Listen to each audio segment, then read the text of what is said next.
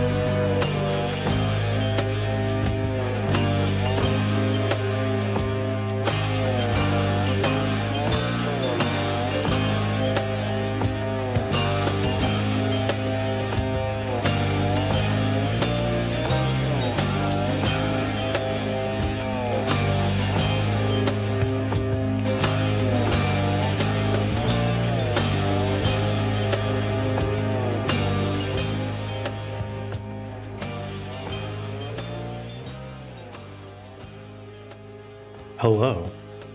Welcome, everyone. Wait, no, that's not the voice I should be doing. I should be doing a Columbo. I don't know a Columbo. I should probably practice a Columbo. Hello! Hi. Hi, Moldrum. Potion Rat is not done because I realized I need to prep your model a bit more. But I have like the sequence of events I have to do in my brain, and that'll be on Saturday. Juno, hello! How you doing? You cute son of a bitch. What? Hey! Senpai, I hope the head's better. I hope you're nice and healthy. Eli, hello. Yeah, top rope. I think you got the coveted, like, chandelier spot and you bungled it! Sabungled it. Cookie, hello! How you doing, Cookie? I hope you're good. Ale, hello. Good morning to you. Happy to hear that you've had a bunch of sleep. Think much it's the end of week, the universe is with it. Hey, Cookie. Yesterday, I wanted it to be Friday. So, I get you. I get you. Fog, hello. I hope you're good, Fog. Try a Columbo one from the gut. Now, me and the wife, we like mysteries. So, one more thing. Yeah, I have nothing to work it off on. I'm in big focus mode today, but I will be here lurking, human piercing. What you focusing on? Is it piss? I think I fell asleep during the stream when you were learning all the shaders, so I wasn't sure how far you got it all. Moldrum, I got to the point where I got the glass and liquid shaders up and running. So I basically have to prep the model, throw it into Unity, and then cry when it doesn't work. So, you know, only a couple steps left. Hello. Hey. If I go to the mines, I'll be checking out your Discord with great interest.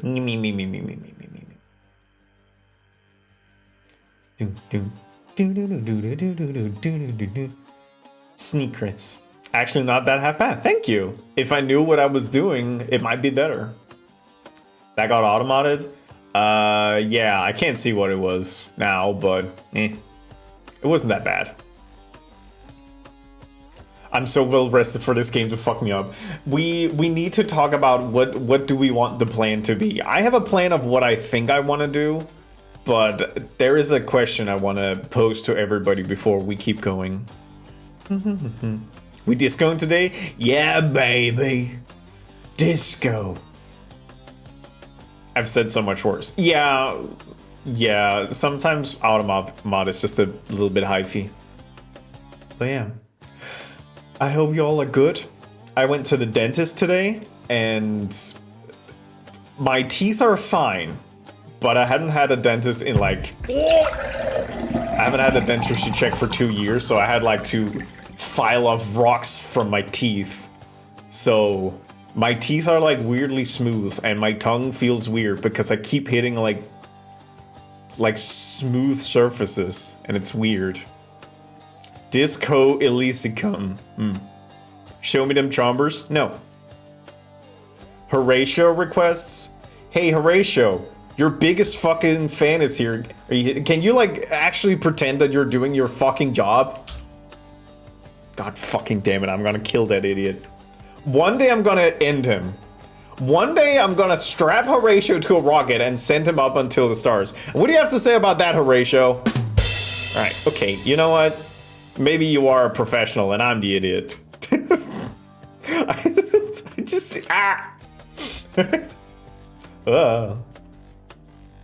Yeah. Me when no chump. Sorry, no chumpies. I'm sensitive about my teeth right now. They feel nude without all the, like, calcium on them.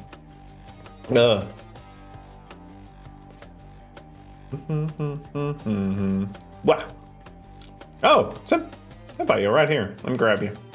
Also, hi, Fruits. How you doing? I hope the modeling is going well. Let me just.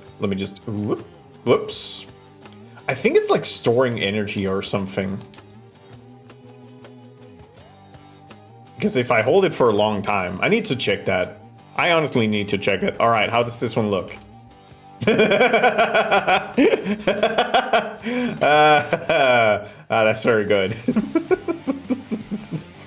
All right, get over here, Eli. Also, Meister, thank you for the sub. That's very kind of you. Malum, hello. Welcome in. But yeah, we're playing Disco Elysium today.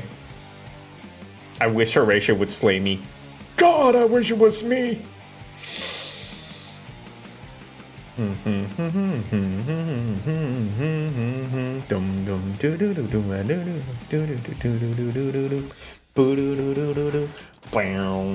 Okay, so that one didn't store the energy for a while, so that's... What is your deal? I have realized that when we get to December, I'm probably gonna have like a sanity check for the whole overlay and like figure out what sort of things do I need to polish. Because there's like a couple of little weird things that I'm noticing, and I want to fix it, but I just keep being like, well, now I need to model correct. So that kind of takes away from it.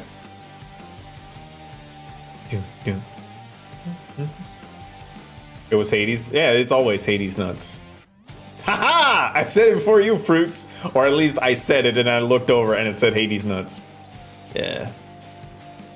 I grant thee for her kisses. For free? Hey, yo. We get smoochies for freezies? Aren't you being a little salacious? Respectfully. Okay. Hades. Nuts. In corp we trust. True. Cleaning up house is a good New Year's tradition. I agree yes. Oh, hi, Mark. That still counts as a gotham. Listen. Do we need to set up like a tally board of like how many times I have willfully gotten into a gotham? I mean, you have gotten me and I got tricked so bad. Do we need a tally system for that? God, I can't wait to change all these ugly ass bottles to my new cool bottling glass shader. Honestly, thank you, Mulder, for picking such a esoteric custom rat. That's good. I will enjoy. I'll make a bajillion of them. I'll make a bunch of prefabs. Can you show us the outside of the theater? Yeah, is there like a specific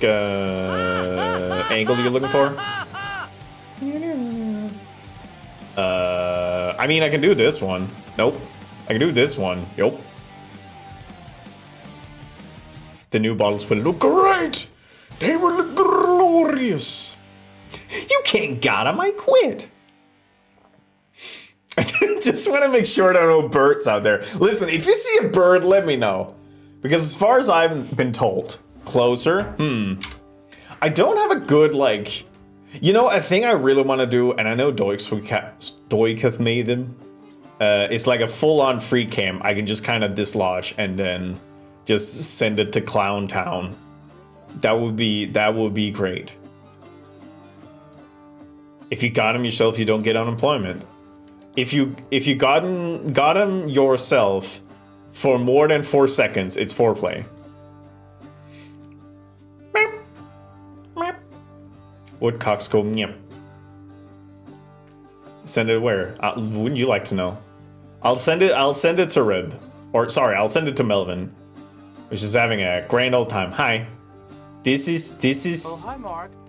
This is Melvin. Melvin Big. Hi Melvin. Oh, you didn't know I have a Melvin in here? I got a Melvin. Mel Big. Yeah. Melvin's living in trash. Melvin's great. I prefer 6-play. Ah, a complicated individual, I see. Melvin is so dirty. Melvin is living in the trash, and honestly, Melvin is happy. And maybe if you lived in trash, you would also be happy. Wait, no, that's actually a bad thing to say. Maybe if you learn to be content in your current state of affair, you could find a bit more happiness. Too late. Shit. Fuck. God fucking damn it. Does the theater have dental coverage? No. Are you kidding me? I don't pay them. You think I'm gonna give them dental? Are you kidding me? No. If they want clean teeth, they can talk to the big man, I guess. These rats aren't union? No. No. I mean, if they are, it's not related to me because I'm not their employer. Did you think? Hey, real talk. Hey, meet me. Hey, gang, meet me over at camera 1. Real quick, meet me over at camera 1. Did you think I'm their boss? I'm also just here. I don't even think I'm hired. I haven't seen a contract for least. Learn to be still in the goddamn garbage. Time to put up the Rat Union flyers. Oh god, it's so much extra work. The theater seems hazardous. I feel like that if anybody's in danger of being hurt during work times, it's me. Let me just get over here for a hot second. And I'll just stand here for no particular reason. And then I'm gonna talk about the fact that if anybody's in danger, it's me. The rats in the band, they're safe. You see what I mean? You see what I have to deal with? Fucking hecklers on stage and stage light and people throwing tomatoes. Nobody throws tomatoes at Horatio. Jesus Christ. It's fucking bullshit. Front row. Yeah. Ah!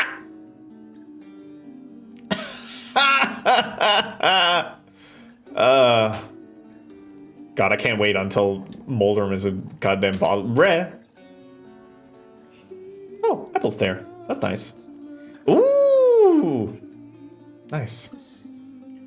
Give them a token labor-focused holiday to discourage this union talk. Listen, you can't talk about you. Hey, again, I don't determine their work hours. They're just here. Also, there are no laws in space. It's a tradition in New York City when a place is anti-union and the work strikes, there's a giant inflatable rat that gets erected in front of a business to signal their anti-union actives against the Ah, that's kick-ass. Oh, also, hey, meet me over at Camel 1.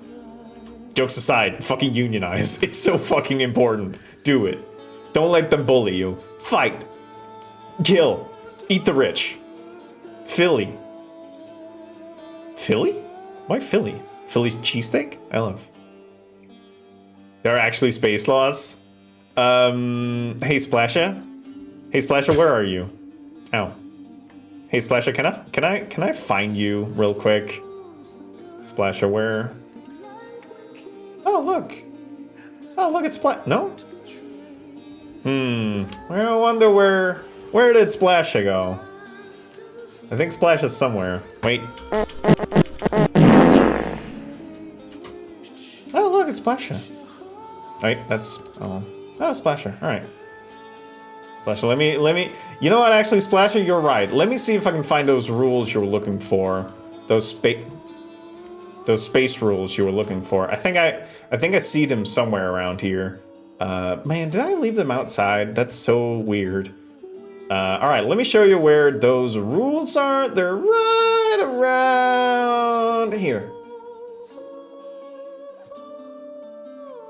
Fucking coming here talking about rules. This is my domain, I say, while also being employed. Maybe not employed, able to offer dental, also maybe not able to offer dental. Who knows? I'm what you would like to call an unreliable narrator. Oh, Core. Give me a moment here. Now, where are you? This is my domain. I don't know what you're talking about. Whoever said that is a fucking liar. Whoever said that is an unreliable narrator. Splash is in the pile again. Yeah, I noticed. Where's this you busting son of a bitch?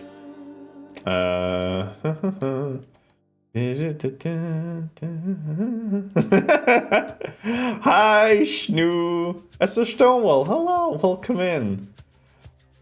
We busting in here? Yeah, we're busting fat nuts.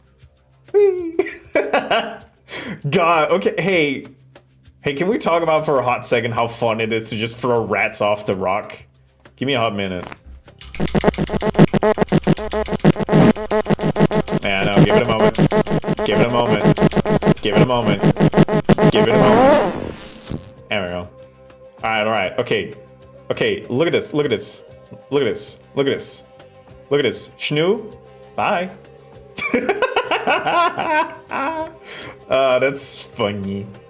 Where are you? Fruits? Would you like to try space? Whee! Alright, one more, and then we'll do other things. Apple? Apple, would you like to have a little bit of a fly? And... whee! No.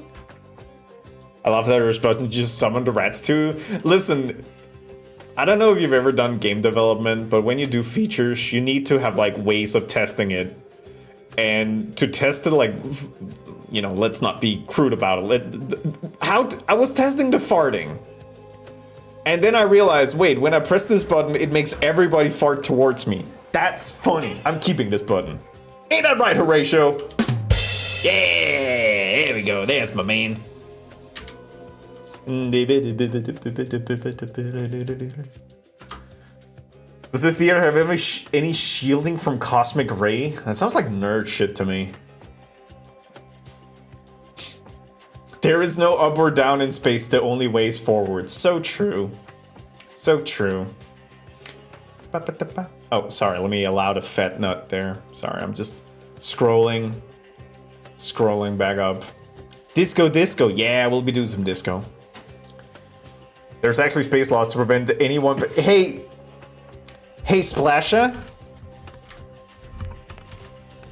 Splasha, take the shit somewhere fucking else. This is space law. We're just twerking the keys? No, I would never twerk the keys. Yeah, maybe.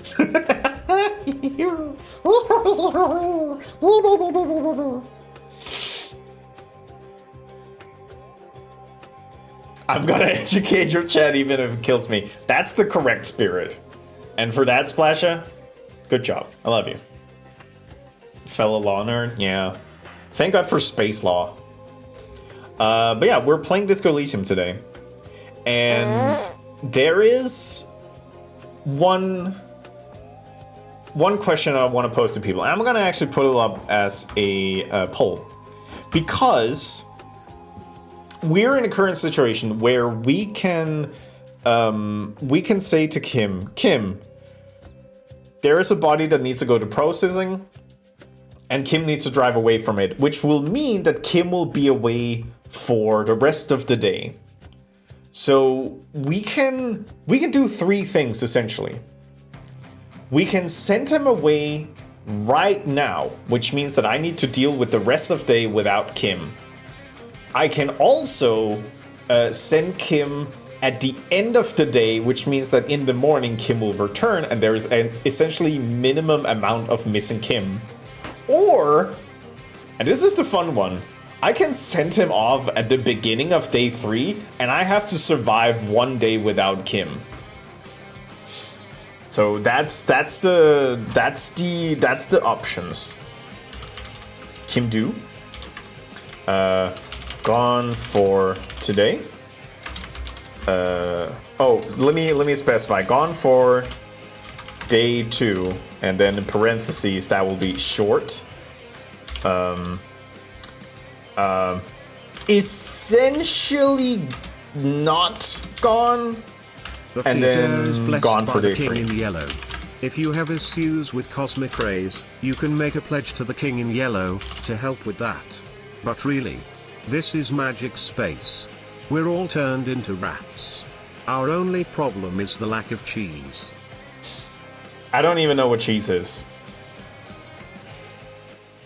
A day without Kim is a day not worth surviving. Listen, there's a lot of things that can. I'm letting it go up to you because I've tried a couple of things, but I'll let you join in.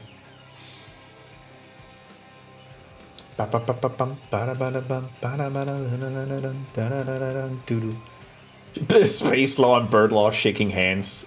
Tree law destroys everything. That's so true. Kim is my security blanket. Yeah, me too. I've literally never seen any of Disco Elysium beyond the demonstration, and I've watched a few Disco playthrough. Have I just not been paying attention? No, the game is clearly time loop. Yep. Well.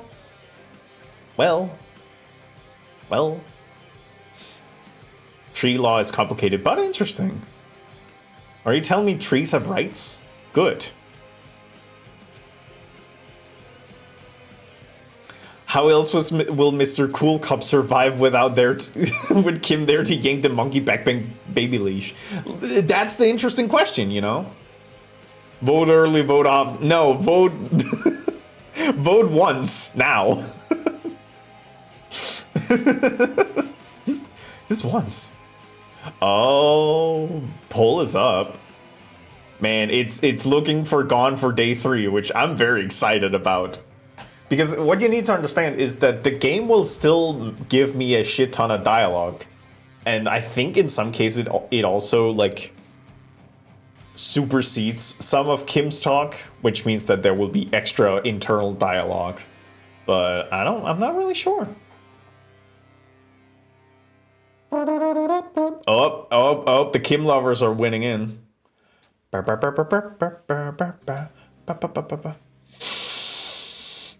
Everybody is talking about tree law, bird law, and space law. Is there anyone who remembers law? Yeah, what about Jude Law? Anybody think about that ever? Huh? Yeah, that's what I thought. I'm in Seattle and have had the power out for 2 days. Hey, Fruits, are you good? Hey, America, are you okay? What's happening with the weather out there? I'm always thinking about Jude Law. Yeah, we're maybes. All right, the poll is closing. Go! Buh. Essentially not gone. Cool. We will have maximum amount of Kim. Just the northern west coast having issues right now. That's like half the coast. Stay safe. Martial law for Dick and my beloved. We've had something called a bomb cyclone? Excuse me. All right. Okay, let me let me look up the term bomb cyclone. Let me not Google bomb cyclone. That sounds bad. Yep. Kim. Highest wind speed in 10 years. Well, if people had voted Democrats, this wouldn't have been a problem, you know? It wouldn't have been a problem if people voted Democrats. I don't know. I'm not gonna go into politics. Oop. Dark Bolt, could you just... Can I get you to, like, boop, wait, boop. Yeah. Oh, I was enjoying the lighting, but this is good too. Do you not have bomb cyclones in Denmark? No. Well, okay, let me check. Bomb cyclone. Definition, please.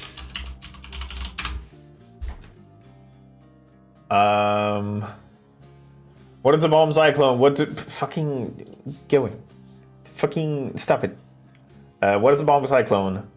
Bombo excuse. Okay. Well, okay. Give me a hot second here. Let me. Hey. Can we talk about? Can we talk about? Piss off. Can we talk about the word bombogenesis? That can't be right. Bumbo.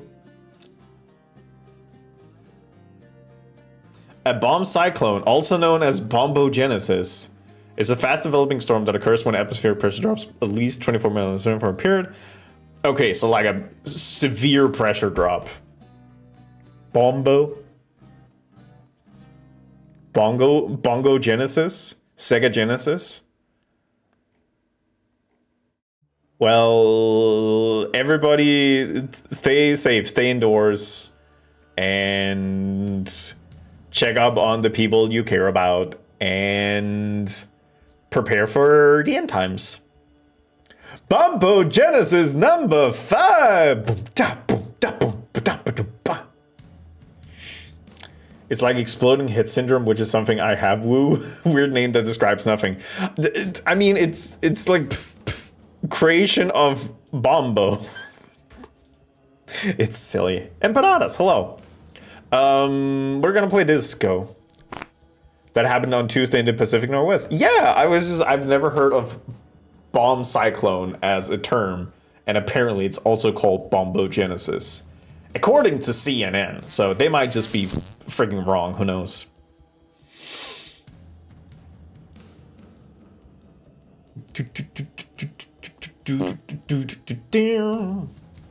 Oh, yeah, sorry.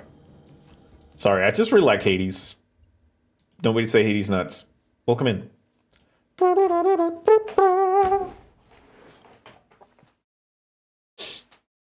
You remember Day After Tomorrow, the storm in that movie? Storm was a bomb cyclone on steroids. A super bombogenesis. The super genesis. Neurogenesis, gluconeogenesis, bombogenesis, ketogenesis. I'm spicy today. Splash never change. Hades is a game I remember. Same. Alright. No Hades. Yeah! Fellas! Okay! Alright, first off, making sure, okay, that's not set up. Let me give one more thing. As I set up the extension again. Oh, also news on Archipelago. We're doing a new Archipelago, and I am going to play Raft because I played Raft like once to the end. So I'm looking forward to it. Connection established. Hell yeah. So we'll see how we'll see how that turns out. My plan is to just build something very big, and that's the plan. Jackpot, yay! Neon Bimbo Evangelion. Did someone do a Bombogenesis Evangelion? It was close. I was thinking about it for sure. Raft, yes. Now that it has a real end. I started before it had the real end, and because I was playing with friends, it managed to fully release before we were done. So it's great. I need to pick a game if it's Bigarchy. It is Bigarchy, and I think you need to I think you need to quickly talk with Ben, because I think Ben wants to close it in like a couple of hours.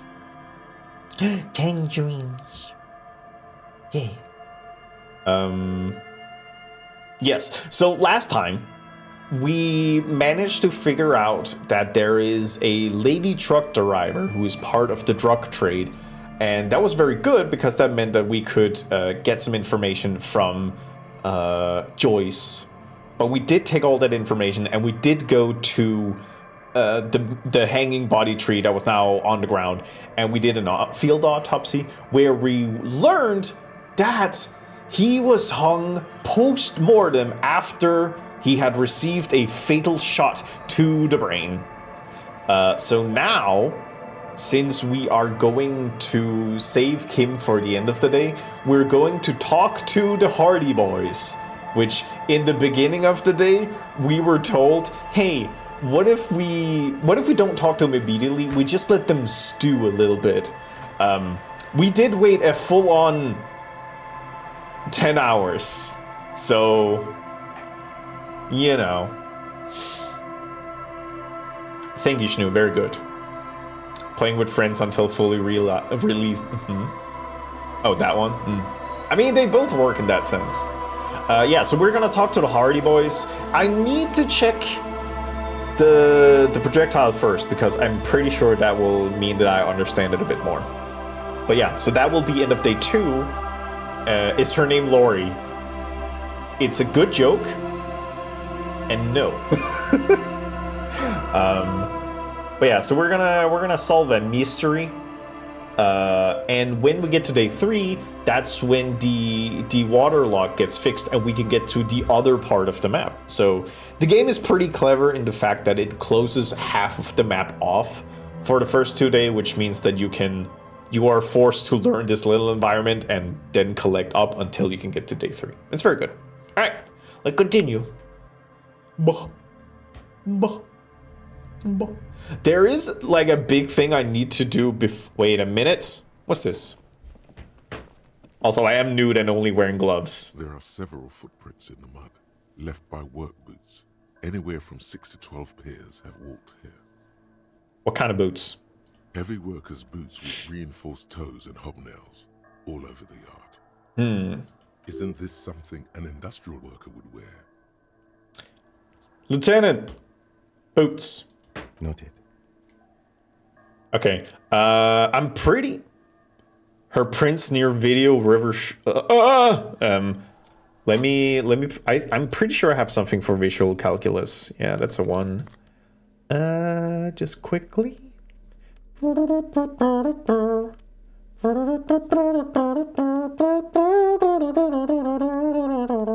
Cool. Game very quiet. Let me change that. Put it up to that.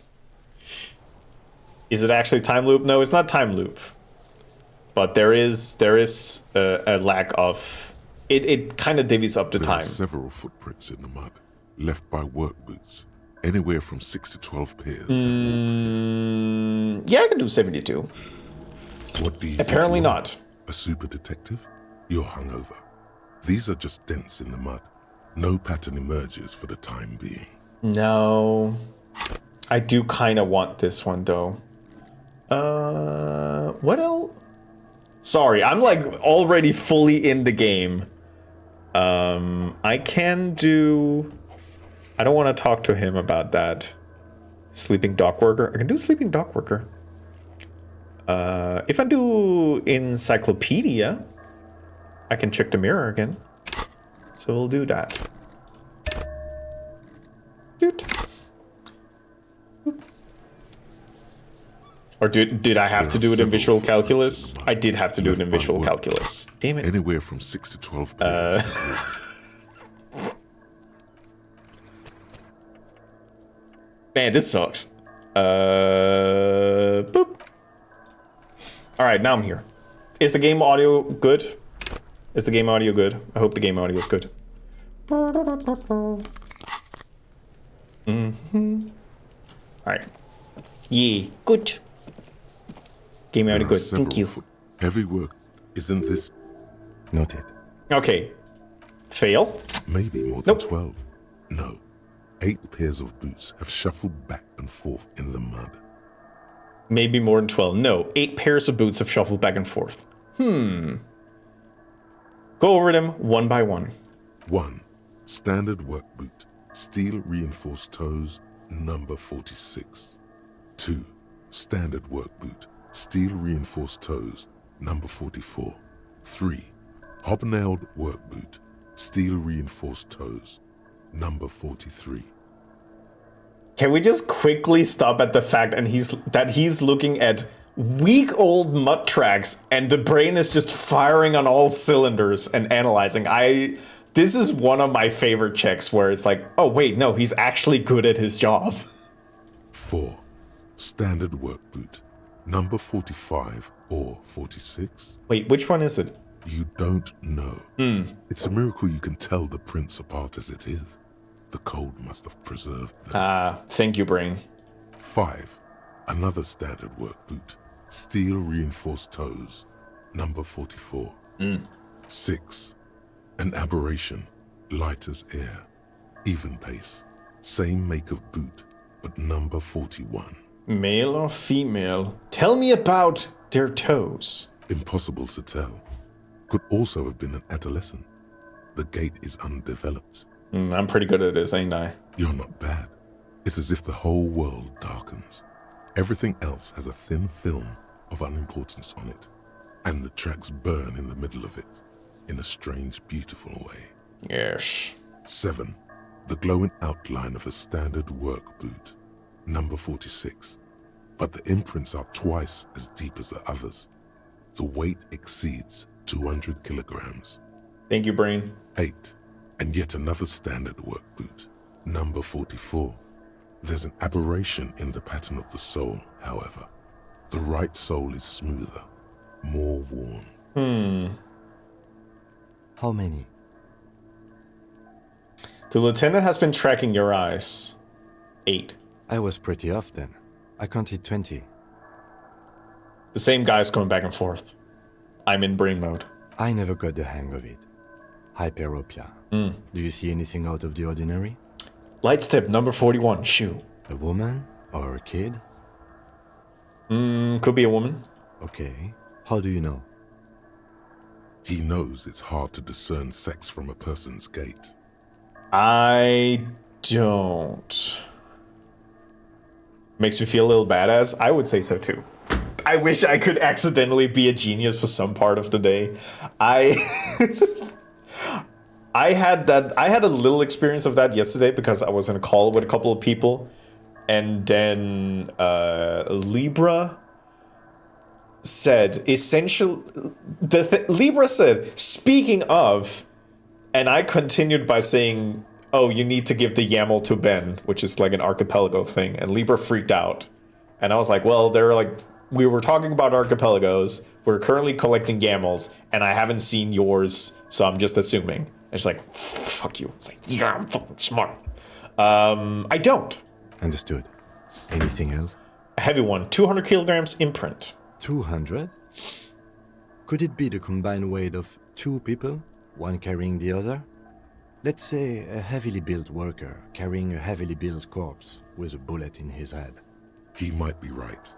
200 kilograms of living weight is unlikely. What if there was carrying him over? Probably yes. This would also fit with the victim being dead from a previous gunshot wound. They had to carry him because he could no longer walk. Is there anything else that's noteworthy here? An aberration. One soul is smoother than the other. Interesting. Let's name it the old soul. Oh, this one's easy. Way too easy. It's a driver. I was hoping the game would tell us at this point. But yeah, when we were looking at the driver cabin for the lady driver, they also pointed out that one of the pedals had like sandpaper on it, and brain is firing at all cylinders. Driver would wear down the right shoe before the left, and accelerators on the right. And remember that abandoned lorry cabin we found? With a piece of sandpaper glued to the throttle. The lieutenant adjusts his glasses as his eyes light up in excitement. Which means that the missing lady driver was also present at the lynching? That's it. She's the odd soul. She's also the one running the drug trade. Interesting. We've identified one of the footprints, but there are still 7 to go. He writes something in his little blue notebook. How old do you think these tracks are? A week, maybe? 7 days would fit the time frame provided to us by the caller, who reported the hanging. It is not impossible. How do you know? I pulled last week's forecast for coastal Havashol. 7 days below freezing. The day before, the day of his hanging, was the last warm day. Hell yeah, Kim, with the absolute goated knowledge gain. Yup. Correct again. Sub-zero temperatures would preserve the tracks in a good state. The commotion here could have taken place a week ago. So what do you think happened here, Kim? What do I think? A mob of people brought something heavy to the tree. One of them was carrying the victim. They shuffled around, especially under the tree. Then, after hoisting him up, they stood in a semicircle facing his direction. At first glance, this appears to be a lynching. Indeed. They all stood in a row here and looked at the tree. But we know the victim had a bullet in his head. A more precise way to put it is, it was made to look like a lynching. We've been purposefully misled. Body tracks? Yes. We've been through all of it. Hell yeah, dog. Let me have a look at this bullet. The bullet is safely sealed away in a plastic bag bearing the RCM stamp. Kim has filled out the label on the bag with the item number, case number, and date and location the bullet was found. Beside his orderly handwriting, the bullet looks especially sad, like a tiny, shriveled head of cauliflower. Oh no, he's sad. What do I do with you, bullet? What? I said, what do I do with you, bullet? Well, if I was the bullet, which I'm not, I would say, find the weapon that shot me. Good idea. If we find who owns it, we will have likely found who used it, possibly to kill our victim. Ale, I'm very much the same. I don't speak a lot at work because I speak a lot during streams. And I like to speak when it's important. In conclusion, the more we know about this bullet of yours, the better. Feel the bullet through the bag. The squashed bullet has some sharp edges where the jacket has split open. It feels cold, even through the bag. Inspect the bullet closer. The jacket of the bullet is made of a yellowish metal. It has blossomed out to reveal a dark grey core. The base of the bullet is close to 5 millimeters in diameter. God, Splasher, wouldn't that be great? Look at the jacket. You can just about make out a few striations near the base of the bullet. Little hairlines, linear. It feels standard. And the core? It's quite destroyed. Some of the fragments are still lodged in the wound. What can you say about the bullet so far? It's a jacketed bullet close to 5 millimeter in diameter.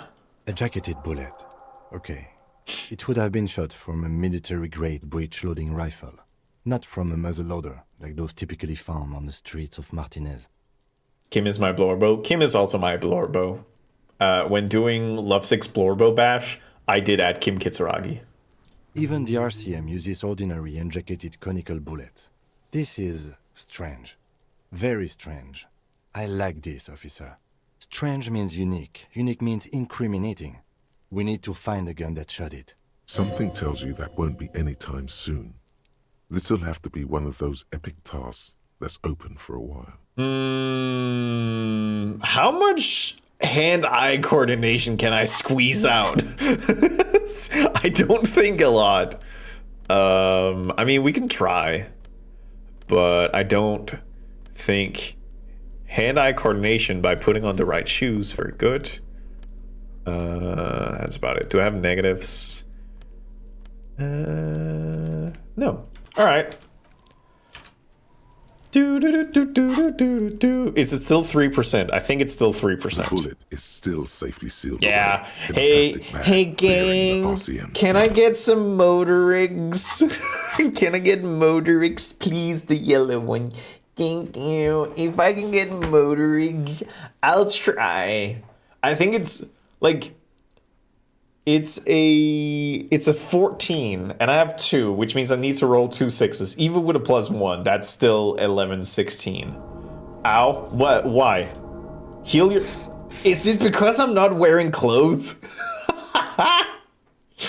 Oh, boom. You can't remember what happened last week. What makes you think you're going to remember arcane firearm models? Fine. Okay. We're going to go talk to somebody and be very cool about it. So I need to look somewhat presentable. And maybe also have some good authority. That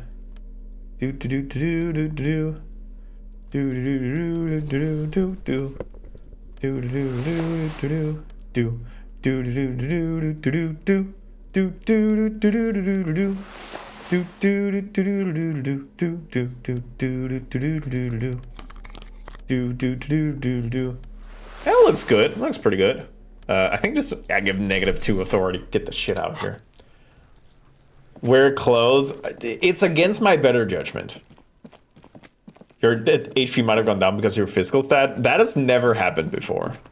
So I think it was because I was standing nude in the cold, which is a very good detail I've never noticed.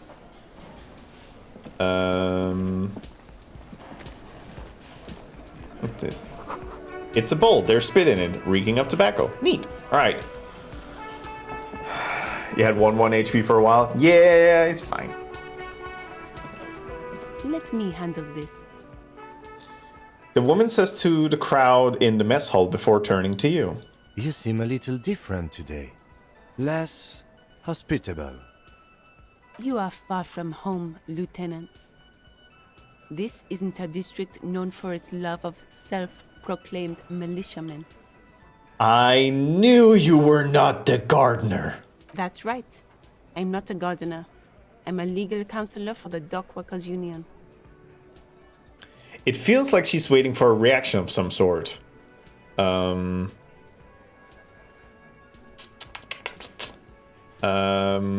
mean, no trouble. I'm here to do my job. That's all. Not a muscle moves in her face, but her eyes trace yours, stern and perceptive. You are looking for Titus Hardy, who you think has information on a murder the RCM is investigating. You want to interview him. She points to the man standing in the middle of the room. That's Titus. Talk to him, but know this. I'll be keeping an eye on you. No strong arming, nothing official. The District of Martinez does not recognize your authority to make arrests. Hey, remember when apparently Everett Clare had funded somebody to go through law school and she returned and became like a super law hard ass? Hi, Elizabeth. It doesn't matter if you recognize our authority. We will make an arrest if we have to. Fuck yeah, Kim. She says nothing. Her glare speaks for her. Could this be the Miss Beaufort that Easy Leo mentioned? The one Mr. Everett sent to law school? Are you Lizzie Elizabeth Miss Beaufort? I suggest not wasting time on trivial pleasantries and focusing on why you are actually here. Titus Hardy. She points to the tall man by the table. You caught her off guard. Push her some more. Easily you told me about you. He likes to talk a lot. You are not here to chat up the legal counsel. You are here to question these men. You set the pace and the topic of these conversations here. Establish that. Thank you, authority. A man like Easy Leo could have said anything. Do not be restrained, sire. Ooh, this is interesting. He said Mr. Everett sent you to law school. So that's factually true and not really that interesting. He said you were in debt to Mrs. Clare, which is very interesting. And that would push her buttons. He said you're the union fixer, you fix things. That is Titus Hardy, so that will not make sense. And he said you're Mr. Everett's Doué Sucre death machine, which is too much. Do not be restrained, sire. I represent the Union and these men here. Don't make this personal. Oh, I'm gonna make it personal. A very minor victory.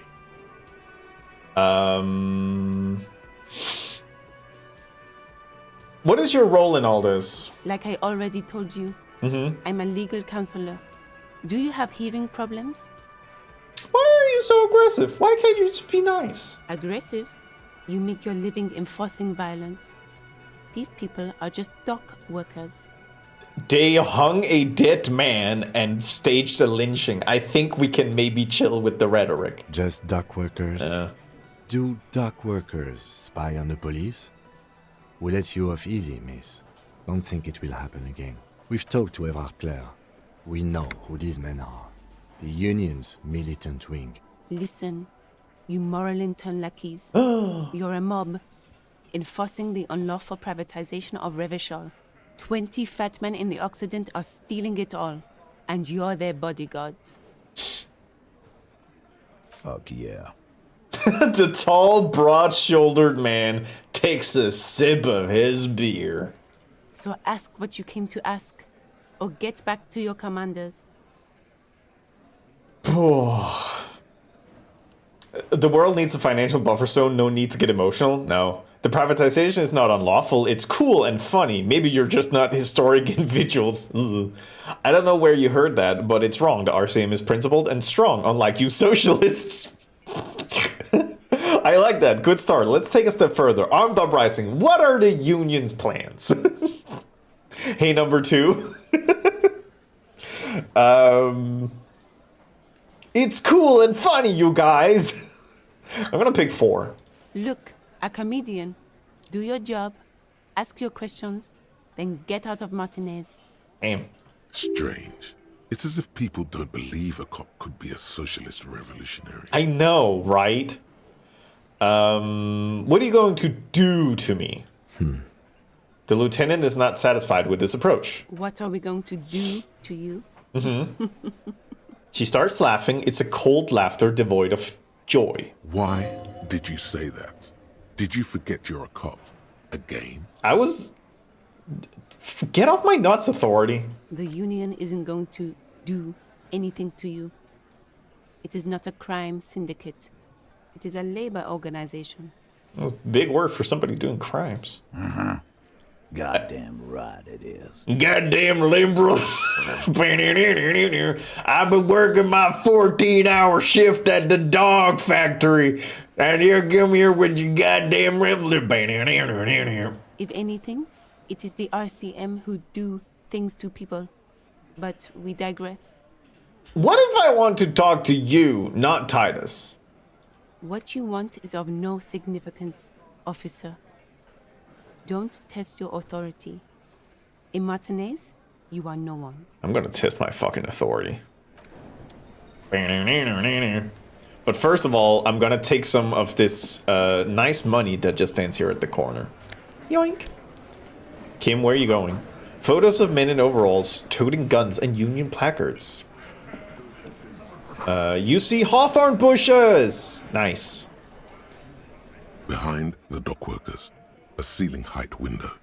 The hawthorn branches scrape the glass like bony fingers. It's not time yet. Alright, I'll squint. There's a little slide panel up there to let some air in. No need to open it in spring. God, It's still too cold outside. I love the -12. It's not time yet. Alright, fine. I'm gonna revert my gaze. Psych. Nothing. Just black tangles like the hair of an old woman. Motionless. The wind in the yard doesn't reach the hawthorn, nor does the light come in from this window. Revert and gaze. This is me, Matt Barra. Yeah, let's fucking go. This is where you say your bed. A broad-shouldered man points at you with a beer can. Detective. The lieutenant acknowledges you with a sharp note. He's leaving it up to you. Precinct 57's finest scans the room, leaving the speaking to you. He trusts you. Maybe against his better judgment, but he does. We haven't disappointed Kim, have we? Not more than usual. What's the deal here? This is where you say your bit. This is where you say your bit. No. Hey, dipshit. You hard of hearing or something? The boss man's talking to you. Do not let their squeals disturb your serenity. These are but simple peasants, sire. Thank you, drama. The chatter is too inane to reach your ears. Raise your chin and gaze into the distance like a prince. Yeah. What, is he fucking kidding? This guy high or something? The little guy looks at his mates in disbelief. Hey, asshole, up here. We're talking to you. We're looking for Titus Hardy. The lieutenant turns to the broad-shouldered man at the end of the table. We need to talk about the man hanged out back. Oh, this is about him. A real looker, that one. Yes, that is very interesting. Who are you? I need to talk to Titus Hardy. You sure took your time, huh? Waited for him to get real ripe and pretty for you. He looks to Titus for approval. Oh, he was a real pretty boy. Hanging up there, letting out that pretty boy smell. Thank you, Glenn. I can't for the life of me understand why you did it. I mean, I would have just left him up there. You must really like cleaning up other people's shit. You might want to start asking your questions now. It's not going to get better than this. These guys are so macho, they're ready to confess to first-degree murder. Ask if it was them. Do a head count first. Connect these men to the tracks you saw in the yard. Chances are they're going to match. I'm going to scan the room with my big, massive brain. Starting from the right. Boot size 44. Blonde man. In his 30s. Overbearingly masculine. Sitting on his right. Standard working boots. Size 45 or 46. Eldest in the room. Probably mid-50s. Smoker. Quiet. Across at the other table. Hobnailed working boots. Size 43. Gang tattoos. Mesk or Sarah Mauritian in his late 30s, early 40s. And then, standard working boot. Steel reinforced toes. Size 46. The big dick. Wide at the shoulders and lean at the hips. Rugby cap. Fingerless gloves. And numerous scars. A little under 40. The emblem on his vest says Rowing Club. A little patch below it reads, T. Hardy, Captain. Aww, isn't that adorable? He's wearing a varsity jacket. In the far corner, standard working boot, steel reinforced toes, size 44, 40-something, non-alcoholic beverage in hand. You squint. Is that a plectrum? What? Where? On his neck. Forget it. It's not important. Oh. Let's call this one the musician. Thank you, drama. And the little guy. Size 41, with the light step. Not a child, after all. An older man with a rat face, lean, watery eyes, and 2 front teeth missing. He's like a reverse rat. In the middle, heaving and wheezing. Big guy. Cat. Boot size 46, deep marks. Probably carried the victim over. He alone is 130 kilos. Add the man in armor, and you could easily exceed 220. So we have a victim. In conclusion, these 7 are the actors on the crime scene. The footprints were theirs, but there's a discrepancy. One of them is absent. The odds. Also, I love that they're like, yeah, so what do you want? And I'm just looking around the room like, huh? 2, 3, 1. Guy looks like a dumbass. Rat face. Wait, where's the odd soul? Exactly. The missing lady driver who was running the drug trade. Does it mean the Hardy Boys are involved in the drug trade as well?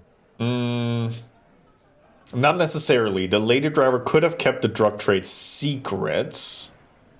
I think I'm gonna stick to 3. Also, yeah. Maybe.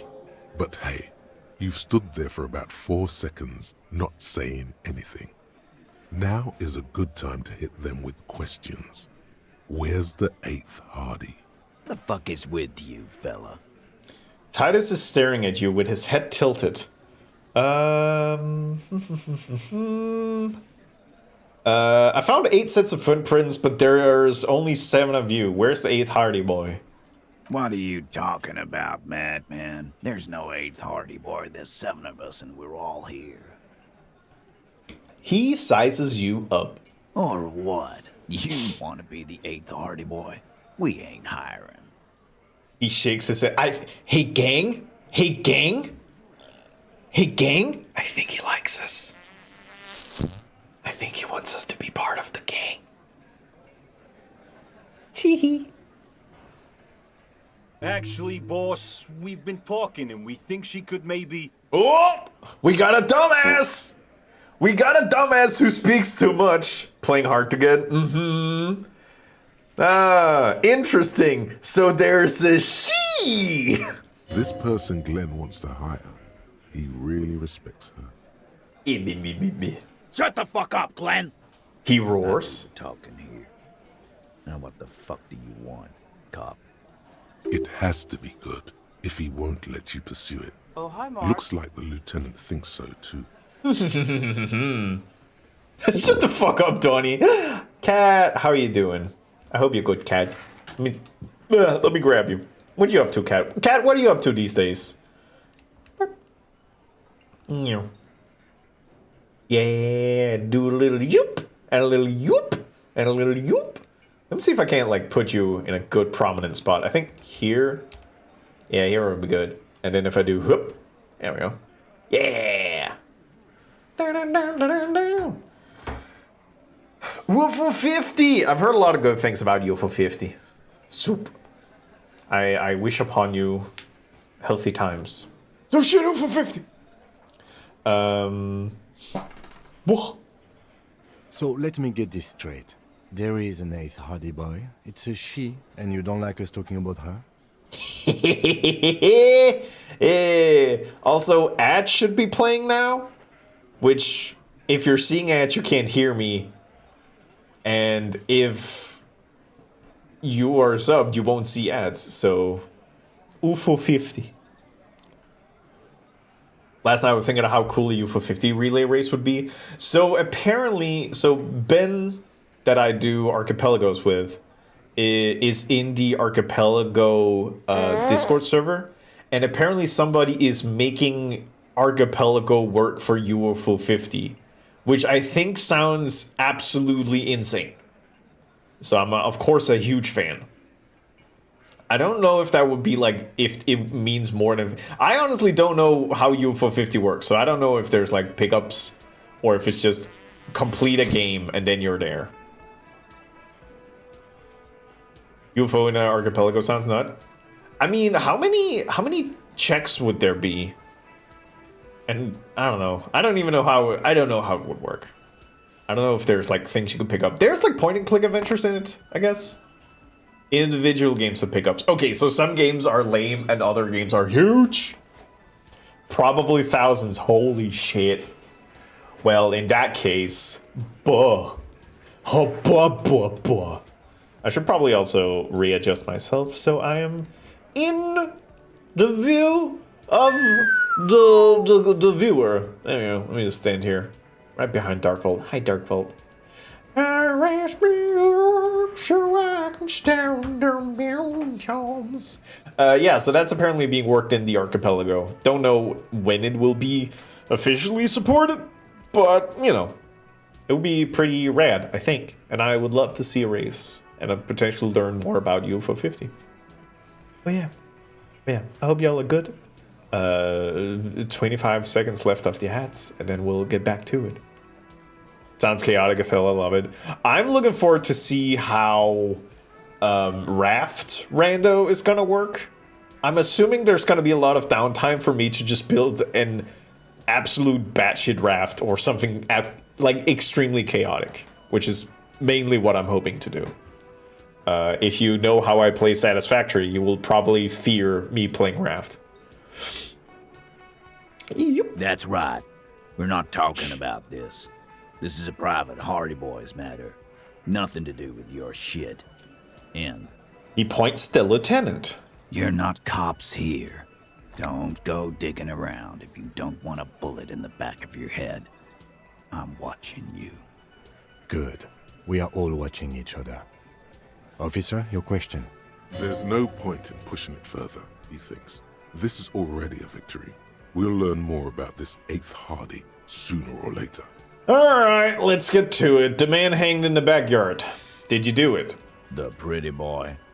You guys really love talking about that pretty boy. Funny. But my partner and I have a serious matter to discuss with you.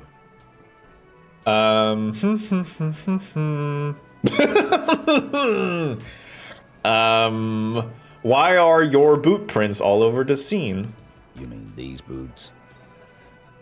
He raises his worker boots, size 46, steel reinforced toe. Yes. We all got a pair. We wore them the night we took the pretty boy out back and hung him by the neck. Yeah, we did this. Together. All of us. Until he was dead. That's why our prints are all over the scene. Okay.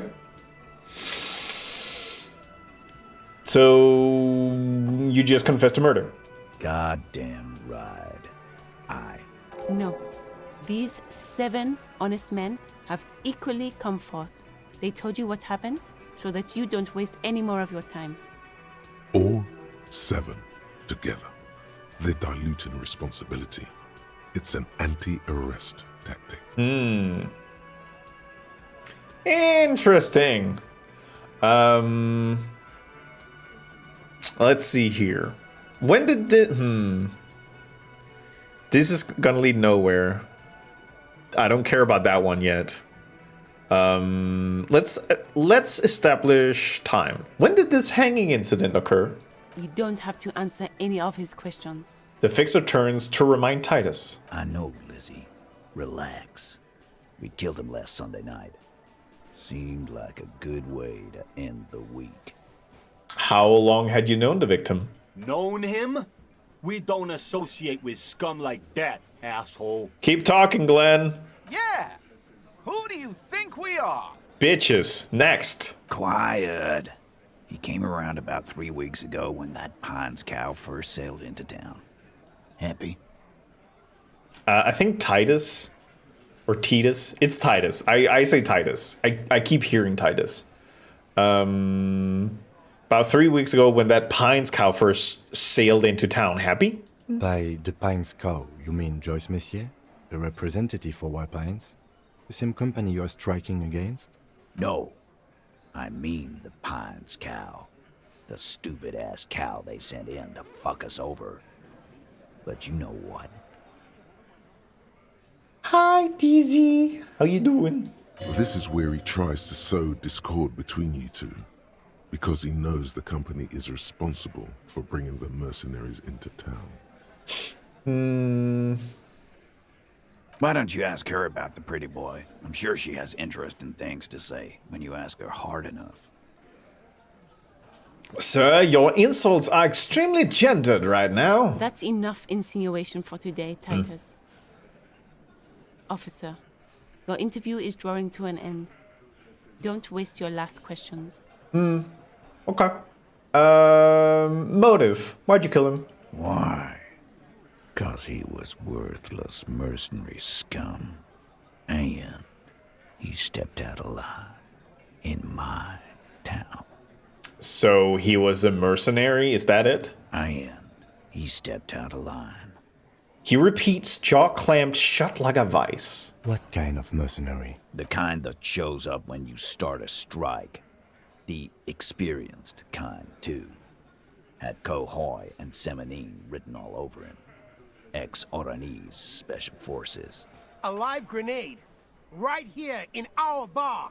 This one has a special gripe with him coming here.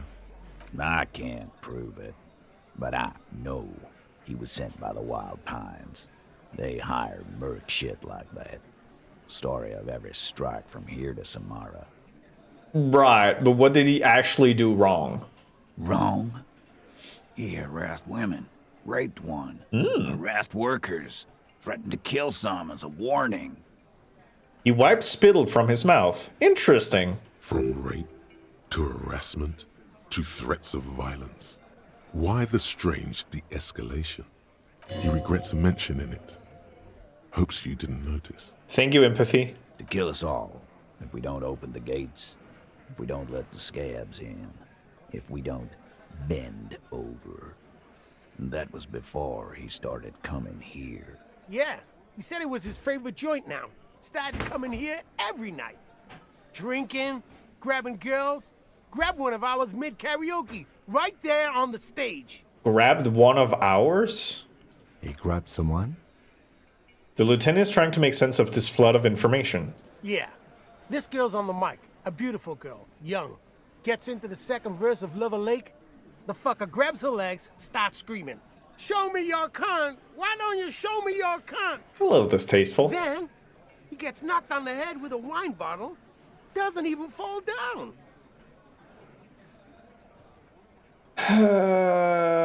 Also, content warning, we're gonna talk about some uncomfortable stuff now. Was this the same girl who was sexually assaulted, raped, you say? Aren't you fucking listening? My man is talking to you. Mm-hmm.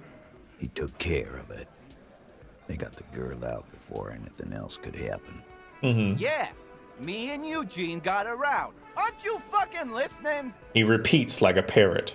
There's something odd here. Mm-hmm. Seems like they don't want to talk about that rape Titus mentioned. Why not? This is a serious allegation. Make them talk about it. Right, but who did he rape then? This is a very serious allegation. No, you're not getting the name. That's a Martinez matter. And I'm not discussing it with you clowns. Despite the stonewalling, you can slip one more question in. I'm going to ask for one last time. Who did the dead man rape? Titus, do not answer. You have been forthcoming enough. Fuck off, Carl. She's gone through enough without you harassing her too. She doesn't need more embarrassment. Came in at a moment. Yeah, no, this is a great moment. This is wonderful. This is perfect. She's gone through enough without you harassing her too. She doesn't need more embarrassment. Okay, so she means a lot to him. What are you talking about? Embarrassment. If someone has been sexually assaulted, we need to... What you need is to get the fuck out of my face.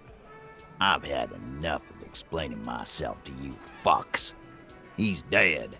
It's done. You hear the aluminum crack in his palm as he squeezes the beer can. As you can see, these men can only take so much baseless scrutiny. I'm doing my best to keep the situation civil, but... What follows is a slow head shake. It's true. She was the only thing holding him back. All right, let's dial the pressure down a little bit and just ask, how did you kill him? We hanged him up by his neck until he got real still. Mm-hmm. Wasn't that obvious, copper? Didn't they teach you anything at the cop school, idiot? Thank you, Shanky. You're pretty sure you've had at least 2 years of cop school and many more of active service. Imagine 2 years of education to become a cop. America needs to change. The autopsy showed there were no ligature marks. His hands were not tied. Can you explain that? Look, I'm not gonna play 20 questions with you, capo. I'll say it again.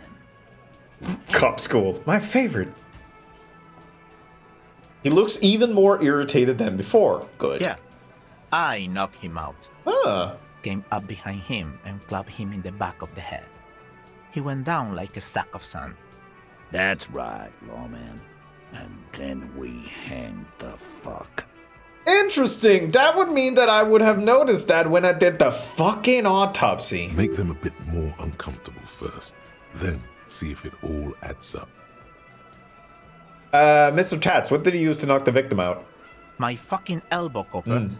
Samaran boxing style. He may be lying, but he's good at it. No twitching, no rushing, no uncalled for details. Right, and where did all this action take place? Right fucking here. Eugene already told you that the fuck had started coming to our bar. Yeah, man. Weren't you listening? Hey, gang, can I get a little bit of boost on Motorix? Because my composure's dog shit. I mean, I can add a little bit to it myself. You know what? Let's all be fair. Straighten your back, keep your poker face. I have 5 points. I should be using these. Alright. How do we feel about giving me a little bit of more Motorix? I'm gonna just put it up there. So, a little bit of Motorix to make the whole thing go swell. We'll see. Got this, Chad. Let's go. Let's fucking put their balls in a vice. Yeah. Also, hi, DZ. How are you doing? I hope your week is going well. And if the week is dog shit, I hope the weekend will be free. Thank you. It's still basically a 50-50. And skadoosh. Actually, they're admirably, surprisingly composed. The entire room. Given how many questions you've lobbed their way. Damn it. All of them? Maybe one of them is fidgeting, cracking under the pressure. Well, this one. But he's always fidgeting, so don't get your hopes up. Fine, right. I have all the questions about the lynching. Like what, Copper? Oh, hi, Mark. It let me put the stat up, but the vote was red and unclickable. I did get the boost, so it might have gone through. But yeah, no, listen, the game...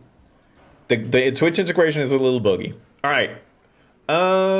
Hey! How does the bullet in his head factor into all of this? Huh? A sip of beer makes the surprise go down easier.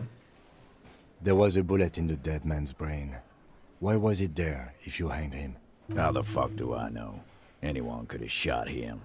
Target practice, maybe.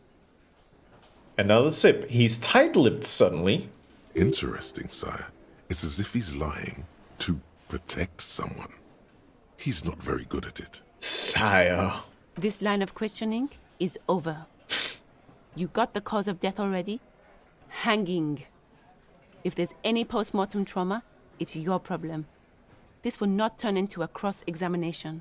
Oh, but Elizabeth, you misunderstand my line of questioning. I am not claiming the gun to be post-mortem. I am saying that it is the hanging that is the post-mortem. Shagoose! Sorry. I don't know. Sometimes it gets to me. One more thing. This was a good move. Also, notice how Titus doesn't like her much, especially when she's calling the shots. Ooh. Hey, actually, good question. Who called the shots that night? Are you deaf? There will be no singling anyone out. You can't arrest a Hardy Boy without arresting all Hardy Boys. Do you think you could do that? Do you think you could arrest them all? A shadow of a smirk passes her lip as she tilts her head. Who up calling their Lemao? Who up calling them shots? Quick, try folks anecdote about your wife and throw her off guard. You see, my wife, she likes to watch television in the evening. A trick question. Don't let her lead the conversation. Address Titus. No, but seriously, who calls the shot around here? Who do you fucking think does? He sound more amused than angry. Okay, I'm gonna let this one go out to you. I'm gonna put this up for votes. I'm just gonna read you out all the things so you can prepare yourself. 1, point at Titus. You do. You give the commands. 2, point at Elizabeth. I thought she did. Point at Fat Angus. The biggest animal dominated the herd. I'm guessing it's the big one. Bow to the bearded man. Gangs are usually run by the oldest, most venerable member. 5, point at the harbor. Everett Clare runs the union. You answer to him, right? Or 6, it's the 8th Hardy boy, the one who's missing the big dick. I mean, there is an answer that will piss him off the most, but I want you to pick. Am I still a feminist? Yes, I am still a feminist. The big penis lady.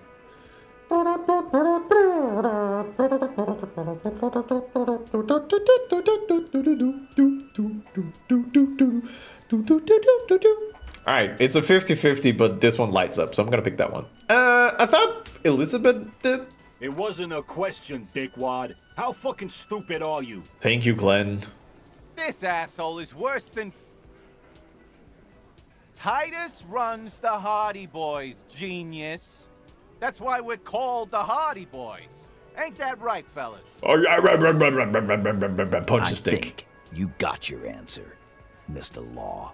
Yes, there are some administrative differences. But on that night, they all acted as one man. You know what? I've been pushing him pretty well, so I think now the no remorse is might push him over the edge. You murdered him just like that, no remorse. How many people have you sent to the Shays? Ever felt remorse for them? Or send them to Reunion to rot. For 20 years. For life. Yes, but these were all bad people, criminals, scum of the earth. Look, I'm just doing my job, that's all. What we do is different. We enforce the law. You just kill people like it's nothing. A common misconception, my surname, despite my profession, actually isn't Mr. Law. You're looking for Jude Law, but he's an actor, so this gets confusing. Honestly, I drink so much I can't really remember anyone I've sent behind bars. I think this one's gonna piss him off the most. Yes, but these were all bad people, criminals, scum of the earth. Rest assured, lawman, none worse than our guy. He got what was coming to him. Hey, why don't I just arrest you? Yeah, lawman. Why don't you? He takes a step closer as well, fixing his ball cap. It's almost an anthropological sight, watching him try to assert dominance over you.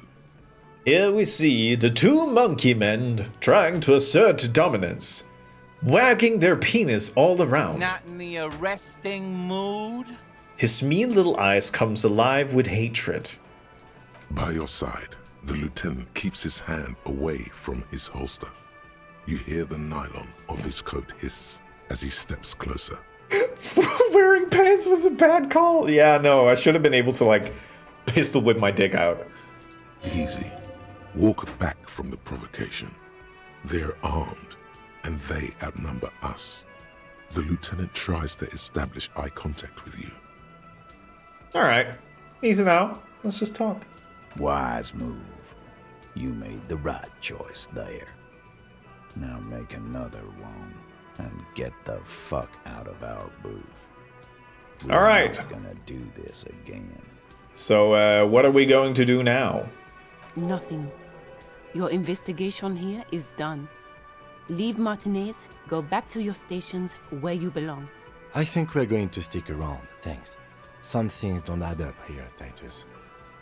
The lieutenant closes up his notebook. I've done this job for long enough to know that people don't just confess to first-degree murder. Fair. Even if it is a group responsibility. Also fair. We're going to look into this. Hi, RD. It's going pretty well. We're just two alpha males posing our dicks together. It's very nice. How are you doing, buddy? Good luck with that. You've heard everything a rent-a-cop is gonna hear from us. Real law officials. You're lucky you didn't get a beating. Rent-a-cop. So that's what this is about. He doesn't see you as his equals. Authority 4, very low, 3%. Discussed 8th Hardy. Weak when you first met. Fuck. Me and Ever talked. He promised you cooperate. No. I talked to Joy. No. You still haven't explained the bullet I found in the hangman's head. You still on about that bullet? Yeah. A bullet in a hangman's head. You're right, Copper. That is mighty curious.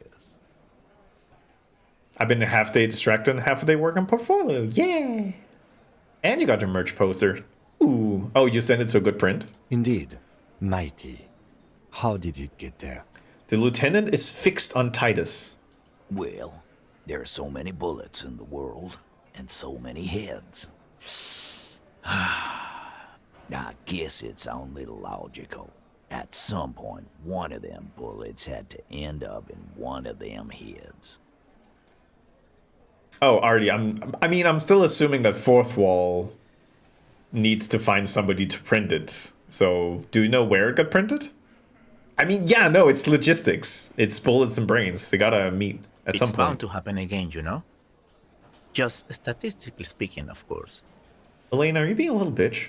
Sire, it would be an event most dramatic if you were to produce the bullet and dangle it before their very eyes. Drama. Oh, I love you, drama.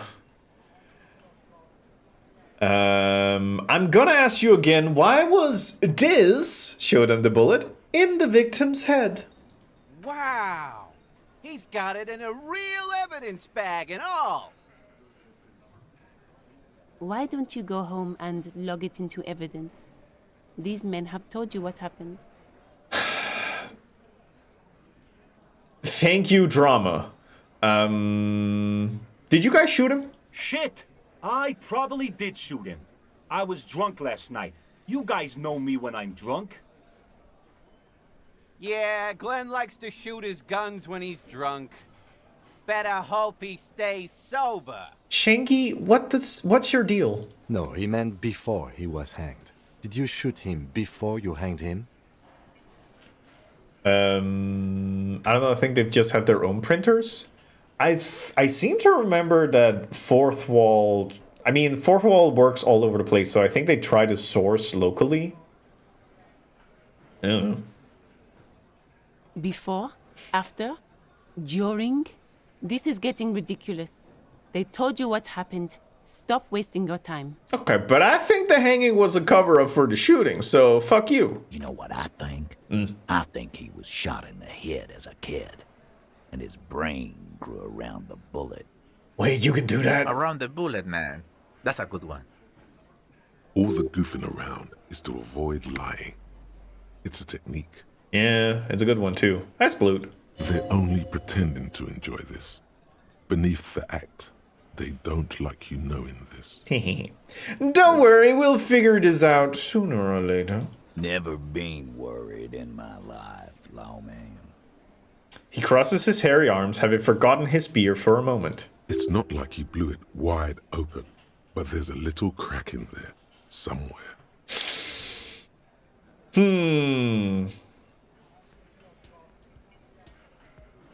Hoster's not sure.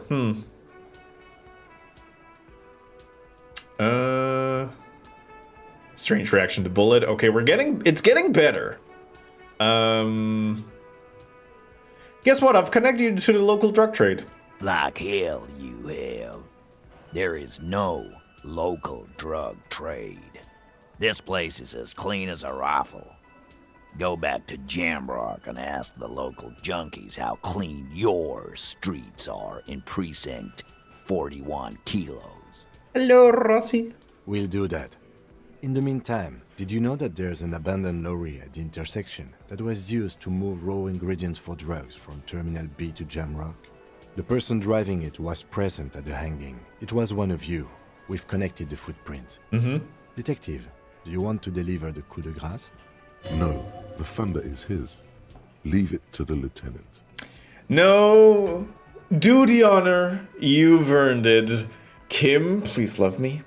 Thank you. You're right, Titus. There is no local drug trade because it's all controlled by you. You're the drug trade. That's a mighty interesting theory. I guess that's what you would need to do, theoretically. A big, strong, state-run monopoly would outcompete the runts on the street. Yeah, man. Theoretically, that's what you would do. To get rid of the gangs, the dealers, even some of the junkies. You would need good, trustworthy people to take their place, of course. Hardy men to run such a monopoly. For the good of the community, of course. If a rat lurks when you're standing on turn, will it first away or fall off? So basically what happens is that it is being pushed upwards with a very negligent force because its gravity is turned off and then it's being pushed. Because I'm weighing so much more, it's not going to do anything. Yeah. You need good, trustworthy people to take care of their place, of course. Hardy men run such a monopoly, he grins, for the good of the community, of course. This is disgusting. You're admitting to profiting off poisoning your own people. Good idea. People are always going to have to do drugs. At least way you have some control over it. Yeah, keep telling yourself that. I know for a fact there's still plenty of drugs out there.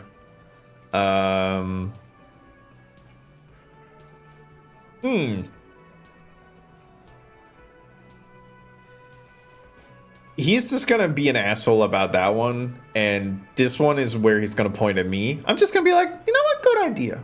Thank you. Theoretically, of course. Thank you. Theoretically. Theoretically. He takes a sip of his beer and smiles. He seems genuinely surprised at your response, in a good way. Titus, I'm amazed.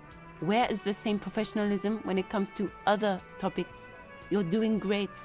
I hardly have to interfere at all. Can I have some of those drugs? I don't know, Lizzie. I guess theoretical things don't make me emotional. Now, was there anything else? I was sort of gonna get my brewski on. I was sort of gonna get my brewski on, and then these woke liberals came to me. Not quite yet, Mr. Hardy. There were 8 sets of prints on the crime scene. There are only 7 Hardy boys here. The 8th Hardy.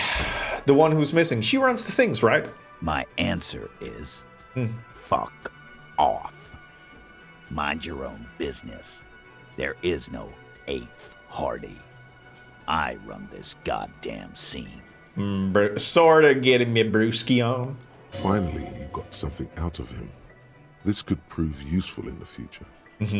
And here we go. Back to the usual. Yeah, he's pretty bad, Elizabeth. I know. Fatty walked on all 4s. He's so fucking fat, he left 2 sets of footprints. Shanky, shut the fuck up. Go fuck your mom, Dennis. Tell him, Angus. Woo! Yeah. That's more like it, boys. You heard him. It was Angus on all 4s. Anything else you need to know? Go fuck your mom, Dennis. Okay, honestly, do we think... I can do this one, but there's not gonna be anything. No more questions. About fucking time. Do we think that either of these two is going to be positive for trying to do an authority check? Essentially, one is like, I talked to Everett, and he said that you play nice. And he's gonna be like, oh, baby bitch boy. Damn it.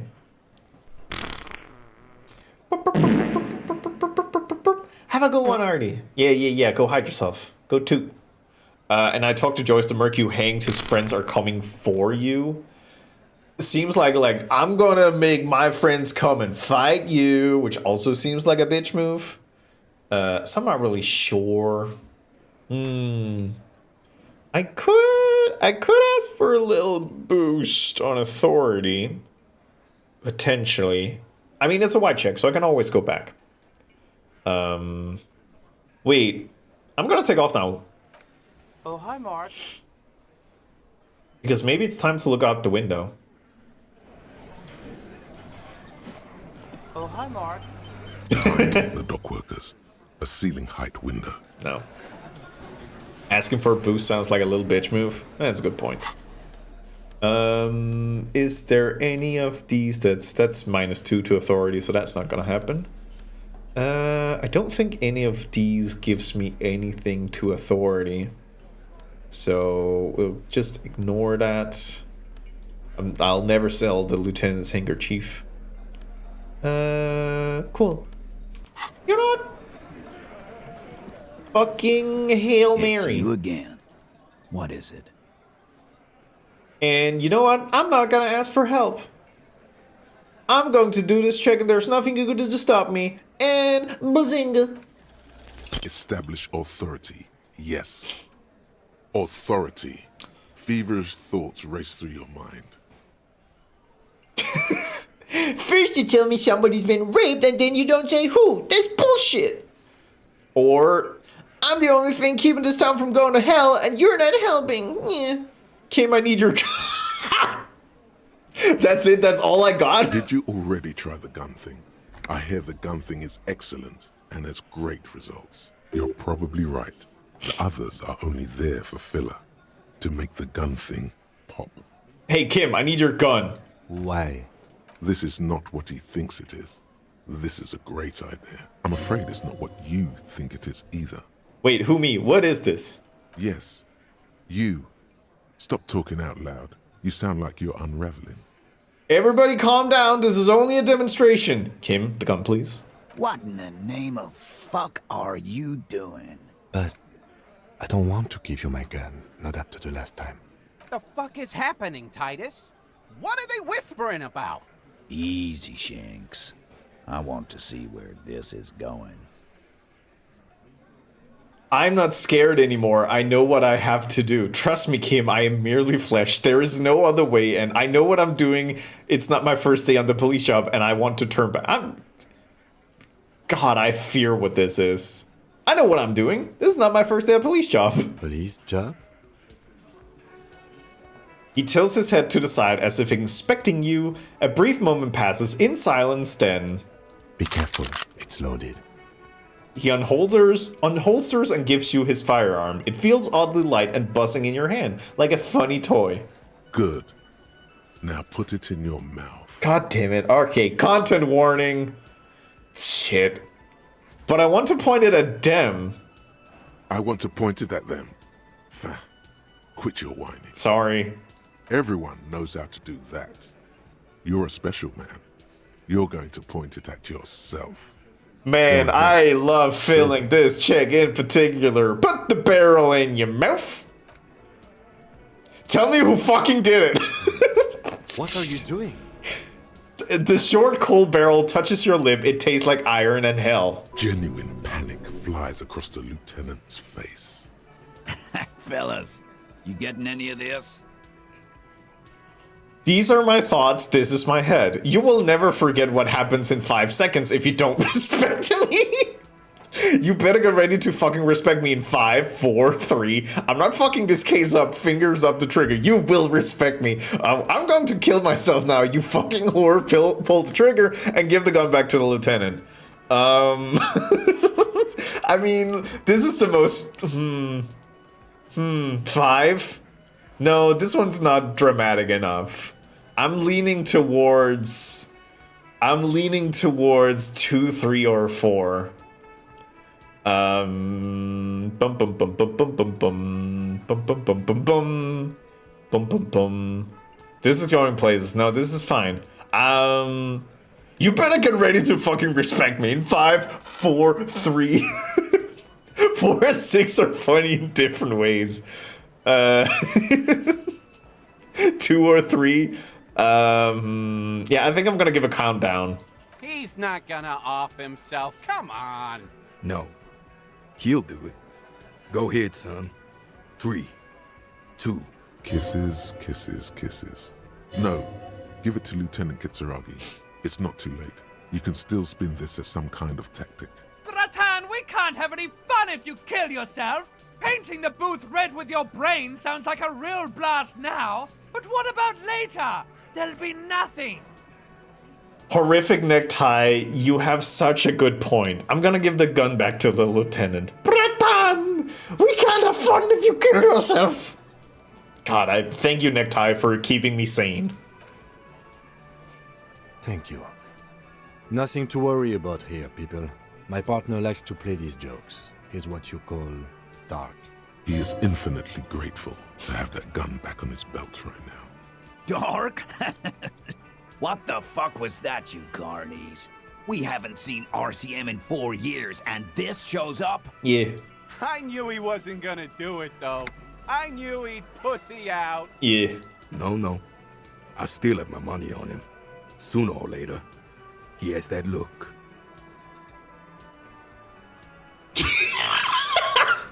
Haha, everyone, did you like my funny joke? Yes, let's go back to normal. Let's pretend this never happened, or the fucking horror left me. I know it. I've never seen this game before. This is wild. Yeah, no, this is pretty standard. Do not think your failed suicide attempt will win you any pity from these men. Do not expect them to forget it soon either. Again, it was a dark joke. I mean, the check is still wide and not bad. Jogging around seems to have a positive effect on you. Yeah. I'm gonna have to take off now. So, Kim, did you like my tactic? Jesus Christ. Hey, Kim, can we talk? What in the name of hell was that supposed to be? The lieutenant is gritting his teeth. The theatrical suicide attempt. We need to talk about it. Do we have to? Yes, I want to talk about it as well. Yes, well, I was able to recontextualize it as a dark joke. I will not be able to recontextualize it the next time. I understand you sometimes employ extreme interrogation tactics, but I want you to understand that was too extreme. We can't have RCM officers going around putting guns in their mouths. We can't afford to have that image. Few institutions can. Understood, 100% won't happen again, or I went with my gut feeling and this time it was wrong. Or I'm sorry I put you in this position, or I wish to embrace the gloaming ahead of time, the undoing of the atoms called to me, or it's going to happen again, I'm going to do it again, I'm going to try it again soon, or, but why did she leave me then? Which institutions can? That's true. I'm gonna let you choose, and I'm going to start boiling some water, and then after that, when that is boiling, I will probably go for a little din-din break. But yeah, I'm gonna put this up to a vote, and you can get 5 if you want to. There we go.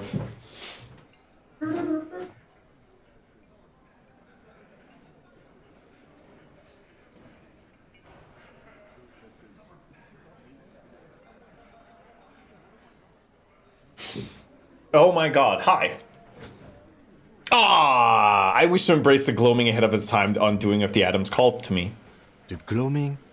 Now, that's exactly what we can't have. Couldn't have put it better myself. I will need to recontextualize the hell out of that. Now let's go. And let's keep guns out of our mouth. And not say anything about any gloaming or anything like that. Fine. So, let me actually check. What's the situation right now?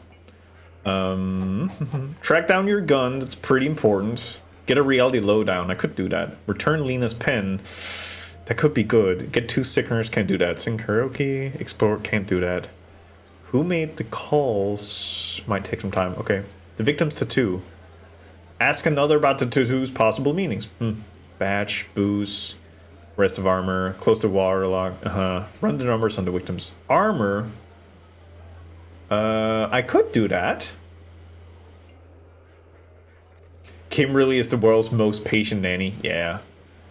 As scab leader about tattoo. So there are like 2 things for that one. Hello, Risto. Who put the clothes in the trash?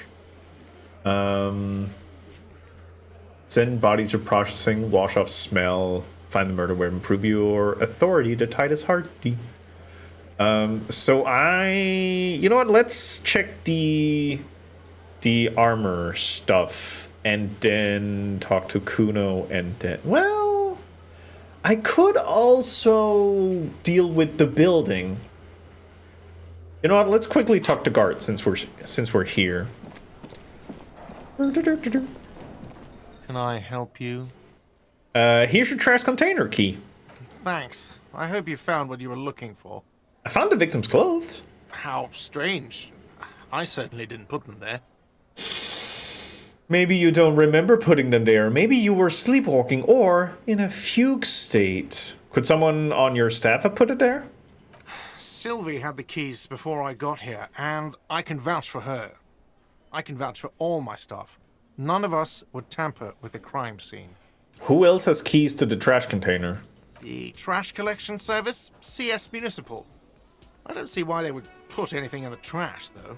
Ah, the elusive CS Municipal. I doubt we'll be able to track down who was sent here last and when. This will have to be one of those little threats that solves itself down the road. On Clinton Street, near the Boogie Street Diamond, a small truck rattles down an alleyway. It stops by a rusted trash container. Two men, with their faces rough and swollen, jump out.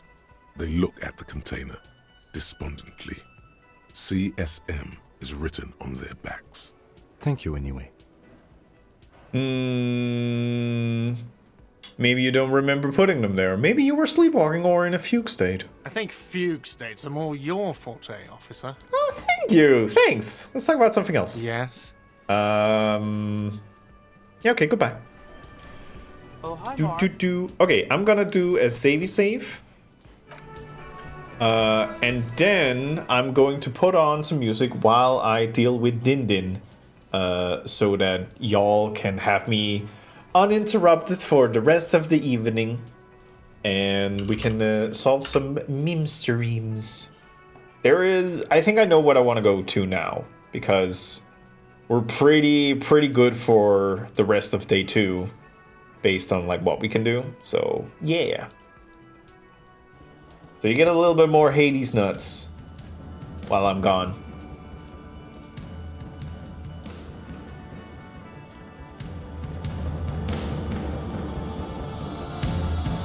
And we'll do this and this. And you know what? Let's do this and this. Yeah. Alright. See you in some time. Let's change that to... Yeah. Whee!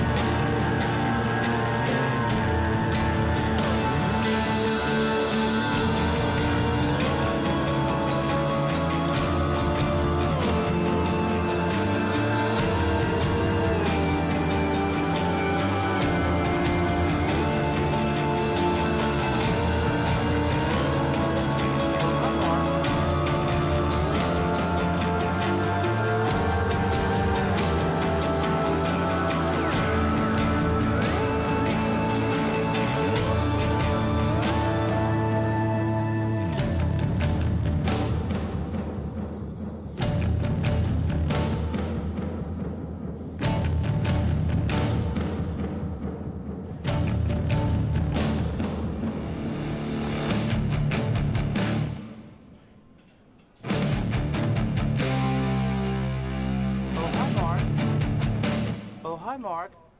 Oh,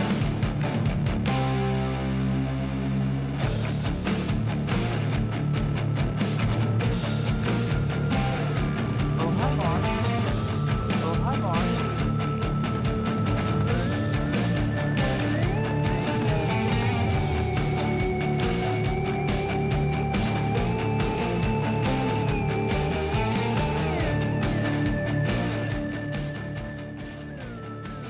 Oh, hello. Didn't notice you there. Currently on break time. But welcome in. Hello. Hi, Glitchcraft. Thank you for the raid. I'll be okay right now.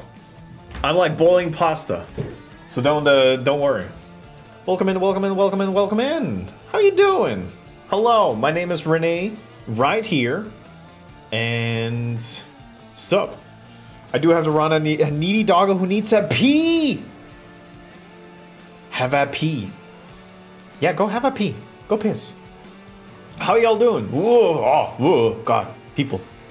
Welcome in Larzapan? Oh, that's Small Wild Cryptid. Oh, that's goody names. Goody names. You raid. Me raid. MX Helmet, welcome in. Let me give you the full on. Let me give you the full on sing. While pasta is boiling. Boop up, boop up, boop up, boop up. Tour. So, my name is Renee right here, and you're currently here at my little overlay. I'm currently on break, but I'll be back in a bit.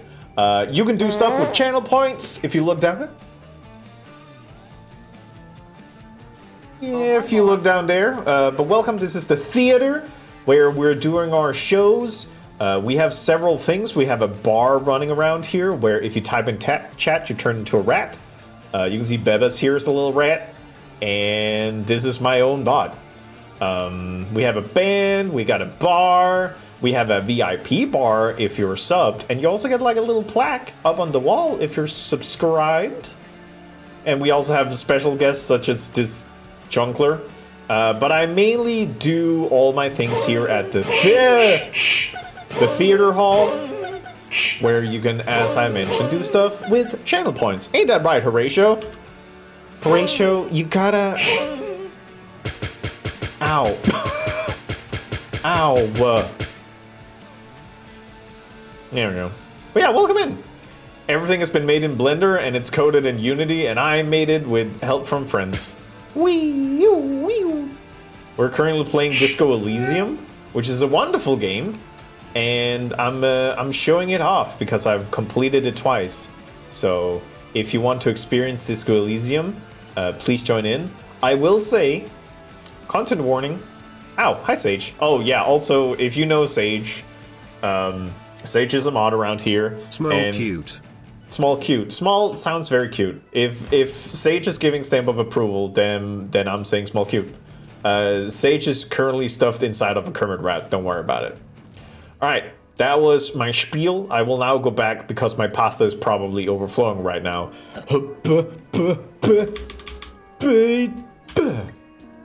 Kermit likes it. That is true.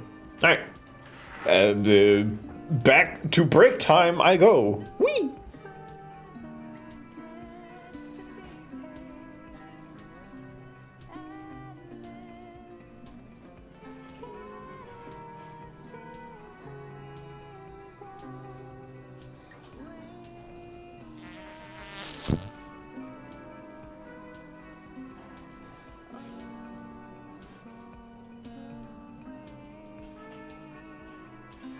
I farted on Renee, hee hee.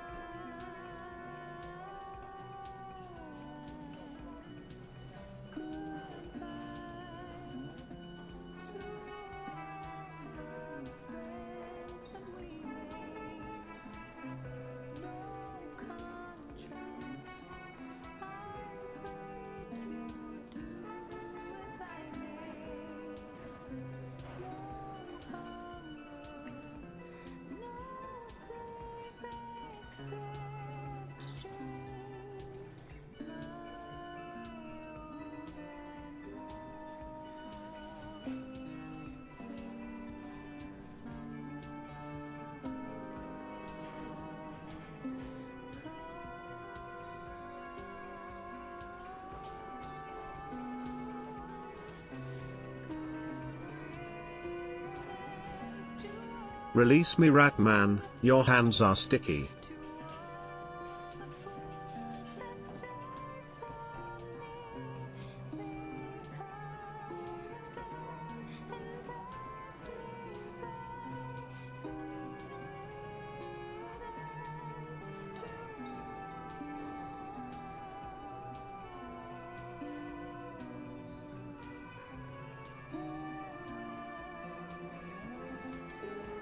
Thank you.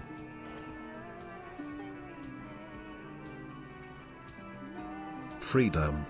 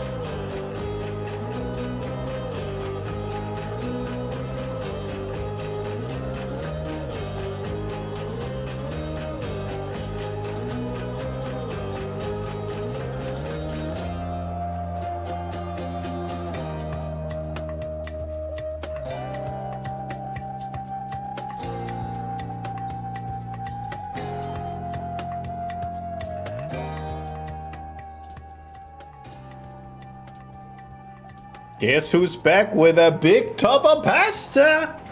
How y'all doing? Take your meds. I might have not eaten it, so I just pulled it over here. But I don't know. Let me hang out with you. Let me look at you. Whoop. There you go. Me. Wee. I'll take this away. Whoop. Let me balance them out so it's not as loud for me, but it's still okay for you, and then down with you. How heavy is the pasta? It's a bolognese, so that's pretty good. If we hear slurps, we know why. I'm trying not to slurp. If anybody are still around from the Glitchcraft raid, oh, Small, I see you here. How was Glitch's stream? What was Glitch up to? Yum yum yum yum yum yum. We're playing Disco Elysium here, and we're on close to the end of day 2, but I might be doing something in a bit. Tee. Oh no, my pasta.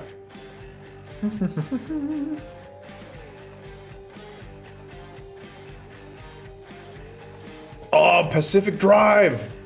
I wanted to play that game. You want slurps. I mean, it's not really a slurpable pasta. I can do like slurpy sounds in the background. If that helps. Pacific Drive looks awesome. Yeah, I've seen good things about it.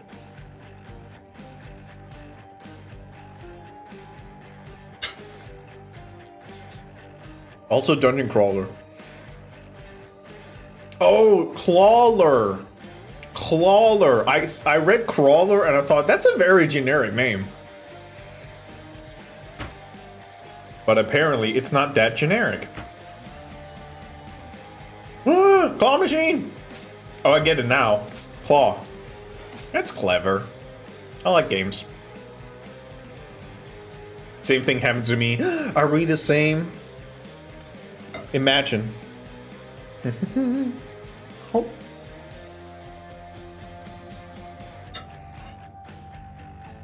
Wait, Ala, is that a no, you're in my ear, please don't? Or, no, you're in my ear, don't, please. I'm curious. Also, for those of you who know, I sometimes do album listenings with Lowy, and yesterday we had an album listening with Metrics, Pagans in Vegas, which was my pick. And I realized that I really like Pagans in Vegas because it's not like any of the other albums from Metric. It's way more synthy, and I really enjoyed it. And Lowy liked it too. Yeah.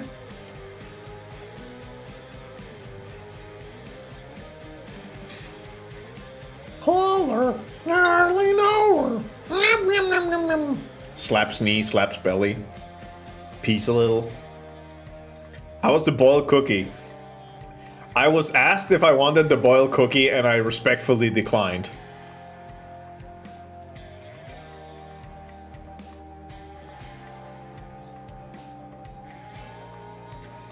I will actually say that that Metric album in particular is very good as a full-on album listening. Because the last 4 tracks, they really mix well together in like a 2-and-2 way, because one perfectly matches into the other one, but they're 2 very different vibes. So you can listen to them and then 2-and-2. It's very good. Did anyone cover the new Mozart piece? Huh? What? What?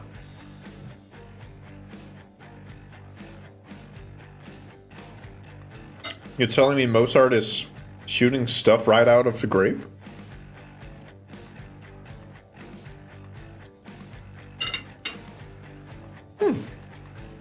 Num num num. Num num num num num. A new Mozart material was discovered. Huh! Is it one of those where he hid it away because he thought it was dog shit? Or is it like actually good? Also, what are people doing for the weekend? I think I'm going to be doing a lot of cooking, because I realized this is probably the last last option for me to getting like a proper ratatouille. So I'm gonna be trying to bake some baguettes and then have some ratatouille, and I'm gonna have a wonderful time. New composition discovered in Germany. Has anyone played it yet?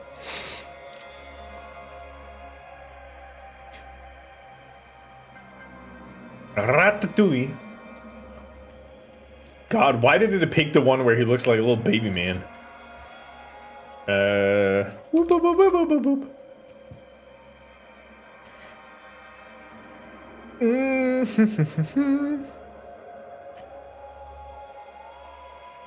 Now you can listen to it. Can I hear it?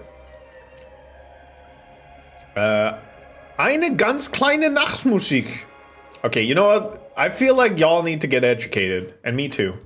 So let's see if we can't get our bangers out. Shout out to Mozart. If this gets me copyright claim, I'm gonna be mad. Also, we're gonna listen to some of it, not all of it. I'm taking this as an opportunity to finish my pasta. A little loud.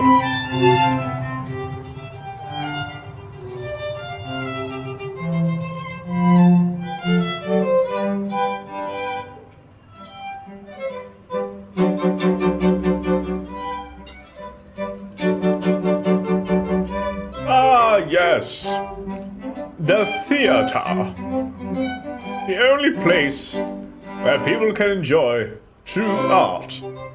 Now twerk it down, you nasty girl. Wolf's Amadeus.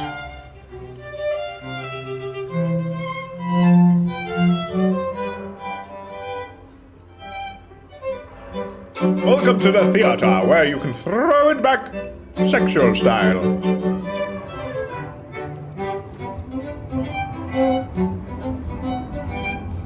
Well, thank you for the follow. And thank you for dropping a piano close to me. Why is TTS ignoring me? It's because I turned the system sound way down. So it was... I heard it. I heard it, Sage. Ow!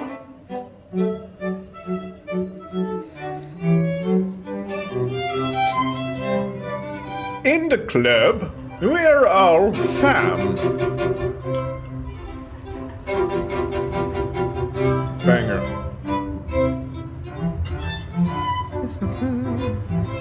This is nice.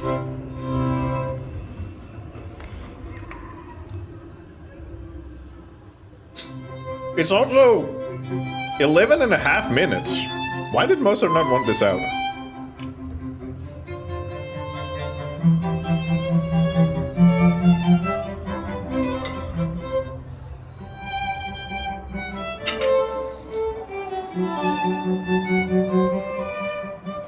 I'm turning up for you again, Sage. Don't worry.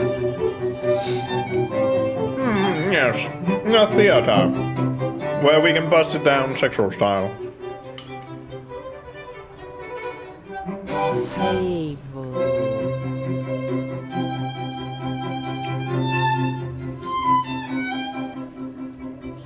Ooh, place.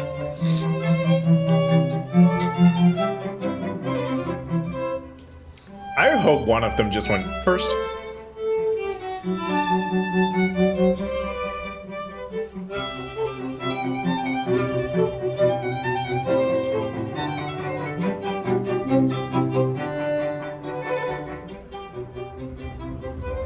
It's a little... Okay, I keep looking at this part. Why did they specify brown ink? In the Strip It Club, straight up playing it, and by it, haha, well, let's just say, Mozart. Quite distinguished, Junamins.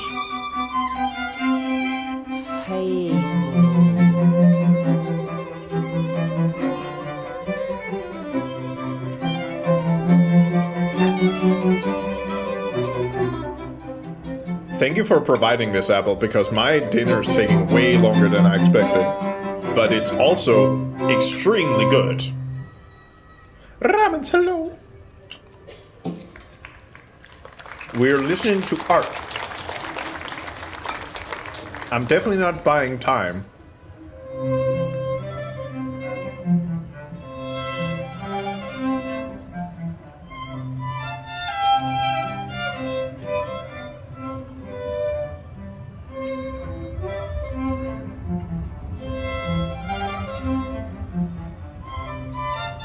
Yes, quite.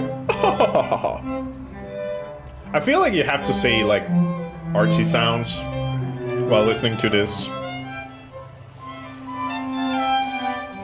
What time zone am I in? I'm in GMT +1.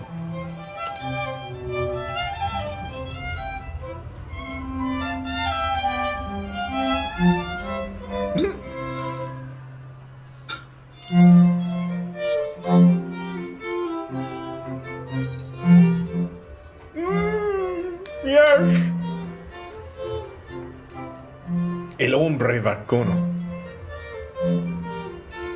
Sage, can you translate the last word for me? I feel like that's one is the one that carries stuff.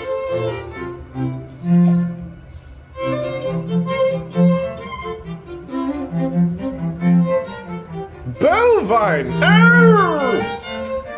Are you sure you don't find that Juno is indeed divine? What's bovine? What's bovine with you? It means cow. Empanadas, hello. How you doing?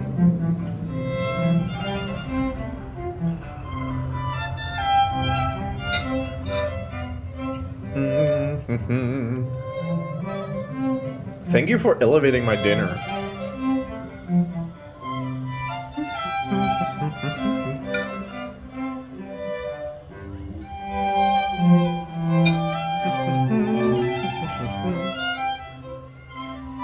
Yes, quite.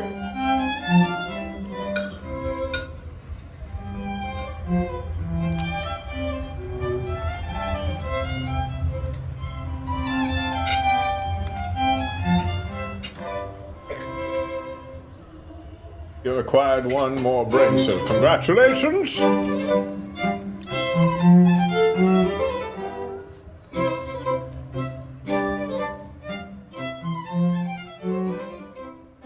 Alright.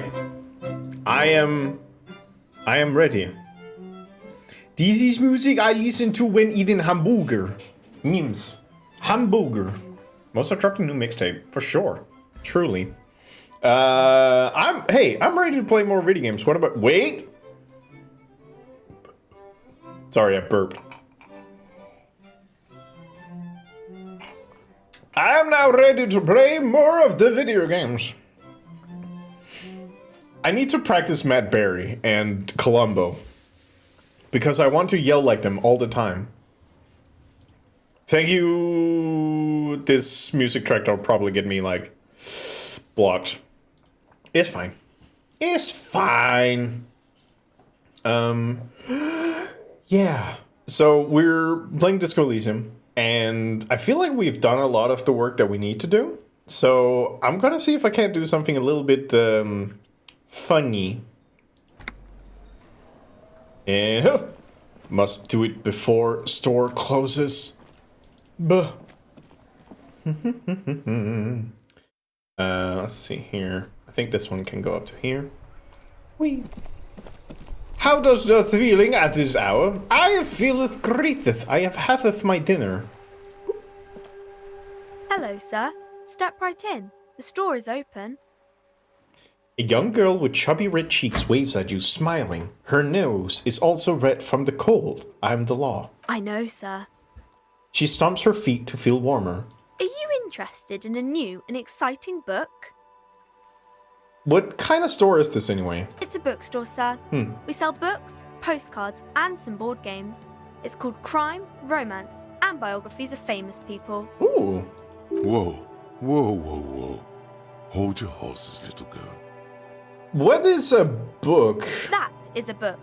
They have stories inside them. It's like someone told you a story in a really long letter. What is a postcard? A postcard is a small cardboard picture. You can write a few words on the other side and send it to your friend or beloved. Oh. She is unfazed by your questions. She would consider it impolite to point out any perceived weirdness. What's a board game? Board games are like little games on a table, made to pass the time. There are several different ones, but sailors here mostly buy cards. Interesting, thanks. My pleasure. Anything else you'd like to know? Is it okay if I ask you some questions? Okay, sir. I'll try to answer any questions you have. I hope they're about books. What's your name? My name is Annette, sir. My mum, her name is Plaisance. She owns the store. She's inside minding the register or organising the stock. The girl gazes at the window, then suddenly jolts, her eyes wide as if recalling something. Feel free to step in and browse our wares. And you're standing out here in the cold because... I'm signalling that the store is open. Otherwise, people might not know. They'd miss out on the crime, romance, and biographies of famous people. A sudden gush of wind turns the pages of the books on the counters. She covers her face, smiling. But she's cold. You're cold. Can I help in some way? Kind of you to offer, sir.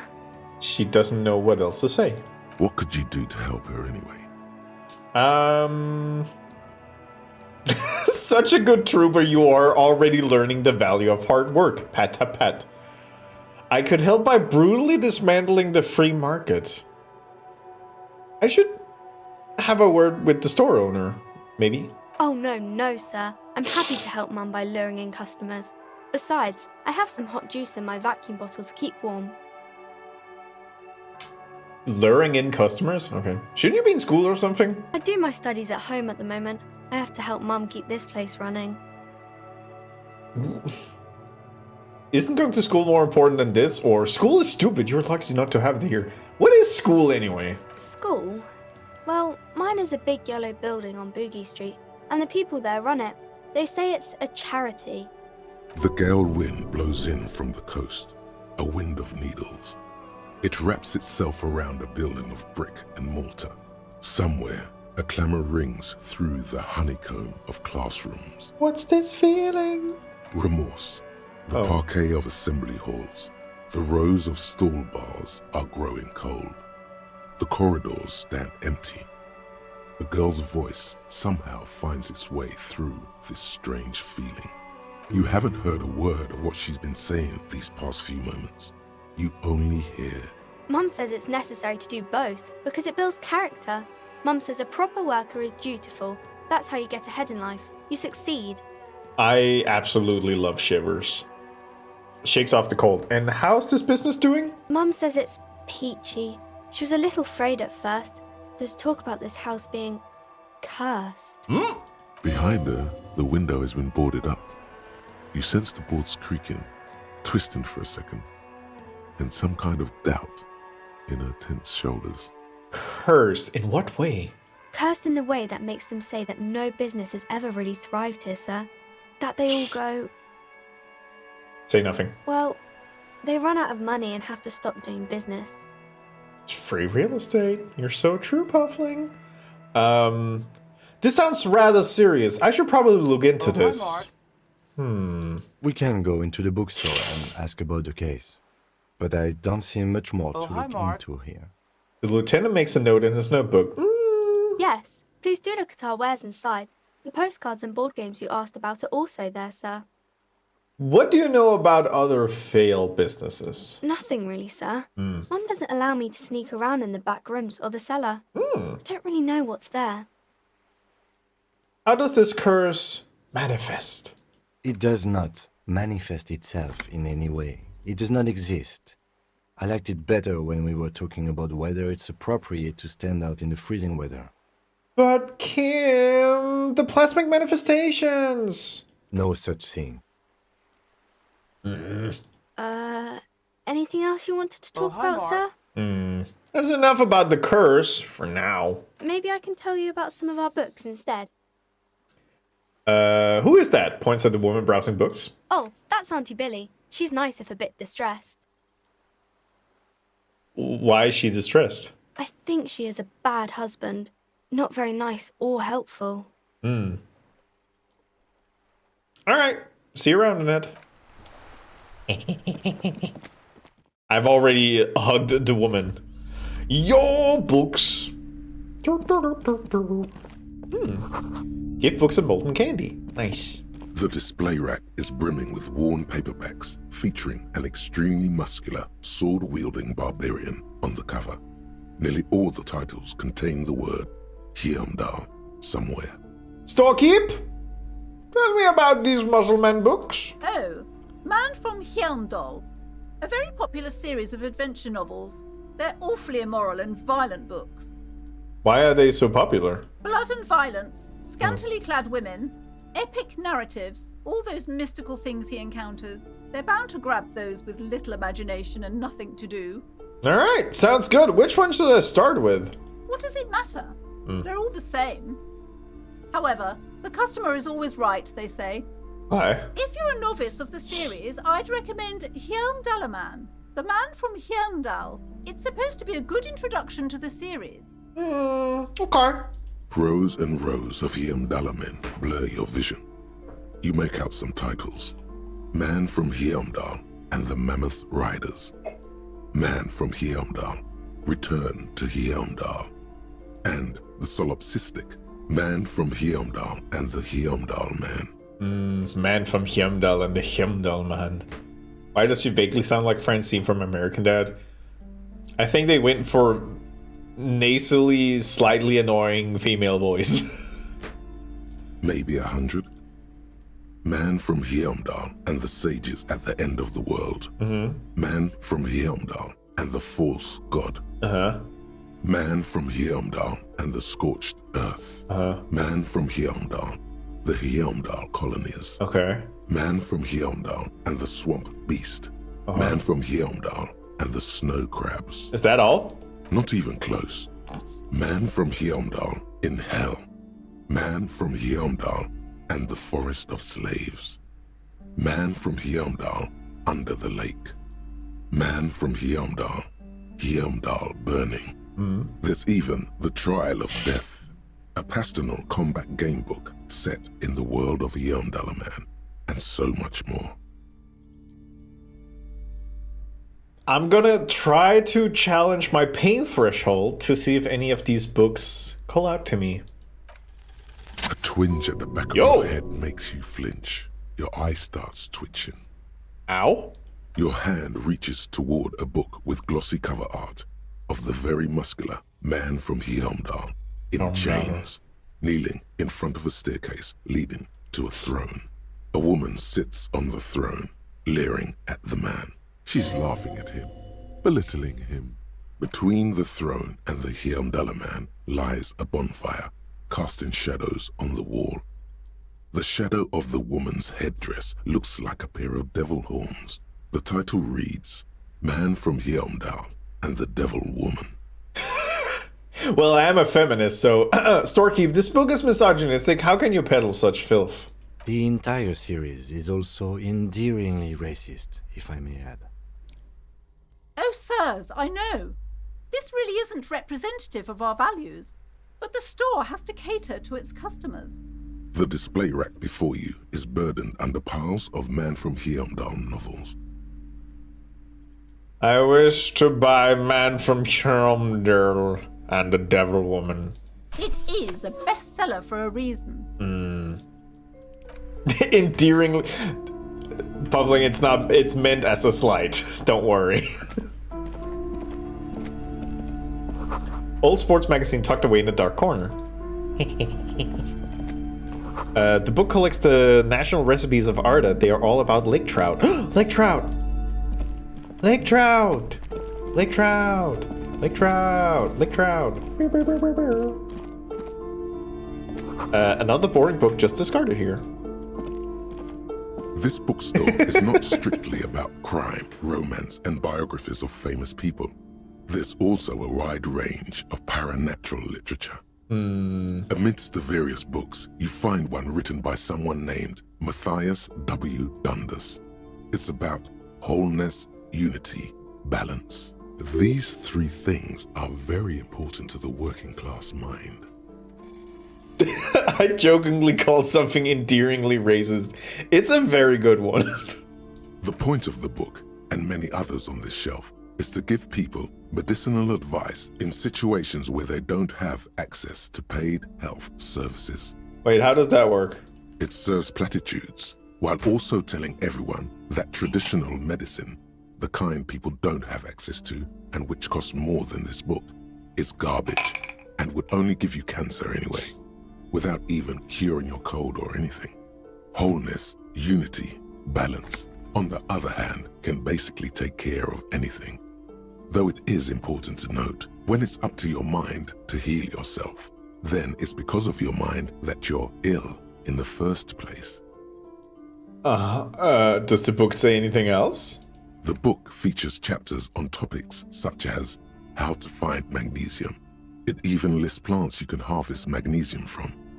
How to continue drinking if you're an alcoholic who has destroyed his liver. And there's even a chapter on the ancient Seraïs tradition of using duck gallbladder preservatives to treat and prevent sexually transmitted diseases.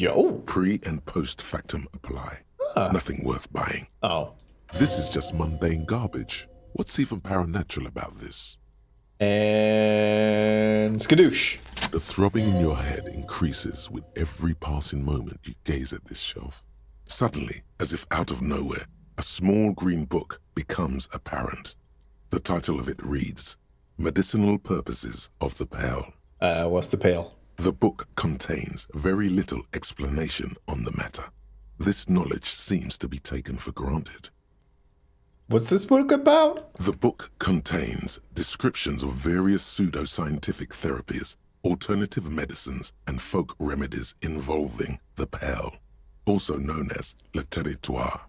For example, it recommends vigorously swatting one's naked body with a venik or hand broom, made from the leafy twigs of a young birch tree from the near pale. That sounds invigorating. It is, and good for the circulation too. What else? It also recommends consuming distilled spirits like vodka or whiskey that have been aged in the pale. Readers are instructed to cover these jars in a shallow hole just inside the pale and leave them there for 30 to 60 days, depending on the potency desired. And what does this pale aged liquor do? Among other benefits, it is alleged to restore a damaged liver to perfect health. That seems improbable. I should probably get my hands on some of that. What else is in here? For general health and well-being, readers are encouraged to take regular strolls through the pale, though a sidebar cautions readers to limit each stroll to less than an hour. These strolls promise to cleanse the mind of worries and the body of toxins, especially if the perambulator performs this ritual in the nude. Nudity figures prominently in a number of these prescriptions. The birch thing is the Finnish sauna tradition. Yeah, I've heard about that one before. Aren't you an investigator? I would say you're a shambling pile of a man who is also an investigator. This is exactly what you need. Huh. Anything else of note? There's an entire section devoted to cures for men who are struggling to perform their marital obligations. Well, I probably need that. Excuse me, sir. I believe you've been perusing that particular volume long enough. If you'd like to continue reading, I must insist you buy it. What are these books? Come, sir, please, no browsing in that shelf. That wisdom is not for free. I can't have you end up, like, opening a police store next door and stealing my customers. Oh no. Fine, I'll buy the book. Indeed. Something about that book does seem to have spoken to you. Well, I hope it contains what you're looking for. I will say this place in particular is perfectly for just listening to the narrator speak. Have been attached to a bulletin board hidden inside the alcove. They're held up by small pins. The board has come loose from one corner. The maps look old and faded. Your eye catches a map of Insulinda, a map of Revachol, and a map of Martinaise. This large map displays archipelagos. You see a constellation of small dots on the light blue emptiness of the Insulindic Ocean. The largest in the northeast is La Caillou. You are here. Another, far away in the southwest, Seminese Islands, Ile de Fantôme. Ozon, Laurentide, Face à la Mer, Archipelagos, North Arcade Islands. all just specks of dust on the vastness of the Insulindic. On the edges of the map, the color fades into a blur of dotted lines, black and white. In the northeast, a dust mite stands on the north coast of Caillou, in a bookstore. It's you, radiating outwards from you, the suzerain Revachol. With a radius of 80 kilometers, still, the crown jewel of this Isola would be barely visible. You can, on Caillou, Revachol, a single black star, on Ozon, Fondelier, and Vimandu, on archipelagos, Croyan Moran, Villiers, on Seminine, Olduvai, and on Laurentide, Deora of the Seven Seas, lost little pearls of light, tiny fires in the dark. The ocean breaks apart into a tangle of cosines and azimuths, all pointing into pale nothingness. Windy is the north azimuth. Grad is the northeast azimuth. Samara is the east azimuth. Seol is the west azimuth. Isolas, they're called. Connections to other worlds. Words past the Insulindian, unknown to you. You only know you've never been there. You have little idea what they are. Distant stars, gods, but looking at them makes you feel almost non-existent. Whatever they are, the Isolas are immeasurably large compared to you, and very, very far away. Perhaps they are gods, gods of distance and outer dust. I do want to check all of these, but I'm also worried that she closes the shop at 8, so I have to kind of like do this first. Welcome to Crime, Romance, and Biographies of Famous People. My name is Plaisance. The clerk extends a greeting. Be welcome, and please take responsibility for the energy you bring into this space. A golden pendant hangs around the woman's neck, in the shape of what looks like a tiny fish head trapped in amber. I saw it, Sage. Before we go on, you seem to be well off enough. Can you give me some money? I feel like there won't be... Sir, don't be ridiculous. I certainly will not give you money. Damn it. I would be doing you a grave psychic disfavor. One has to earn one's success, even if one is a police officer. Handouts are nothing but manipulation. All they do is make you dependent. But Plaisance! Certainly there are good things to be said about dependence. It would forge ties between us working people, good practice for fighting our common enemy. Or, you misunderstand me. I'm a powerful feudal lord. I demand tribute. This is about traditions. Or, damn, you're right. What kind of a business relationship would that Kickstarter? Or, excuse me, I don't even know why I said that. A lapse in professionalism that doesn't represent my values. We'll forge ties. Now, hey there. Sounds like someone isn't taking responsibility for the energy they bring into this space. Fine. Fighting enemy. My philosophy is everyone just getting along. Oh, hi, Mark. Curious pendant you're wearing. Oh, yes. Helps to have an anchor in these times. She clutches the pendant and narrows her eyes as well. So, are you owner of the store? I am. The proudest owner of our little shop of culture. Her voice is high-pitched as if to give more penetration. She has fine-tuned her voice to find the most welcoming approach for attracting new customers. It doesn't work. Your daughter's the one standing outside the store, right? Annette, yes, my daughter. I hope she wasn't slacking off again with her nose in science fiction. Tell me, was she at her post doing her job like a proper girl? Yes, of course. Wonderful. Did you talk to her? Yes. Great. On a scale of 1 to 10, how compelled were you to buy books after talking with her? Her opinion of her daughter depends on how well she lured you into the store. 10. She's certainly very polite and helpful. My precious, her dedication brings joy to my heart. If you have children, I hope they turn out as great as my Annette.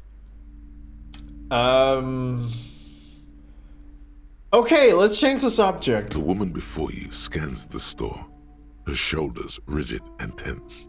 Every now and then, she nudges her glasses. Alright, farewell for now, book peddler. I'm gonna go over here. You see a set of tattered curtains blocking the way to another room.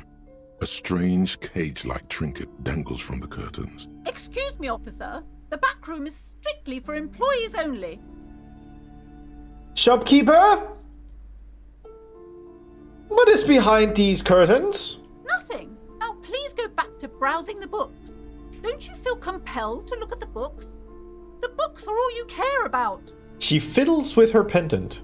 She speaks almost as if she's trying to put a spell on you, urging you to buy more books. Oddly enough, the more she tries to draw you away from the curtains, the more alluring they become. I know this is super off topic, but Kim is kind of cute. Kim is amazing, and that is not off topic. That is precisely on topic. Examine the strange cage-like trinket. You see some kind of charm, an irregular polyhedron assembled from bones, sticks, and straw. Inside, a disturbing fish head with empty eye sockets stares at you. Neat. Aside from poking at it suspiciously, there is nothing else to do with the fish head charm at this time. The curtains remain shut before you. Just as you're about to pull apart the curtains, the petrified voice of the shop owner cries out once more. Sir, don't touch that. I told you it's off limits for the customers. Her hand has closed around her pendant, her fingers nervously playing with the talisman. Parapsychologically speaking, we're dumb if you decide to open them. I won't be held responsible for the consequences. It's too dangerous. She looks away, mumbling.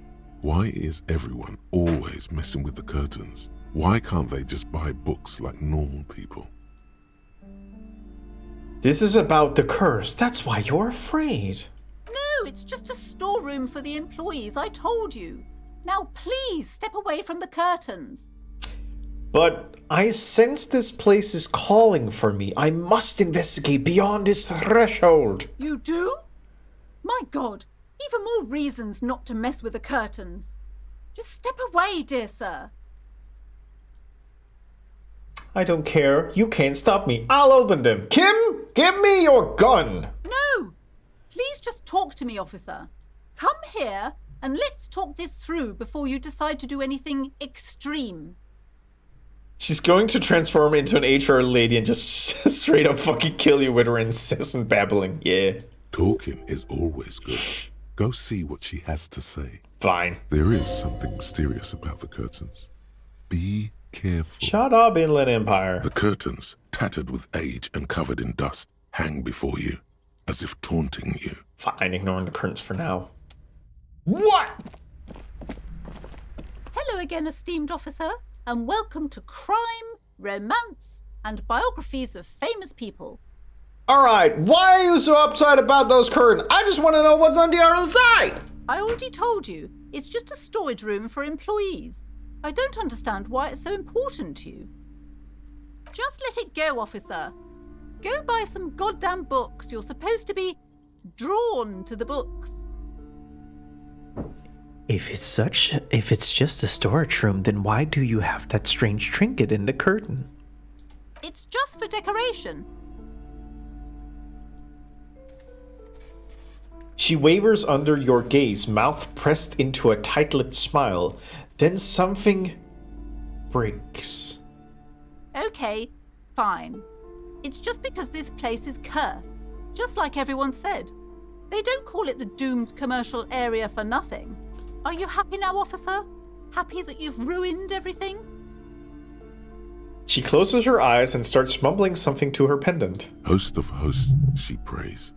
Guard me and my honest business venture from the curse that lurks behind the curtains. Take it easy. You've broken her resistance. Pushing her further will gain nothing. How does this curse manifest itself? The curse is so much worse than you could imagine. It's a disease, eating at the very foundation. A shiver runs through the woman as she looks around the dimly lit store.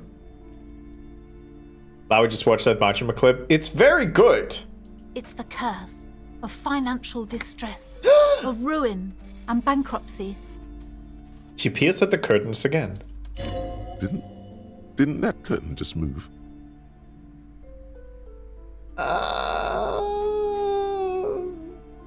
Wait. And it mentioned that the previous tenants have experienced some financial troubles. It's not just that, officer. We're dealing with something supernatural here. Ooh. It's the cacodemons feeding off bad business practices and disappointing income statements. Lowie's fine. I don't think so. I'm not gonna. I'm gonna assume. Yeah, no, that checks out. What? What? It's good. There's something wrong with this building, I can tell you. Ever since I arrived, I've sensed an eerie, lingering presence, as if I was unwanted here. Sounds familiar. Strange. I feel unwanted too. What does that mean? Truly so? Perhaps the dark energies are leeching off you. You shouldn't stay in the store too long. It may be dangerous. Have you sought help from anyone? Yes, I've contacted numerous parapsychologists, and even a pair of Simonese mediators. They provided me with the wards. She nods at the strange cage-like trinket at the curtains. Hi, Kemi. The lingering The presence. wards help to keep the doom at bay and protect us against the darkness that lies further in the building. Even though now I fear, it's not enough. Is your pendant part of the wards as well? Oh, this? No, it's a special Himian amulet, blessed by desert pygmy shamans, with a spell of compulsion. It's to compel people to buy books. There are numerous spells cast throughout the store. I had the books anointed with a different inducement spell, for example. Okay. It's guaranteed to boost sales 15%. Okay. Desert pygmy shamans. That sounds like a rather questionable way to describe a group of people. Would you like me to take the case? I could investigate, see if the curse is real. Most certainly not. I don't want anyone who's not familiar with the psychic arts to get involved in this mess. Stay away. Leave the spirits be, so they can return to their slumber. My liege, you know what this case calls for? A paradetective. Let me quickly make sure that I am as dramatic as I can be, because I need to deliver this one with gusto. I have no drama. I have negative drama, which I should probably take off. There we go. Hello again, esteemed officer, and welcome to Crime, Romance, and Biographies of Famous People. Slither up to her, you silver-tongued fiend. Show her what world-class perfidy looks like. Ma'am, I came here to help. I have handled paranatural situations before. As you can see, I am only wearing socks and tidy-whities to better feel the spirits. Also, hi, Lovesick. Are you sure? Don't think I haven't seen charlatans before. I sensed the psychic emanations from afar. The sleeper beyond calls out. Or I have returned from the void, a paradetective from a long line of paradetectives. Some quality expat shit. Hey, thank you. The sleeper beyond calls out. I'm not sure I can trust your claims. Honestly, you look like a bit of a drinker. I'm sorry for being so blunt, but... The lieutenant keeps his usual stony calm. He silently picks out his notebook. Go ahead then. Rock her world, he thinks. I'll compose some notes. I admit, I've had my share of drinks, but only because the spectral realm is parapsychologically taxing. Or, you see, it's necessary to drink the spirits in order to contact the void. The words I need the narrator to repeat to me forever is slither. Hey, did y'all know that Lovesick is also pushing for partner? Just like me. You should co-support both of us. How do you know all this? Here we go. I am the Void Revenant. I have the powers to debad all the bad energies. I should have realized. Yes. The pattern lies within the fabric. Yes. The hand of fate guides us. Mhm. Our meeting couldn't have been mere chance. Yes. Perhaps you truly are the one to deliver this woman from the doom. Sure. But I am not the only one at risk. I have to think of my daughter. You are certain you can help us? Keep us safe? I can't allow any collateral damage to hit us. No problem whatsoever. Your family's safe. The phantoms are no match for me. If you promise, good officer, then you might be our last hope. Do you swear it? She shuffles nervously. Hand over your heart on my honor, or on my honor. Thank you, sir. There's one more thing I haven't told you about yet. The entity. Ah. Do not act surprised. You know of these things, sire. Of course, the entity. For I have sensed its presence. You have? The entity takes the form of a woman, a witch probably. I've suspected that she must be connected to the curse ever since I first saw her. Did you know that she lives inside the chimney? Ah, chimney. The passage between heaven and hell, of course! Yes, that chimney is part of the building's central furnace, and it's enormous. She has barricaded herself behind some metal security curtains.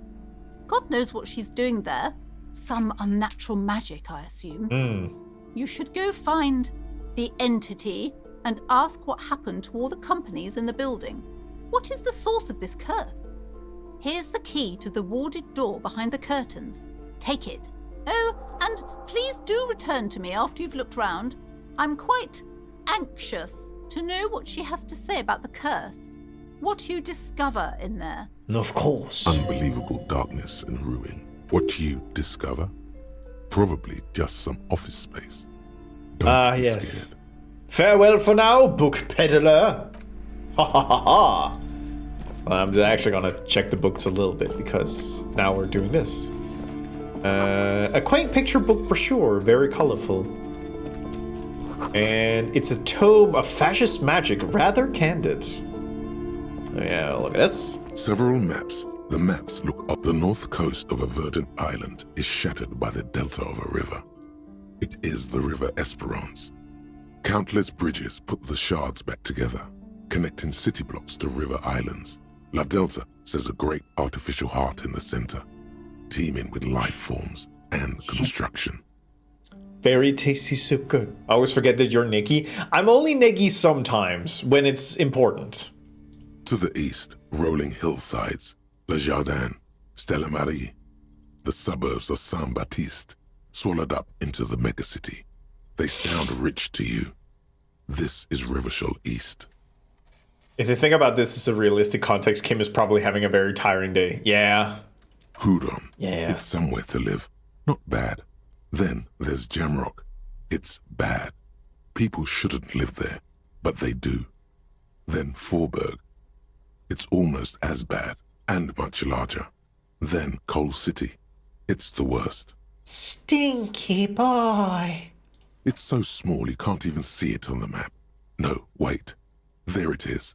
North of Jamrock, the strip of coast next to the Greater Rivershell Industrial Harbour. It looks downright despondent. It's almost Coal City, to be honest. No, this is somewhere to be. This is all you have. But it's still something. Streets and sodium lights, the sky, the world. You're still alive. Hi, Merle. So the highest rung on that ladder is not bad and then it gets worse? Yeah. It's not really a map. It's a tourist thing. A picture postcard with buildings on it, drawn from an isometric perspective. A date in the upper right corner says 48. Still, it's detailed. Could be pretty useful for scouting ahead.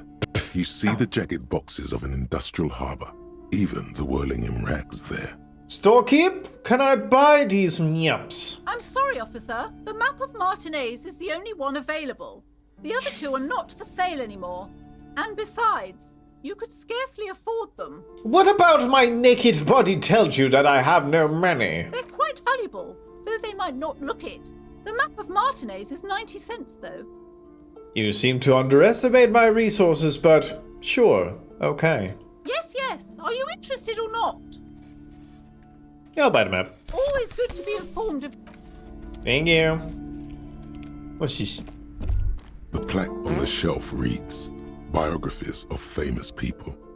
You see a large variety of names, none of which ring a bell. Storekeep, anything of note in the shelf? I would say... The Greatest Innocence. Yes, most certainly. It's an important educational tool delving into the depths of history, religion, and their relation to innocentic power. Who or what is an innocence? A very influential historical figure. But surely I don't have to tell you that. You're a law officer, and law officers have at least some education. The book is also very daring. The author aims to re-examine the universal understandings of the innocentic system, creating a fresh vantage point and a shift in the tired order of things. I thought it was about which of these innocences is the coolest and greatest. Perhaps for a layman, deep analysis is necessary to peel back the multi-layered meanings. Do her words seem vague and abstract to you? So you recommend it? Certainly. It's prudent for a person to have at least an elementary understanding of history and society. Imagine the chaos we'd be in otherwise. You feel like you should get this one? Definitely. It's important somehow. There's something personal inside. Okie dokie. A true cultural touchstone. Enjoy the read. Browsing through all the books with all their names makes your head spin. None of these seem important or relevant. It's all just vapid egoism. Suddenly, a particularly odd title catches your eye. It reads, High Speed Love, the tragic true love story of Jacob Irv and Alfie Delatraz, by one Cecilia Averbrook. High Speed Love chronicles the romance between two of the finest tip-top tourney racers in history. One of them is the madcap driver, Jacob Irv. His blonde mane graces the cover. Next to Irv's life story, you see a slim biography of an Occidental rock star called the Anti-Star. He's famous for shooting morphine into one of his eyeballs and cocaine into the other. All right. Next to that, Rivasholian radio personality Guillaume Bevy stands in front of a rundown drug den. He's a permanent fixture on Channel 8, reporting on real-life crime and ruining cops' days. I really must insist you buy one of the books. Reading them is not for free. Do still browse though, but not too long. She understands she has erred against the customer and immediately corrects course. I'm sorry, I did not mean to rush you. You are browsing. Go ahead. Take your time. Time is commerce. Okie dokie. These shelves are overburdened with books from the same series. You see the name Dick Mullen over and over. Mullen! A couple of spook novels hide amidst all the detective books. Thrilling tales of spycraft and daring-do. Crime fiction is a disgrace. An asinine misrepresentation of the physical attributes of the arduous everyday work of actual police officers. These books greatly overstate the excitement of police work, glossing over how long it takes to actually follow up on leads and eliminate dead ends. What's more, they completely ignore the psychological hardships of year after year coming into contact with people during the worst days of their lives. Not a single mention of all the stress this work creates upon the officer's family. Detective fiction just doesn't tell the truth at all. Now, would you like a list of all the books found on the shelf? Bet Dick Mullen never works naked like my man here. So true. Sure thing. You see Dick Mullen on the job. Get me Mullen. The stalwart adventures of Richard P. Mullen. Dick Mullen and the murder in the orchard. The sordid affair of Dick Mullen. A killing is declared. Dick Mullen in the murder house. The final case of Dick Mullen. An obvious lie. Dick Mullen in the clock tower. The ordeals of Dick Mullen. Dauntless Dick. Dick Mullen's funeral pyre. The murder of Dick Mullen. Wait, Dick Mullen dies? Oh no. Turns out he faked it to solve a case. Oh, any more? Yes. There's also the dame who did it. Farewell, my Mullen. Faking death seems to be a common trope in the Mullen series. The morbid tales of Dick Mullen. A dark tide turns. Tragedy calls for Dick Mullen. Another one with fake death. And, of course, Dick Mullen, the murderer. In order to catch a murderer, Dick Mullen must become the murderer. Dick Mullen quits being a cop and becomes a Call of Duty streamer. After all this, you still haven't found the answer to the one question that matters. Who is Dick Mullen? Starkeep, what's all this crime fiction? Oh, crime, robberies, murders, even sexual crimes. We're fortunate to have Dick Mullen and his stories to sort all that out. You're a police officer, apparently.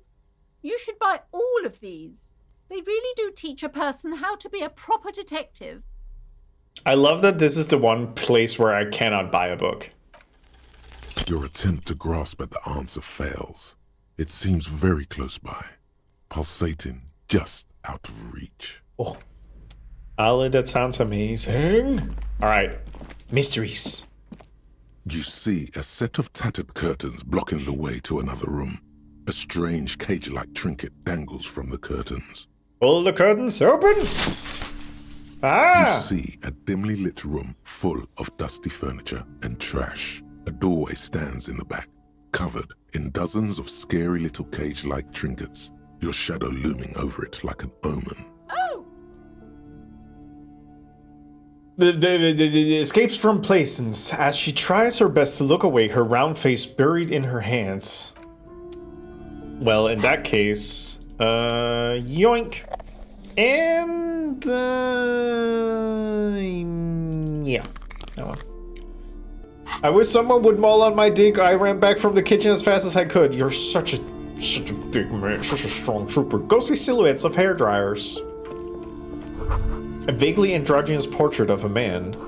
Merely looking at that unmanly haircut threatens your masculinity. Meep. So, yeah, there was something up here. Everyone knows the most interesting thing about fascists was their magic. Oh, so true. Mysteries. A heavy door with a missing handle stands before you, covered in dozens, if not hundreds, of little oddly shaped trinkets and charms. It appears to be locked. I'm gonna knock on it. Only an echo. No one is there. Unlock the door. Well, yeah, unlock the door. Well, did I buy the paranormal book? Yep. Ow! Ow! That's smart. Oh, that's smart. Okay. Ow. Shoot. Whose moronic idea was it to just run through the door? Don't you know that things like that hurt? Please don't cry. Please don't cry. I don't want anyone to see me cry. Are you alright? This looked pretty intense and painful, I must admit. What is going on there? Are you really trying to break down the back door? No. I warn you, don't tempt the spirits, officer. Don't tempt the spirits or you'll damage the holy wards on the door. It barely looks like you've done any damage to the door, however. It's still locked and closed, covered in dozens of little charms and trinkets. Fine, I'll just unlock the door. After exerting some force, you manage to turn the key. It's eerily silent. The door slides slightly open, letting a draft of cold air into the room. Enter. Hey, what's up, Kim? What is this place? The lieutenant stares at the dusty training equipment. Looks like a gym to me. Yes, but no one's been here in ages. He draws a stripe on the dusty floor with his foot. I doubt the electricity still works. Good thing we have a flashlight on us. Yims. An eerie feeling rises in your chest. What if there's a reason why no one's been here for ages? Yes, because it's closed. Oh, right. No need to look for supernatural explanations where a banal one will do. Now let's move on, shall we? Yeah. Yep. Sand is dripping from a punch bag. Shut ball put. Yeah. The poster says Sidious Fortis to rest is worn off. Ah. Where an anal one will do, yeah. Worn out wallpapers, they look unsafe. Interesting. What if I turned into a beast with physical instrument as the only, maybe these ones? No, half-light. I can use some half-light. Hmm? A barbell lies on the floor. The color has worn off its weight plates. It's 60 kilograms. Your triceps hum at the sight of these weights. Show the world what kind of beast it's dealing with. There are no collars on the barbell. This is a safety hazard. Why does it feel so familiar? Is it familiar because I'm a weightlifter? No, it's not that. It's the stale smell of rubber, the squeaky sound of sneakers, your bruised knee against the mat, and a whistle. Then the feeling is gone. Whistle. It's just a memory.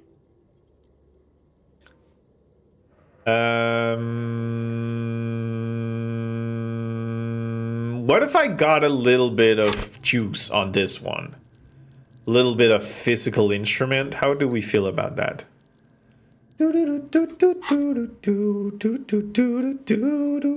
Can I get... I mean, I see that there are ads going, so I'm kind of just stalling for time. But I'm going to ask a little bit of physique.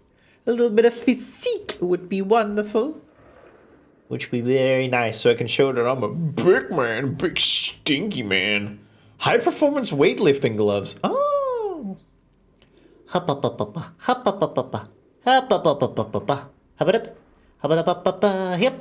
Eliop. Kim, check this shit out. Eliop.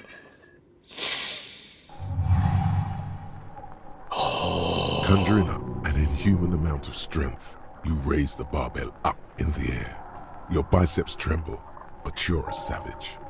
This is a children's game. Say nothing, revel in the feeling. Kim, check this shit out. Kim? Yo! A warm wave of accomplishment washes over your head. Let's as fucking you go! drop the barbell to the floor. For a moment, it feels like you're strong enough to succeed at anything you ever set your mind to. Hey, but you're still in a ghost house. What if someone heard this? What if they know you're here? What if I beat up ghosts with my fist? Technique. The lieutenant nods with approval. Yes. That's all I needed to know. Are you aroused, Kim? Wouldn't blame if you were. Hello.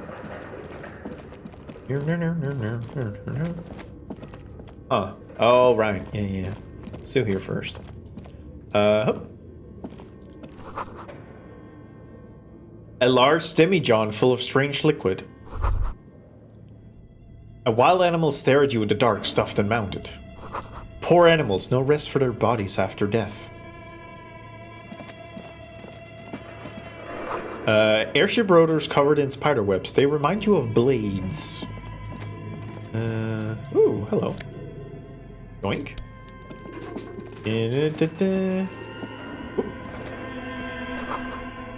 I have not played click holding sage. Blue velvet soft to the touch. Moth bitten. Moth. Moth. Ah. Wink. I wouldn't mind playing it.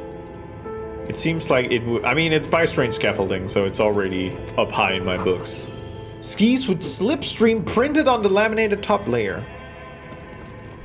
Steel rotor blades bearing slipstream logo. Looks like someone tried to reconceptualize their business here. I don't get it. Look, the skis and rotor blades both bear the same slipstream logo. It seems likely that they started out making one, failed to turn a profit, and then pivoted to producing the other.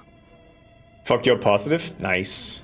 I might get it then. But the question is, which did they start with and which did they pivot to? That's a good question. What a strange leap of imagination, and yet they still failed. How sad.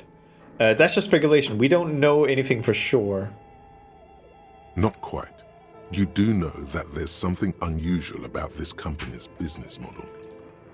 Yeah, I have also seen the teaser for Creepy Redneck Dinosaur Mansion 3, which, oh boy. They know writing, so I'm interested. And... Whoop. Interesting.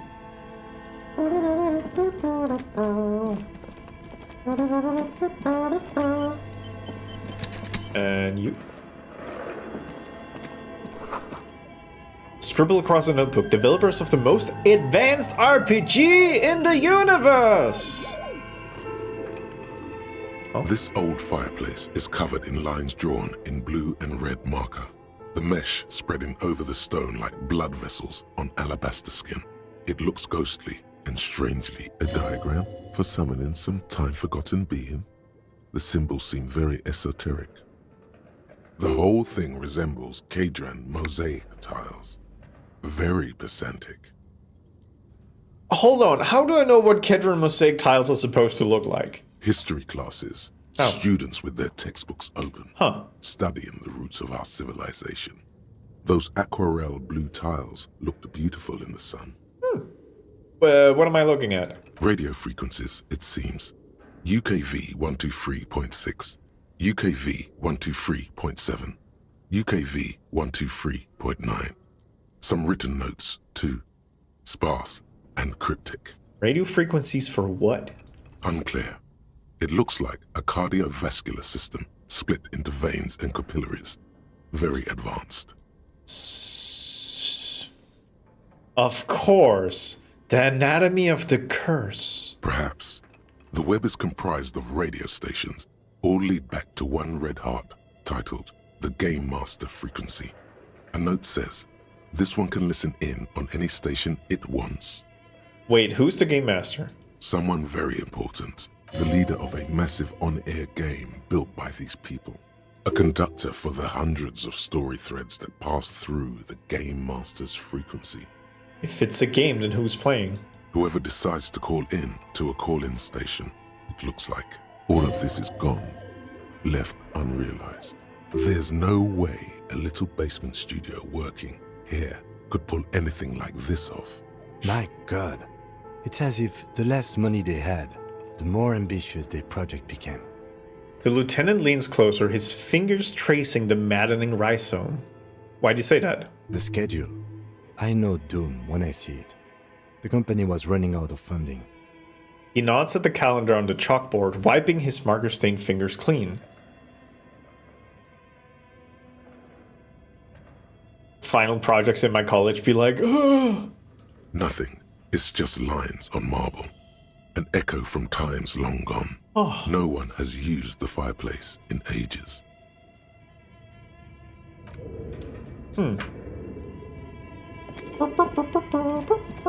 Your flashlight slides over an old green chalkboard covered in scribbles, sketches, and schemes like some ancient cave mural. Some of the writing has faded with age, but you can still make out sections here and there. Photos and drawings have been pinned to the board. Inspect the drawings. These lithe, pointy-eared creatures appear to be different types of welkins. You make out autumnal candle welkins, casting wax-based magic. Translucent welkins, with organs shining under their skin. And even ether welkins, hailing from the vast emptiness of sidereal space. Who are all those creatures? Fantasies of a tortured, feverish mind? You should adopt one of those welkins as your persona. No longer a mere man, but a welkin. Of course Drama wants to play D&D. One of the welkins, towering among the rest, appears to be different, however. Examine the welkin. This is important. It's Vara Hamira, a high welkin, his face white and scarred like cracked marble. This is clearly a welkin supremacist. The note says, all non-welkin races will be purged. The Haldor, the Tworg, the humans, and even headless men, all of them, purged. Imagine a world filled only with welkin. Green welkin, dread welkin, and the high welkin to rule them all. An inordinate amount of time has gone into drawing these little welkin creatures. Why would anyone spend so much time on this? Do you think this is what they call brain rot, Kim? Some people really like building a world, I think, even if it's just for a game. One of them is a Welkin supremacist. Political commentary. That one has a great beard, too. The lieutenant nods at the Wilkins' facial hair. Who are these creatures? Who drew them? Are they real? I have so many questions. This looks like concept art for a project. It's not really real. Oh. Well, this has been educational. Let's move on from the Wilkins. Just look at those details. So much effort. And for what? All gone. Alright, what about this photo? The photo collage depicts barren, icy landscapes wrapped in perpetual night. You see permafrost and glacial landforms, dead trees grown in under the snow.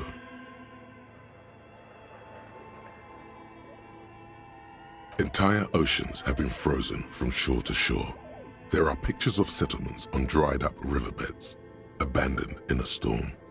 Animal corpses in the dark, carcasses and bones.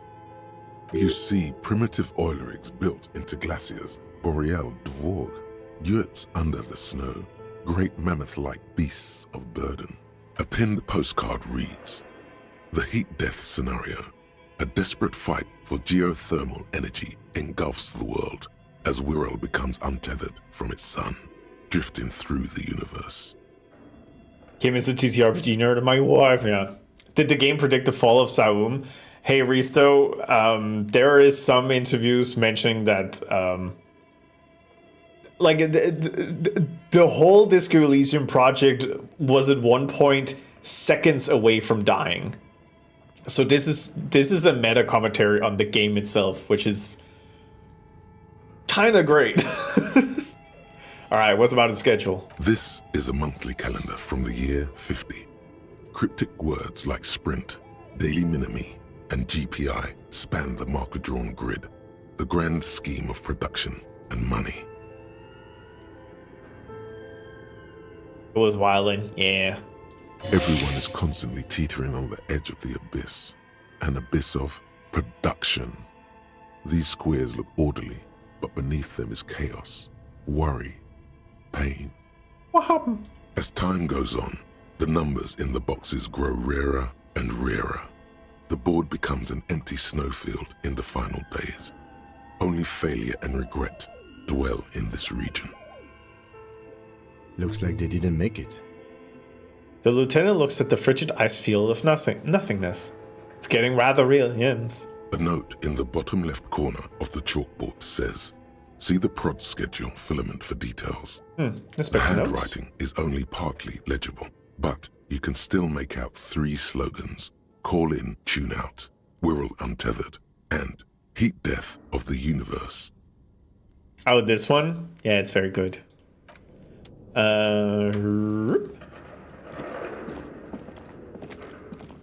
This appears to be some kind of machine with a cube-shaped heart and a wired framework. The keyboard has a rectangular on-off button. A piece of paper still hangs from the printer. A radio computer. Just sitting here without anyone inside. He sounds surprised and a bit cautious.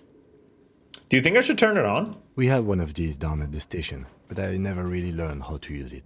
The machine lights up like some prehistoric animal stirring from its slumber, revealing fluorescent play and print keys on the keyboard.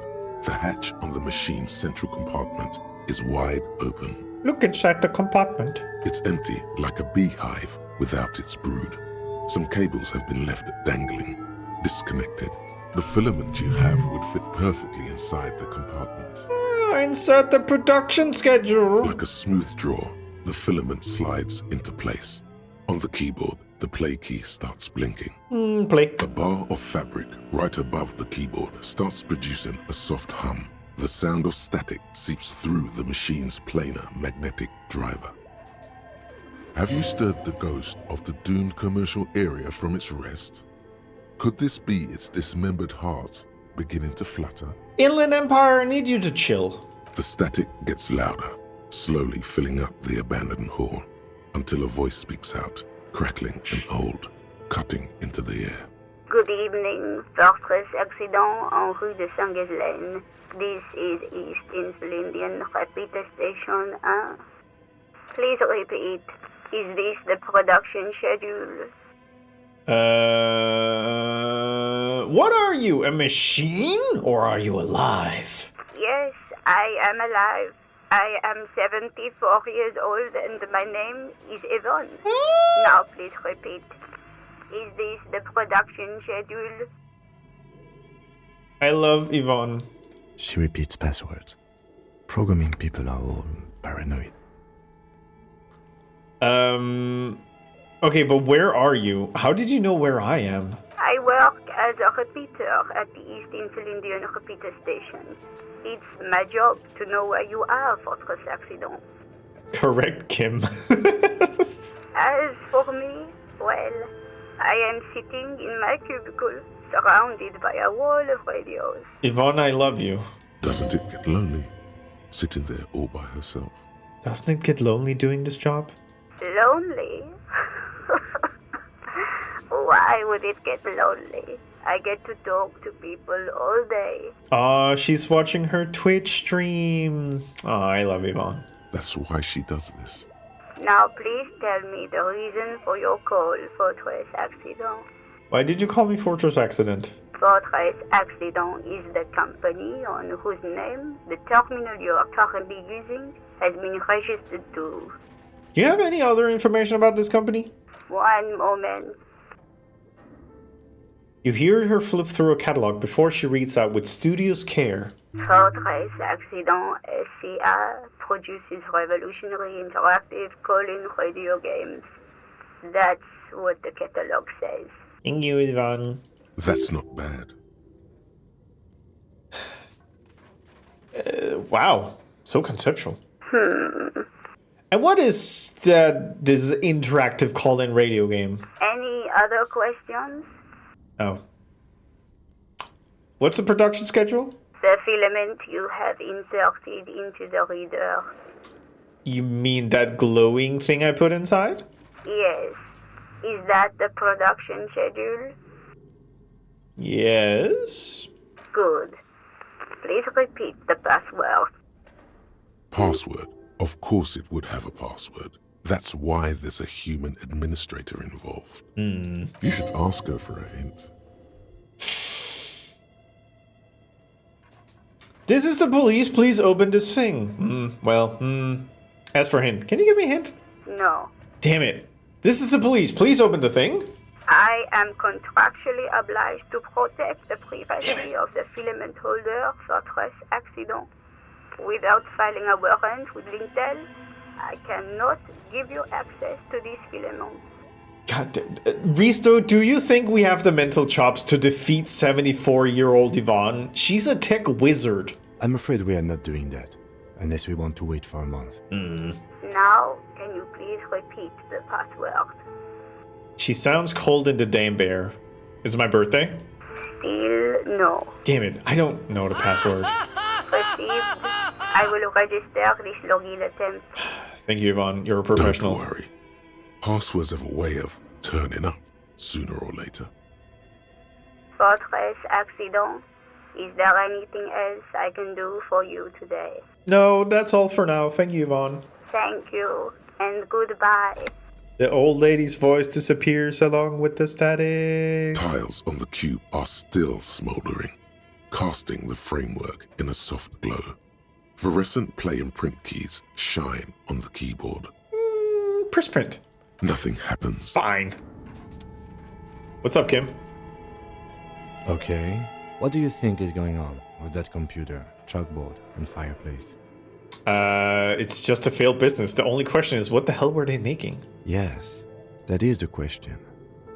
The lieutenant takes a step back, steepling his hands. It looks like one of those popular pen and paper role-playing games. Only these people were trying to automate it, make it work on radio computers. Utter madness, he thinks, as a compliment. How are they planning to do that? Through call-in stations. None of the players have to be physically present. Anyone in the world can participate in the game, as long as they have a two-way radio. Then there's the game master frequency that listens in on the smaller call-in stations. I think that was supposed to coordinate the stories, functioning as a master of ceremonies of sorts. Has anyone ever done this before? Not to my knowledge. They make automated games in Graz, Messina, Königstein. You know, places with industry. Not in Revachol West, among the ruins. But I don't think anyone has attempted to create an interinsulary game before. We just don't have the technology. And this was a role-playing game? Indeed. Those Welkins are a dead giveaway. Role-playing people love that stuff. The world looks like a modified version of the WeWorld board game, with hit death thrown in. Super cool. Someone should give them millions of real immediately. This game is too good to be left unfinished. Thank you, conceptualization. What do you think happened to the company? No idea. They stopped filling out the schedule on the chalkboard. Wow. Indeed, it's ambitious and untethered from reality, but... The lieutenant tells his head, thinking, they were insane if they thought they could do this. It was just a play to cheat money out of their investors' pockets. The curse got them. I see no other explanation. Or the world is cold and lonely. This would keep it company. Let's finish it. Do we have any money? Let's give them more money so we can finish it and make it even bigger. No, let's finish it. It's too late for that, I'm afraid. Damn it. A half smile breaks out on his face. Looking around the derelict room, the pipes howl and a rat crosses the floor. Okay, let's keep moving. Yeah. There was a check over here. Yeah.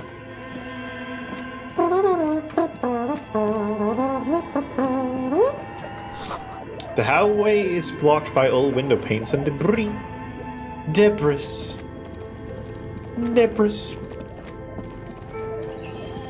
Overhearing, I ask you a simple question. One of the criminal court cases is going a bit wild. Oh, you know somebody's about to get mad. I asked thee a simple question. First of all, yoink. Shoes in a puddle of melting snow. Neat. Postcard.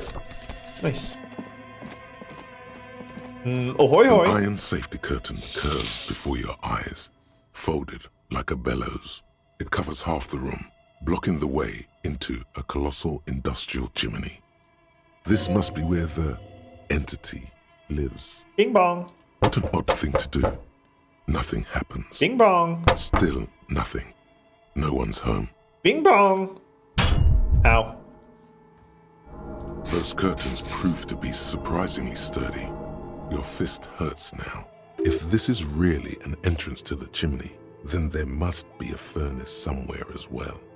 Maybe there's another way to get in. Can you please try to refrain from attacking random things? I can try. Thanks. In any case, there's no way we can get in right now. Let's investigate further. Thank you, senpai. Oh. Bent metal. Broken glass. Your path lies strewn with the broken forms of everyday objects. Aww.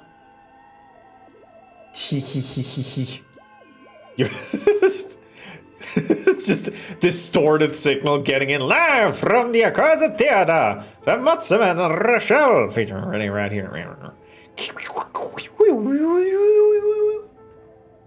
This is cute. Thank you. You are the destroyer, the bane of inanimate matter. Gaze upon me, stuff and despair. No, I'm just a disempowered individual trying to make my disempowerment out of everyday object. Yeah, I rip shit apart. Kudos. Thank you. What if I turn that into a thing? Is this? Temporary research bonus -2 pain threshold hurts. I'll internalize it. Take a look at your hands. See how bruised they are? See those little scars? This is Exhibit A. The material world is holding you back. Containers, mailboxes, doors, chairs, they are all your enemies, always have been. Atoms themselves are in on the conspiracy, forming shapes of structures that you hate. You are energy stuck in a body. You are a spirit trapped in matter. Break free. Break up that lamppost. Let it just know how much objects suck. White morning? Yeah, why not?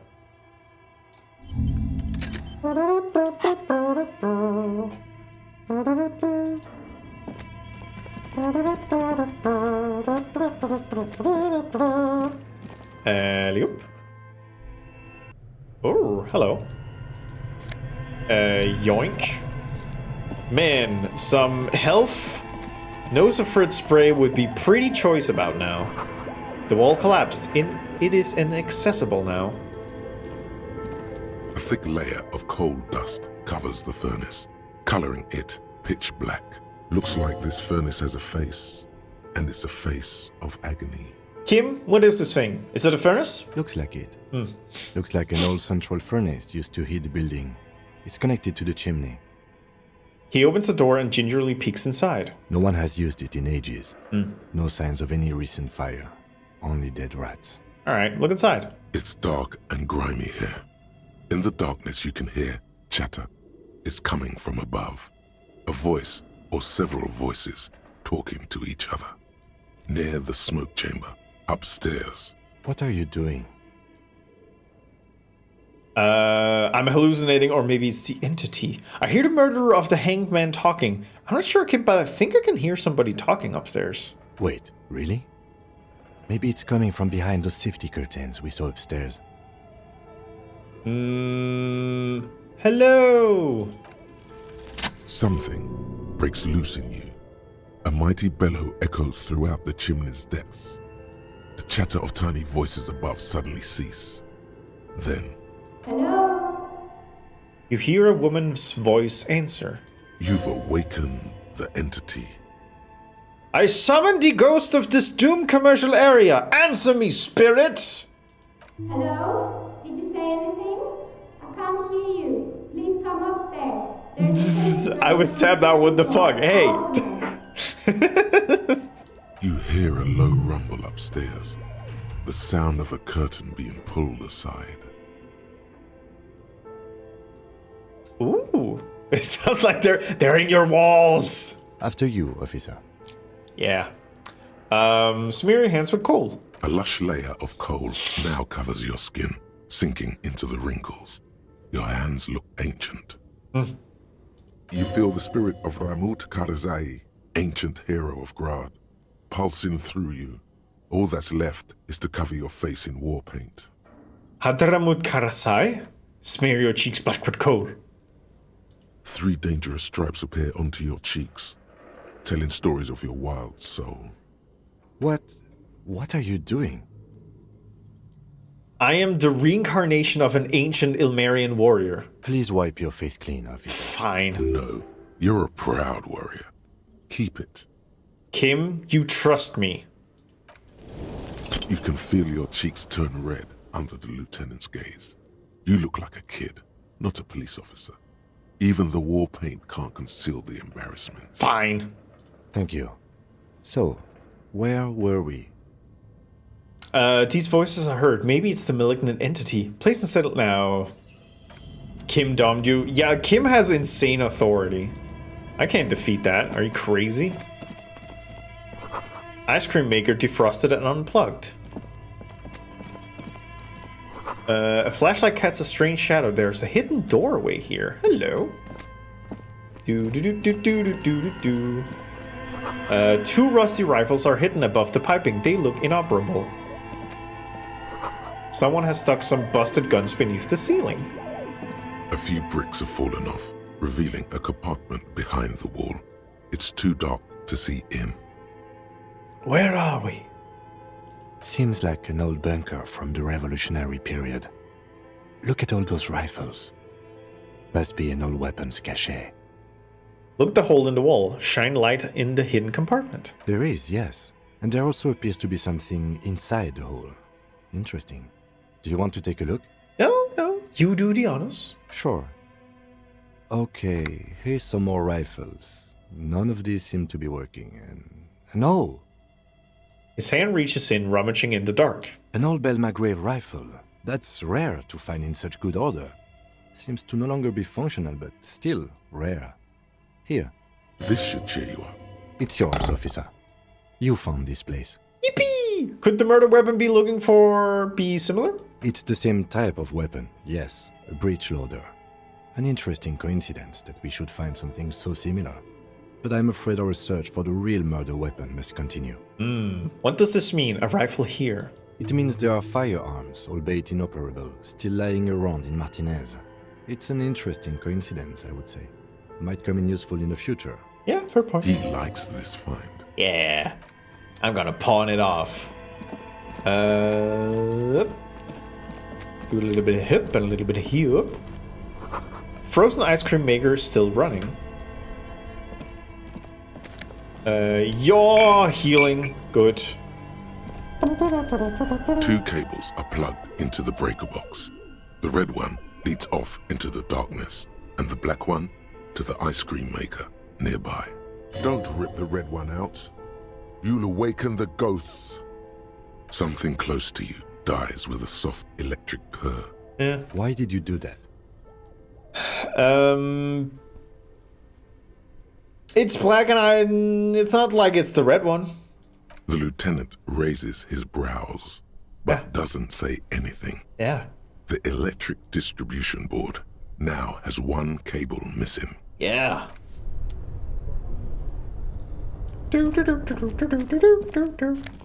Ooh.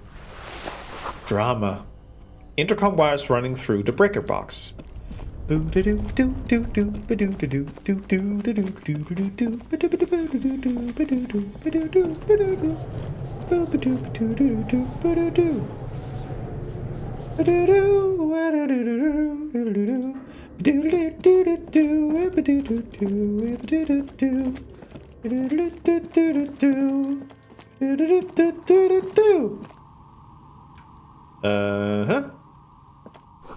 This tray is full of dice, colorful polyhedral dice, hundreds of them.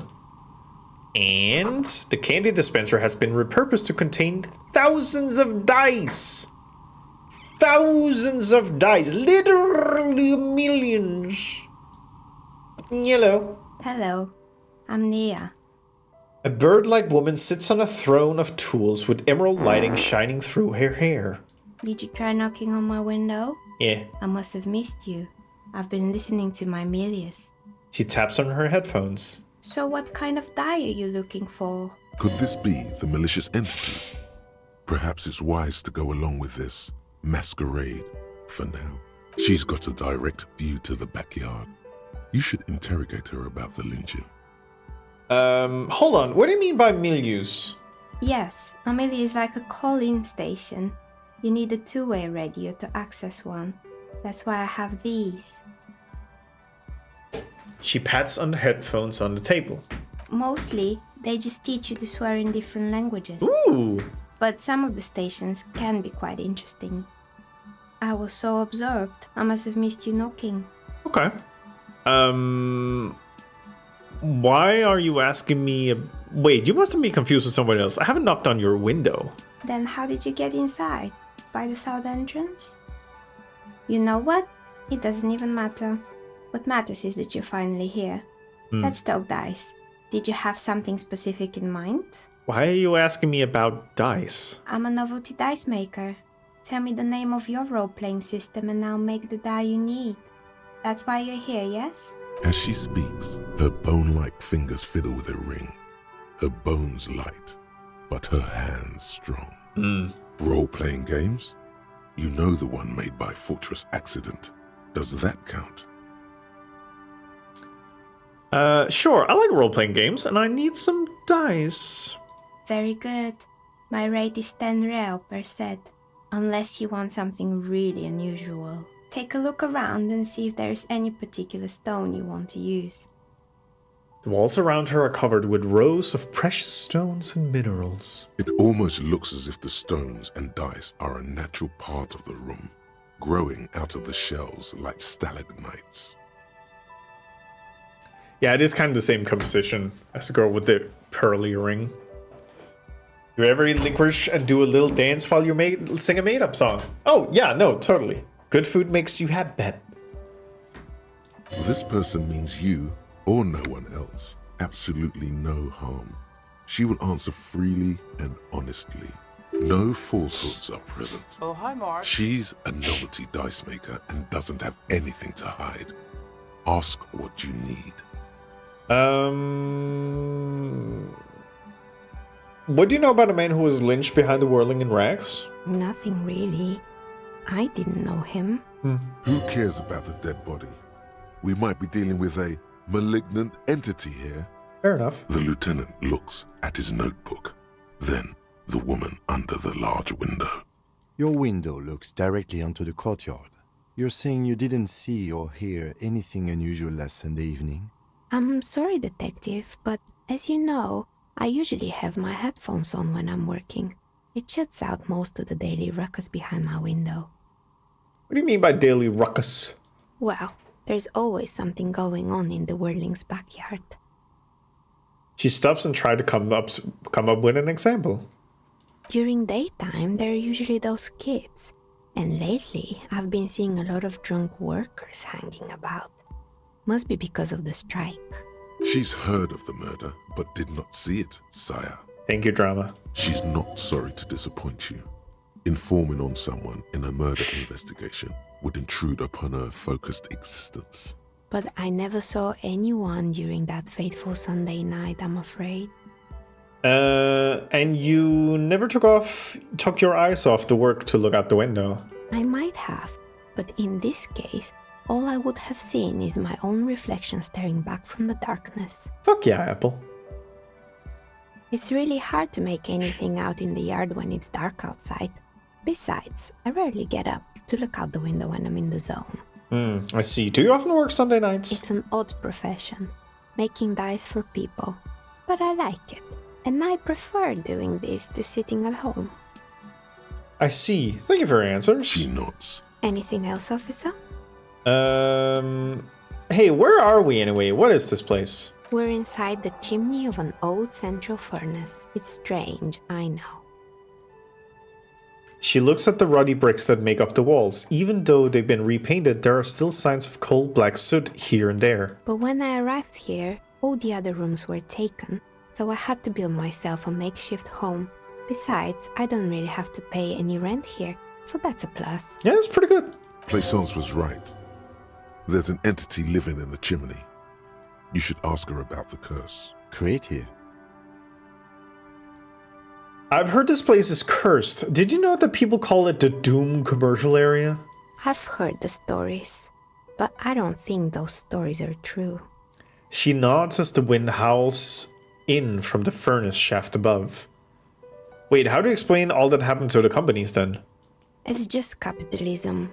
We only hear about tales of success, so it's often surprising to realize how many ventures actually fail. Okay, Plaisance is the one who sent me. She's convinced that the place is swarming with malicious energies. Plaisance, the bookshop lady? I've heard that her business is doing rather well. Have the energies spared her somehow? Actually, the bookstore isn't doing that well. There are hardly any customers, and she has to exploit her own daughter to keep the company going. Or the curse is just bidding its time before it strikes again. Sooner or later, everyone will fail, even her. Or I don't know why the bookstore hasn't gone bankrupt yet. That's what I'm here to investigate. Actually, the bookstore isn't doing that well. All right. But it's not just the bookstore that's still up and running. What about the Whirling in rags? Some people say it's part of the building complex. Hold on, the Whirling is part of the Doom commercial area? You could say so. Both houses were built at the same time and under the east of the Commerce Central project. Yes, but it's still a separate building. The malicious energies can't reach there. And then there is me. She sighs, looking at her messy work table. All kinds of tools lie there scattered, from knives to carving files to wire cutters. I've been here for 14 years, selling novelty dice to role-playing enthusiasts. Not exactly a million-real business idea, yet somehow I've survived despite the talk of malicious energies. Strange, isn't it? Nims. Maybe it's just because she's so talented that she's been able to woo the curse. Places think it's because you're the source of it, a malignant entity. It's because you're competent and dedicated to your craft. The curse doesn't affect people like you. Buy fucking dice. Spend all your money on dice. I mean, the curse will get to you. Have no doubt about it. It just doesn't care about earthly time frames. Or I'll be the first to admit that there are many inconsistencies in this so-called curse. I was just about to ask, what do you think? Do you think the curse is real? Time has come to face the source. Fear not, for the forces of the universe are supporting you in this psychic quest. I think it still might be you that's causing this, Scenario Eyes, very mysteriously. Or, I'm starting to see that there are no curse, only business decisions and natural market fluctuations. Or, honestly, I'm still not sure. This world is a puzzling place. You know what? I think it might be you. So I'm the Grand Dragon in the cave. Might I ask what supports this claim? She seems mildly entertained by this suggestion. I yelled to summon the ghost of the Doom commercial area, and you were the one who answered? There's something ghostly about you, ethereal even, Squint. Or you're the last man standing, you must be responsible. And I don't have time for explanations, not amidst all these visions I'm getting. Ethereal? Thank you, but I think it's just the lighting. She is adorable. No, it's the troubled color of her energetic vibrations. No, I mean it. Your energetic vibrations are off. I sense tragedies in your past, darling. Of course you do. Show me a person in Martinez who doesn't have any tragedies in their past, and then we'll talk. Shit. If you ever find a way to explain all those inconsistencies in the curse, then let me know. Inland Empire, you fucked me. That's all she has to say on the subject. She has been thorough and truthful, as far as we can see.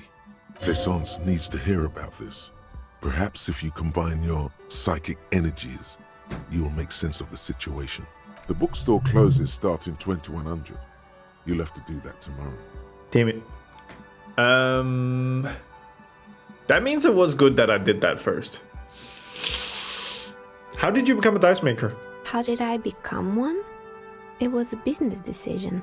I was a regular jeweler at first, but that's an unfocused field with too much competition.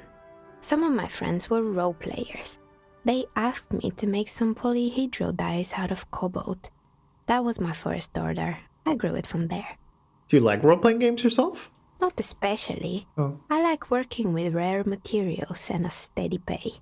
And role players as customers?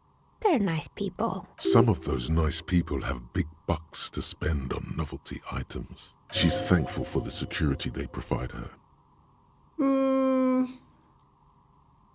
Do you know what happened to the other tenants? Everyone else is gone. More or less. Are you interested in anyone specific? Oh, quite a lot of them spring to mind. There used to be a hair salon here, right? Yes, I think it was called Androgynous Orlando or something similar. They weren't a big hit around here. Turns out that working class men don't like genderless haircuts.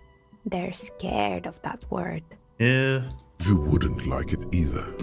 The others would laugh at you. Okay, physical instrument, calm down. A bit of experimenting every now and then isn't bad.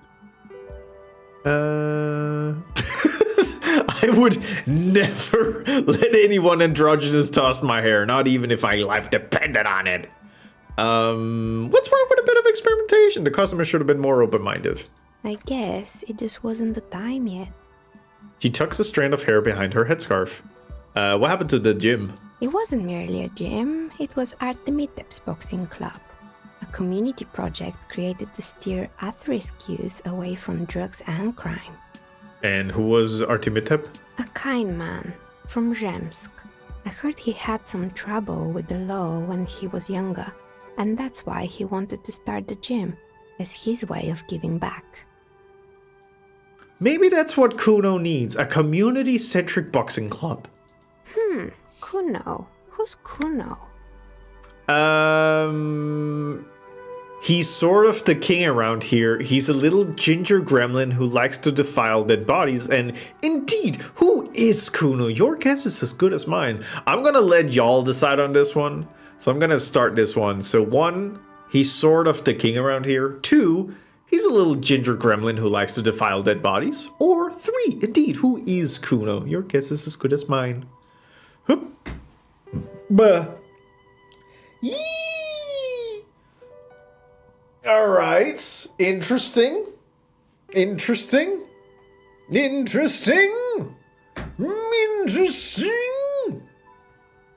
a little ginger gremlin who likes to defile dead bodies. Oh, You mean the kid with the sailor's mouth? Yeah. Yes, I've heard him yelling profanities in the backyard. She looks out the window, her face reflecting back to dark. Cowards, I agree. I think it would take more than a gym to help that kid. How did that community project work out? Or judging from the kids I've met so far, it didn't really work out, did it? It didn't. If anything, it made the youth situation in Martinez even worse. At some point, someone started a rumor that the punching bag downstairs was full of amphetamines. It's not really full of that. No one would store their drugs like that. Eventually, the coalition took away the funding and the club went bankrupt. This was a few years ago. It's gotten much more peaceful around the plaza ever since. Alright, what's up with the broken windows? Oh, this one's a mess. There used to be a company that promised to repair windows 24 hours a day. What could go wrong with this one, right? Turns out, the business was actually set up as a front for an illicit group that was producing snuff medias.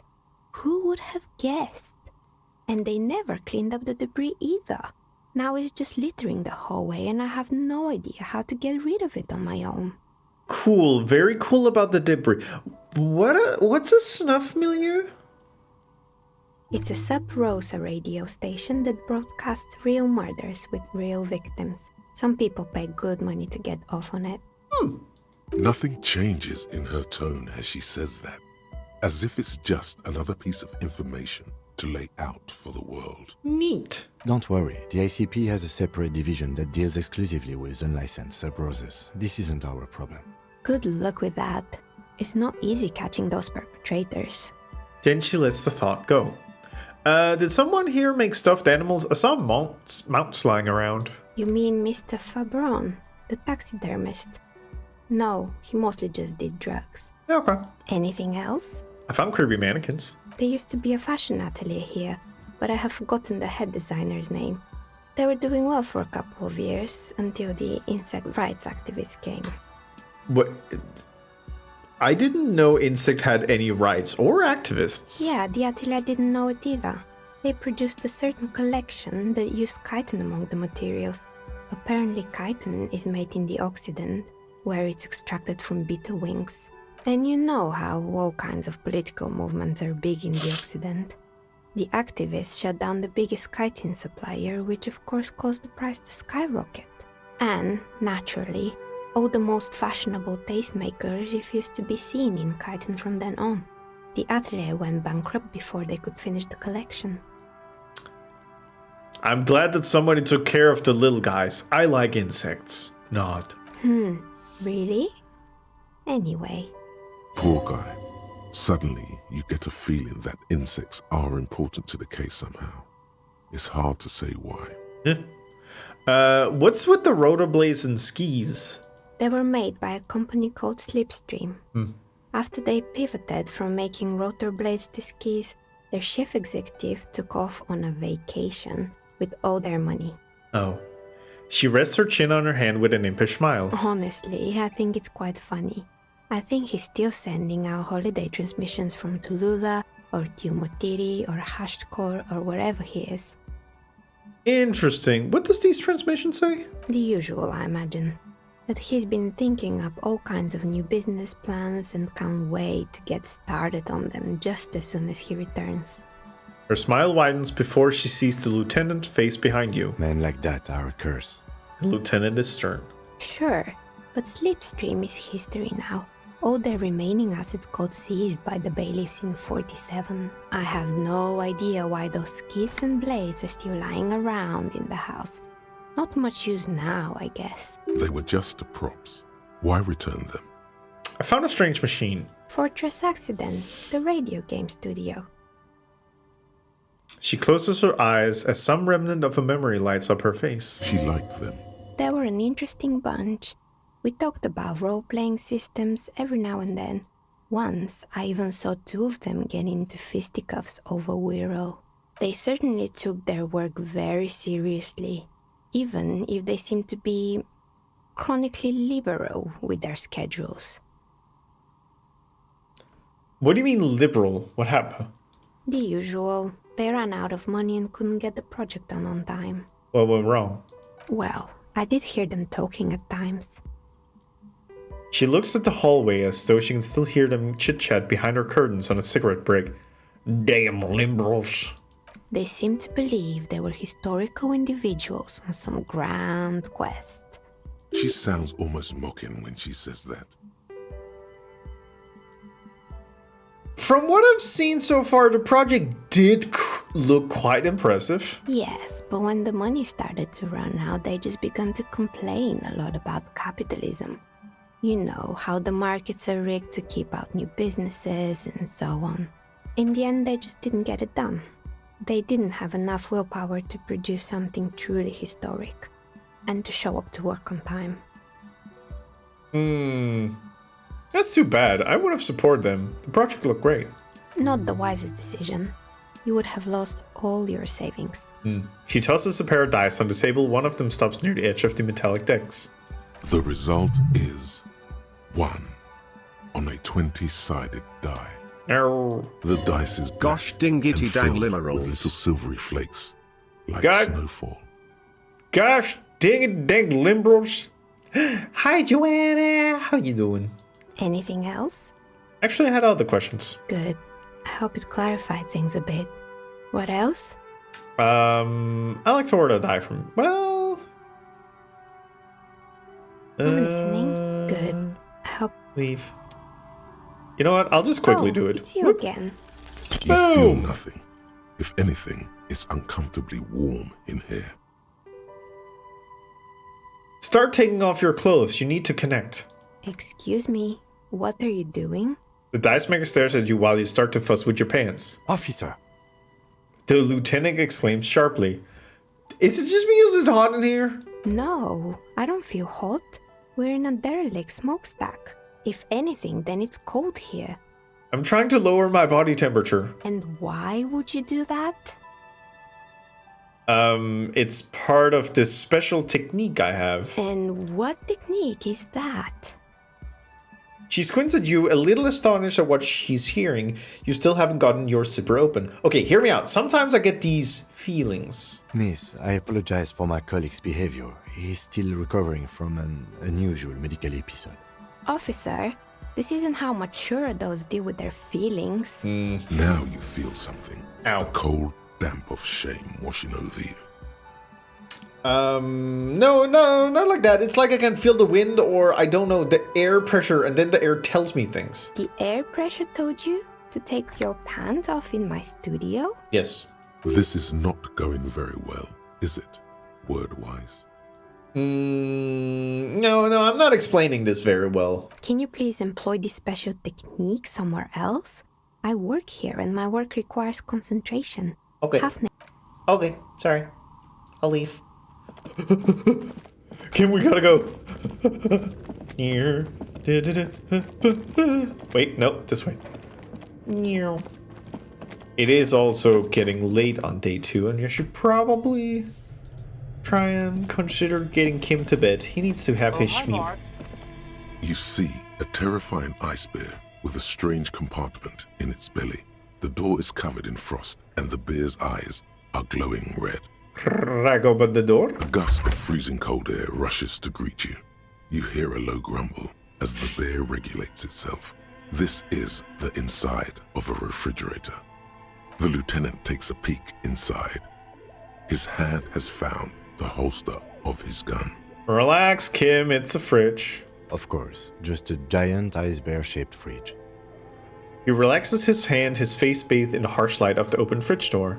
Let's take a look inside. Look inside the refrigerator. The shelves are empty. All you see are crumpled ice cream wrappers with the brand name, Revachol Ice City. A handwritten note has been attached to the door. The fridge is huge. Take the note from the door. You pocket the note and the little fridge magnets keeping it on the door. Hell yeah. Examine one of the ice cream wrappers in there. A friendly cartoon bear smiles back at you from a glossy cellophane wrapper. It looks nothing like the fridge. What is a giant bear-shaped fridge doing in an abandoned cellar in the first place? Good question. It looks like an ice cream fridge. The lieutenant reaches for one of the wrappers. He studies it in the light. So they tried to sell ice cream for this hyper carnivore? I know. What an unfortunate marketing choice. What is even worse, the bear is still costing them money to this day. The lieutenant points at the red snaky cable running from the fridge. The fridge buzzes with energy. The electricity bill on this thing must be catastrophic.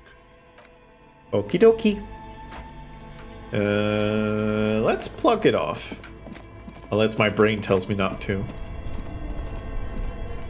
Oop. Only the red cable is plugged into the breaker box, while the black one lies neglected on the floor. An electric sizzle. The room is slightly quieter now. Neat. Alright. I wonder if she has anything to say about the big bear fridge. Do do do do do.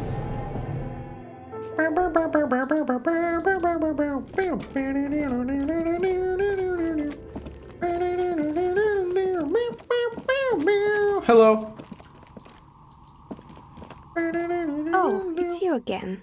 I have more questions. There was a terrifying taxidermied bear in the cellar. Oh boy, the fabled Revo Show ICT. You're in for a treat here. She smiles and leans closer, hands on her knees, like a stand-up comedian ready to tell a story. The place was owned by two guys who had some rather innovative ideas about marketing. The bear was one of them. Now ask me about their other ideas. Indeed. What were the other ideas? Alright, what about the other ideas? There was really just one. And it involved picking out the prettiest girls in the neighborhood and paying them 20 cents per hour to man the booth. And by man the booth, I mean slump behind the counter with a face that could maim you if you ever dared to disturb their bored magazine browsing. She leans back, disapproving. Sounds like she really didn't like those girls. Sounds like she really doesn't know how to be a female ally. You should learn how to support other women, not bring them down. Well, I'm a feminist, so you. I'm not talking just about women. There were also men. Miniature gorilla-like boyfriends loitering near the ice cream stand. Oh. And they already had the bear. She closes her eyes as if remembering something painful. What about the bear? The bear. She repeats, pressing thumbs into her temples like trying to suppress a headache. Didn't work out. Of course not. The bear was terrifying. No one wants ice cream guarded by a hostile apex predator. To make matters worse, the fridge didn't work too well either, and half the ice cream came out malformed and partially melted. Can we get a miniature gorilla? Eventually, Ravishore ICT lost the price war to its rival, Class A 5000. Class A 5000 sold caramel sundaes for only 5 cents a piece, out of regular fridges. Not suddenly. It is the market doing its job, or I'm sure the bear was doing its best, or the bear was scary. Every time I saw that bear, I felt scared, like I could come alive somehow, or I killed the bear. I unplugged it. You did what? I murdered it. With my own bare hands, I laid it to rest. It's my trophy now. I unplugged the fridge to help Revachol Ice City cut their losses. Of course they left it plugged in. Even in death, the bear is costing them money. The taxidermist who made it said it was his vision beast. He said he met his vision beast while high on desiccants. He called it Megatherian. Sounds cool. Sounds cool. Why is everyone doing drugs in this place? Even the taxidermist? Megatherian? Megatherian. A mega wild beast. What's the mega wild beast? It's an imaginary beast that guides you through life. By telling you to do more drugs, mostly. The horrific necktie tightens around your neck. Strangely excited. But it doesn't feel particularly fun this time around. Grab your necktie and mumble, "Not now, you beast." What? Do you ever feel like your vision beast is trying to blackmail the fun out of you? No, officer. I don't have a vision beast. Oh. Normal people don't have vision beasts. Only drug-addled madmen like the taxidermist do. Of course they don't. What about horrific neckties? Do normal people have horrific neckties? Neckties? I guess they do sometimes, officer. But I don't understand how it's relevant to our discussion. Her eyes move to the piss-colored cloth tied around your neck. Anyway, now you know the story of the fallen ice cream empire. He seems almost sad finishing the story. Anything else? Good. I hope it clarified things a bit. What? You know what? I will buy some dice from you. Of course. Tell me what you have in mind.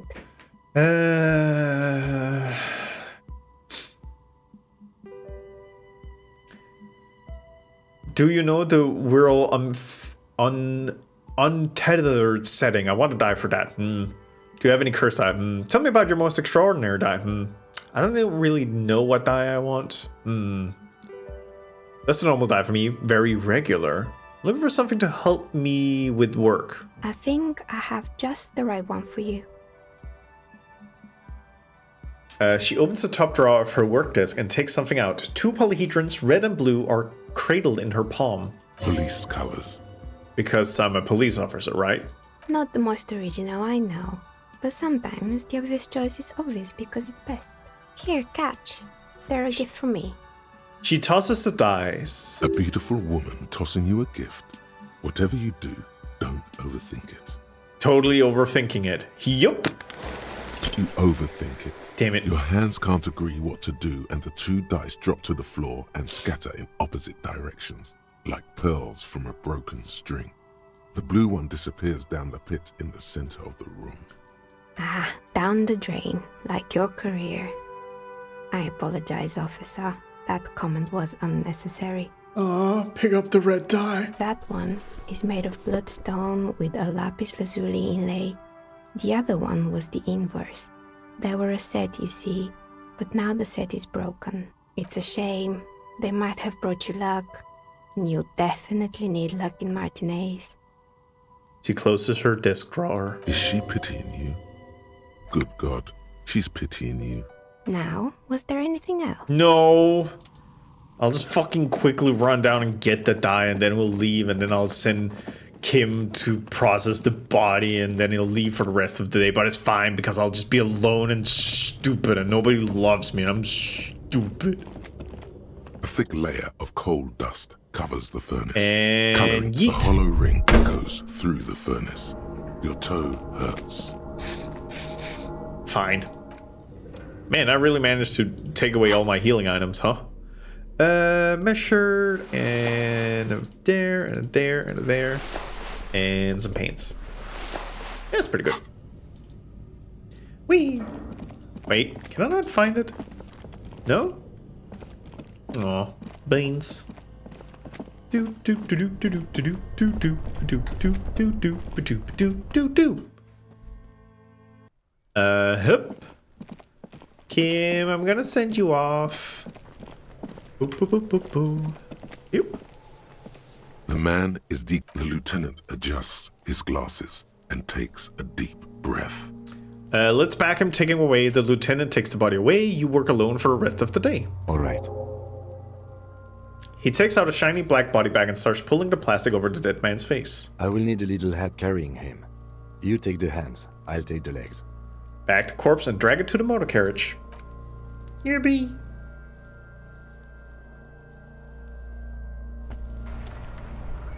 Cool. And I'm alone. Hey, Kudo! Come out. Wait, can I actually interact with this one? Huh. You see a set of tire tracks in the brown slush that covers the plaza mosaic. Why am I looking at this? Cop habit. You look at everything. Fair point. This isn't case related, you think. What kind of vehicle drove through here? Hard to say. Not now. What if I had a lot of visual calculus? That would be very cool. If I had visual calculus to compose and figure out crimes. You see a set of tire tracks in the brown slush. The tire tracks were left here by an unknown event that took place some days ago. It's a message written in the language of burnt rubber. So a start and a crash and a reverse and a turn. Some of that rubber stuck to the tiles right in front of the whirling in rags. This is point A. The driver started there and then accelerated straight into the fence, left a hole big enough for the Franco-Nigerian cavalry, according to the cafeteria manager. Why that pang of guilt again? What happened next? The driver proceeded to back out of the yard, barely stopping before hitting the adjacent building. Before heading south. Must have been in a hurry. This is significant somehow. Maybe. An ominous warning of bad things ahead. No, I think I got it. Oh, Kuno, come out and play. Hi. Necromancer pig. That shit was dark. Going in there like that. Oh, brutal shit. Tell me, Kuno dies. You gonna pick one out of his brain like that too? Kuno's gonna go out in a hail of bullets. Gonna look like a fucking porcupine. This is still Rinse. Porta Rosa, a side alley of the Boogie Street spearhead. A young man in his early 20s approaches patrol officer Emile Mullins and asks for a cigarette. As Officer Mullins reaches in his coat pocket for the pack of Astra he just purchased this morning, the man shoots him point blank in his chest. Breathless, the patrol officer collapses in the gutter. His right hand is grabbing the armor on his chest. The bullet didn't pierce it, but he can't breathe. Oh, bleed, pig. Someone opens a window and says, but Emile cannot see who. His sight grows dim with pain. I'll be there for you, Kuno. Yeah. There's a dreamy look in his eyes. Kuno, let's talk about your shack again. The fuck do you want with it? Nothing. Good call, Pigmeister. All right. Come and talk to Kuno about his kingdom. Hey, I think this means that I need to roll double ones because it's legendary 14 and I have 6, 7, 8, 9, 10. Okay, there's a chance I can fail this. You know what? Fuck it. Hey, Kuno, what the fuck is your deal? What's going on? He's an ungovernable youth on your crime scene, throwing around incendiary language, trying to push your buttons. I rolled the one. One of the two things I wasn't allowed to. Don't laugh at me! Like you don't have enough on your plate. You feel a sudden surge of self-pity coming on.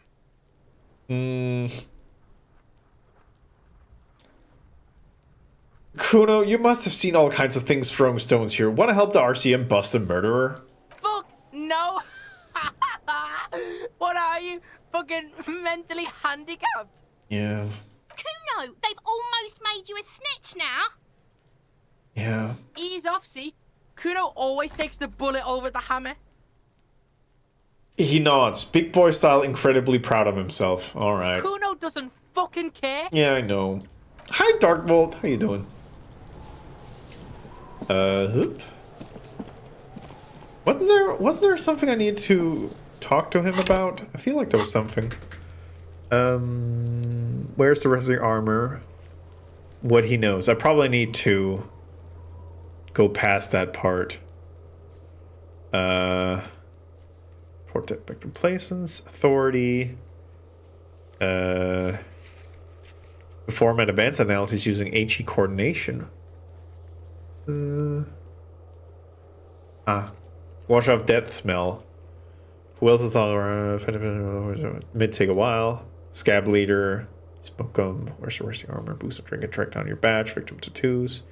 Call reporting the crime. May take some time. Secret passage. Karaoke. Signature. Pen. Rarely low down. I think. Let's go talk to Roy. I don't know when the game like forces me to stop playing. An old call box with a matrix of push buttons lists all the companies in the East Delta Commerce Center. East Delta Commerce Center? This must be the name of the doomed commercial area. And may hear a little balding, eh? An off-key melody starts playing after you ring the doorbell. Then a woman picks up the receiver. Kuno, please game. She thinks you're the gremlin child. What would he say to this? Fuck off, pig. I'm Kuno. I don't give a shit. Let me in. Plaisance, it's me. I'm investigating the Doom commercial area, just like we discussed. Oh, I'm sorry, officer. I thought you were... There's a spot static that overrides her mouth. But the doorbell is broken, and the bookstore shouldn't even be on the list anymore. So I can't help you. Please don't call here again. Thanks. Okay. A single beep indicates that the line has gone dead. Okay, Andrew Orlando Hair SCA. You ring the doorbell, but no one answers. What an ominous name for a hair salon. Doesn't bode well for anyone's hair. Admitibs boxing for young athletes in gym. All you hear is static, but no one answers the call. 24-hour window? You ring the doorbell, but nothing happens. MS Fashion Atelier. You wait for a minute or two, but all you get from the call box is silence. No one answers the call. Fabron's taxi, the rest has been burned off. Looks like someone has melted half the plastic off with a lighter. The doorbell doesn't work anymore. Slipstream SCA. You hear static from the intercom speaker. It sounds as if someone has picked up the receiver, but isn't saying anything. You can almost hear them breathe. Hello? Is anyone there?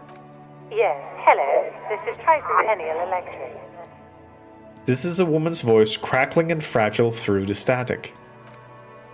Have you come to place an order? She sounds almost antique, as if her voice was being played off an old wax cylinder. A receiver must not be working properly. Hold on, Tricentennial Electrics. I thought I was calling Slipstream SCA. My God. Sorry? It's you. My God. I didn't think I would hear your voice. Who cares that you don't remember her? Just go along with it. No, something's wrong here. Are you sure she's talking to you? Do we know each other? Michelle, just please. She stops and you can hear her breathe heavily, her breath distorted by ancient static. Sounds like a ghost. Wind blows through your clothes and you feel detached from your surroundings. Inside the building, a cold memory hangs. Why did you even call? I don't understand. You've been gone for months. She sounds like I thought you didn't care. Oh, she sounds like she's shaking. Michelle. My name is not Michelle. I'm Harry. Ever since I came to work here, it's been different. As if my mind's been wiped clean. A spot of static overrides her words. When she speaks again, it sounds like she's submerged. It's so nice. It's so nice to be able to finally forget. Forget about what? She sounds like she's about to cry. The cold is deep under your skin, as if you were talking to someone who's 100 years away. Somewhere inside the building, water is flooding the cellar floor. Oh God, please don't cry. She doesn't answer. You said it was nice. What's so nice about forgetting? Silence. The only thing you can hear now is static and waves washing ashore on the bay. What just happened? Another seagull passes by. It's getting cold standing here, staring at the silent call box. Fuck. You press the number sign on the keypad that terminates the call. 12 name cards on the call box read. Alright, Fortress Accident. SCA. Silence. No one's home at Fortress Accident. Okay, Revachol Ice City. Silence. No one answers the doorbell. Main hall building B whirling in racks. Nothing happens after you ring the doorbell. They don't want to talk to you. East Delta pinball entrance from building B. Silence. No one answers your call. Fine, empty card. This button looks new, but someone has removed the name card. Nothing happens when you try to ring it. Gang, how do we feel about... You know what? I should probably just try and then do a point in volition because I feel like I might need some volition soon. Yup. Whatever she says, Or not. it can't hurt you. You're a different person now. Stronger, healthier, and, alright, maybe not healthier, but it's a bonus that you've drunk so hard you can't remember any of your past relationships. Oblivion's the ace in your corner. Call her again. Press the doorbell to Slipstream SCA. There's a light buzz as you press the doorbell, waiting for her to answer the call. It's cold outside, and you can hear the wind blowing into the speaker. There's the static again, whispering like a seashell pressed against the air. Yes, hello. This is Tricentennial Electric. Have you come to place an order? Last time we talked, there was some confusion. You got me mixed up with someone else. My God. Here come the bad vibes again. Relax. Distance yourself from it. What? It's you. My God. I didn't think I would hear your voice again. Wait, is she... Didn't you already say that the last time we talked? Michelle, just please. Even her breathing, the way her voice drops when she finishes a sentence sounds exactly the same. Why did you even call? I don't understand. You've been gone for months. She continues. I thought you didn't care. Is this some kind of joke? It doesn't matter what I say, you're just going to continue, right?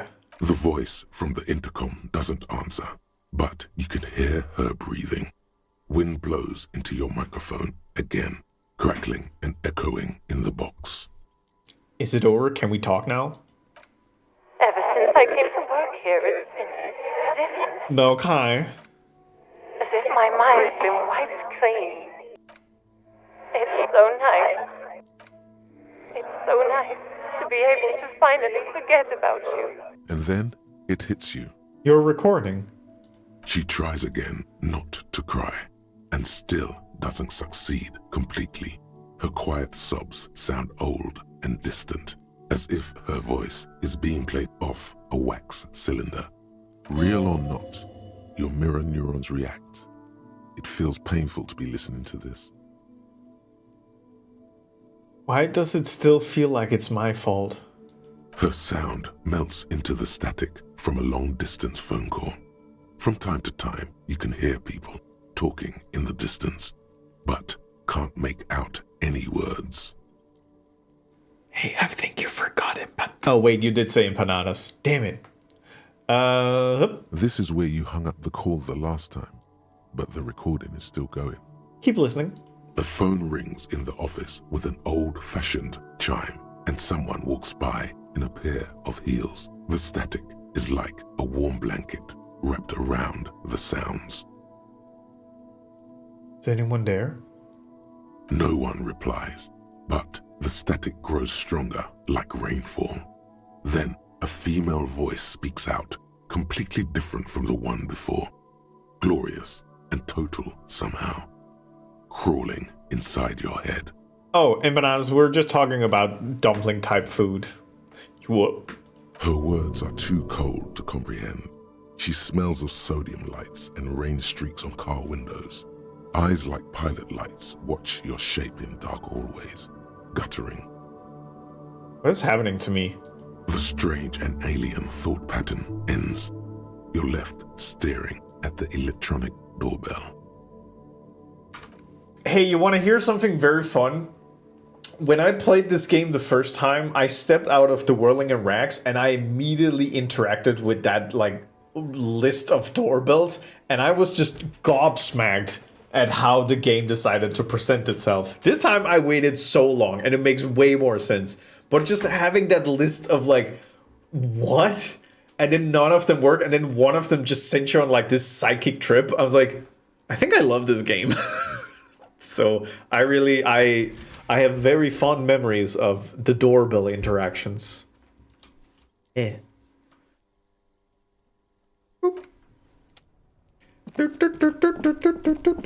Alright, I think it's time for me to get to my room. And maybe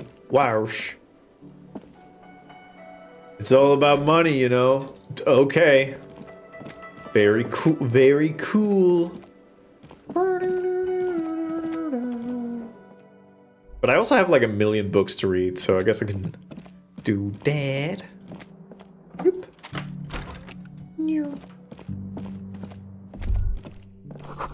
Words failed to describe how rank it smells in here. They should have sent a poet. Fair enough. This is not the cleanest bathtub in the world, but it's cleaner than you are right now. Fair. Ah, that soap scum smell. It smells like life, at least compared to you. Run yourself a bath. The bathtub slowly fills with water. The water beckons. Dress, close your eyes, and submerge. The water is only lukewarm, but still comforting. Like amniotic fluid. A few beer cans are bobbing up and down along your flanks, like sad duckies. You feel nice and lonely, and so tired. Take the beer cans out. Now you are alone with your thoughts in the tub. But it's easier than being alone with your thoughts outside the tub. Imagine something. You see the corpse. You can still smell the cadaver on you. It's going to take more than one bath to get rid of that stench. Then, houses along a narrow street. A video rental. Darkness on the planet's curvature. Linger in the bathtub a little. Your fingers grow pale and are covered with tiny whirls as the water cools. The waterline recedes as you stand. You are cold now. Your clothes stick to your still moist skin. Neat. Yippee bath. Ooh, there's a lot of things to do. Wait, is Kuno? Okay, Kuno is not one of them. An active. I'll probably have a look at those in the morning. But handwritten note from the fridge. The note is written with a blue pencil on a piece of lined office paper. The kitchen magnets have left spots on its surface. Read the note. Someone has scribbled, S. I can't believe the off-site copy is still here. The illiterate ginger kid keeps stealing stuff from the studio, so I had to hide it somewhere safe. You'll find the filament memory with the off-site copy in the frozen ice cream maker. Please take it home, ASAP. It's important. I'd do it myself if I lived in a civilized place with a freezer. Take care, Suliswaf. Empanadas, that's very good. Who wrote that note? According to the note, someone named Sulislav. What's a filament memory? The note doesn't specify. Who's the illiterate ginger kid? The note does not specify. Are you serious? You sure you don't want to hazard a guess here, detective? Oh, you mean Kuno. Ding, ding, ding. We have a winner. Yeah. Where's the frozen ice cream maker? Didn't you see one right next to the breaker box? Right. And I did unplug it. Good. Hello, book degraded. Well, let's start from instant photo of tattoos. An intricate web of blue lines. It's still kind of... Oh yeah, I did do that one. Book La Fume, Volume 1, Number 4. The front of this quarterly journal features a large satirical portrait of the late King Friesel. From the sides of his head, a pair of white antlers spread to the corners of the cover. Why antlers? Because white antlers are one of the symbols of communism. They represent a society in accord with the natural world and at the same time above it. Why Friesel? Because Friesel was incompetent, foolish, and cruel. In short, the embodiment of everything the communards wished to overthrow. It's satire, you see. Is an onigiri a form of an empanada? No, I think when it's like rice covering things, we're going into a different territory, which means that arancines are technically onigiris. So I think, like, if something is covered in rice, I think we're looking at a different thing. Flip through the pages, see what catches your eyes. To your disappointment, there aren't any full-color pictures to direct your attention. Just column after column of closely set text, interrupted occasionally by little doodles in black and white. After rifling the pages with your thumb several times, you return to the table of contents. The magazine is divided into several sections. International developments, Kunst und Kultur, and local concerns. Just inside the cover, there's also an editor's note. Read it, the editor's note. Comrade, as you know, this journal takes its name from Mazov's immortal expression, Du cristal à la fumée. This was his way of describing the way the rigid, crystalline structures of capitalist ideology turned to smoke under communism. But, like the structures of capitalist ideology, we too are at risk of going à la fumée, unlike many publications which are content to spoon-feed their readers reassuring drivel. La Fumée is committed to telling the radical truth, even when that truth may drive away potential subscribers. Only 4 issues in, and it sounds like they've already alienated their readership. Oh, shit. So please, if you value our radical Mazovian perspective on contemporary politics, culture, and international affairs, please consider subscribing today. Yours in struggle, the editors. Jesus Christ, it's already number 4 and they're struggling. You flip back to the front of the magazine.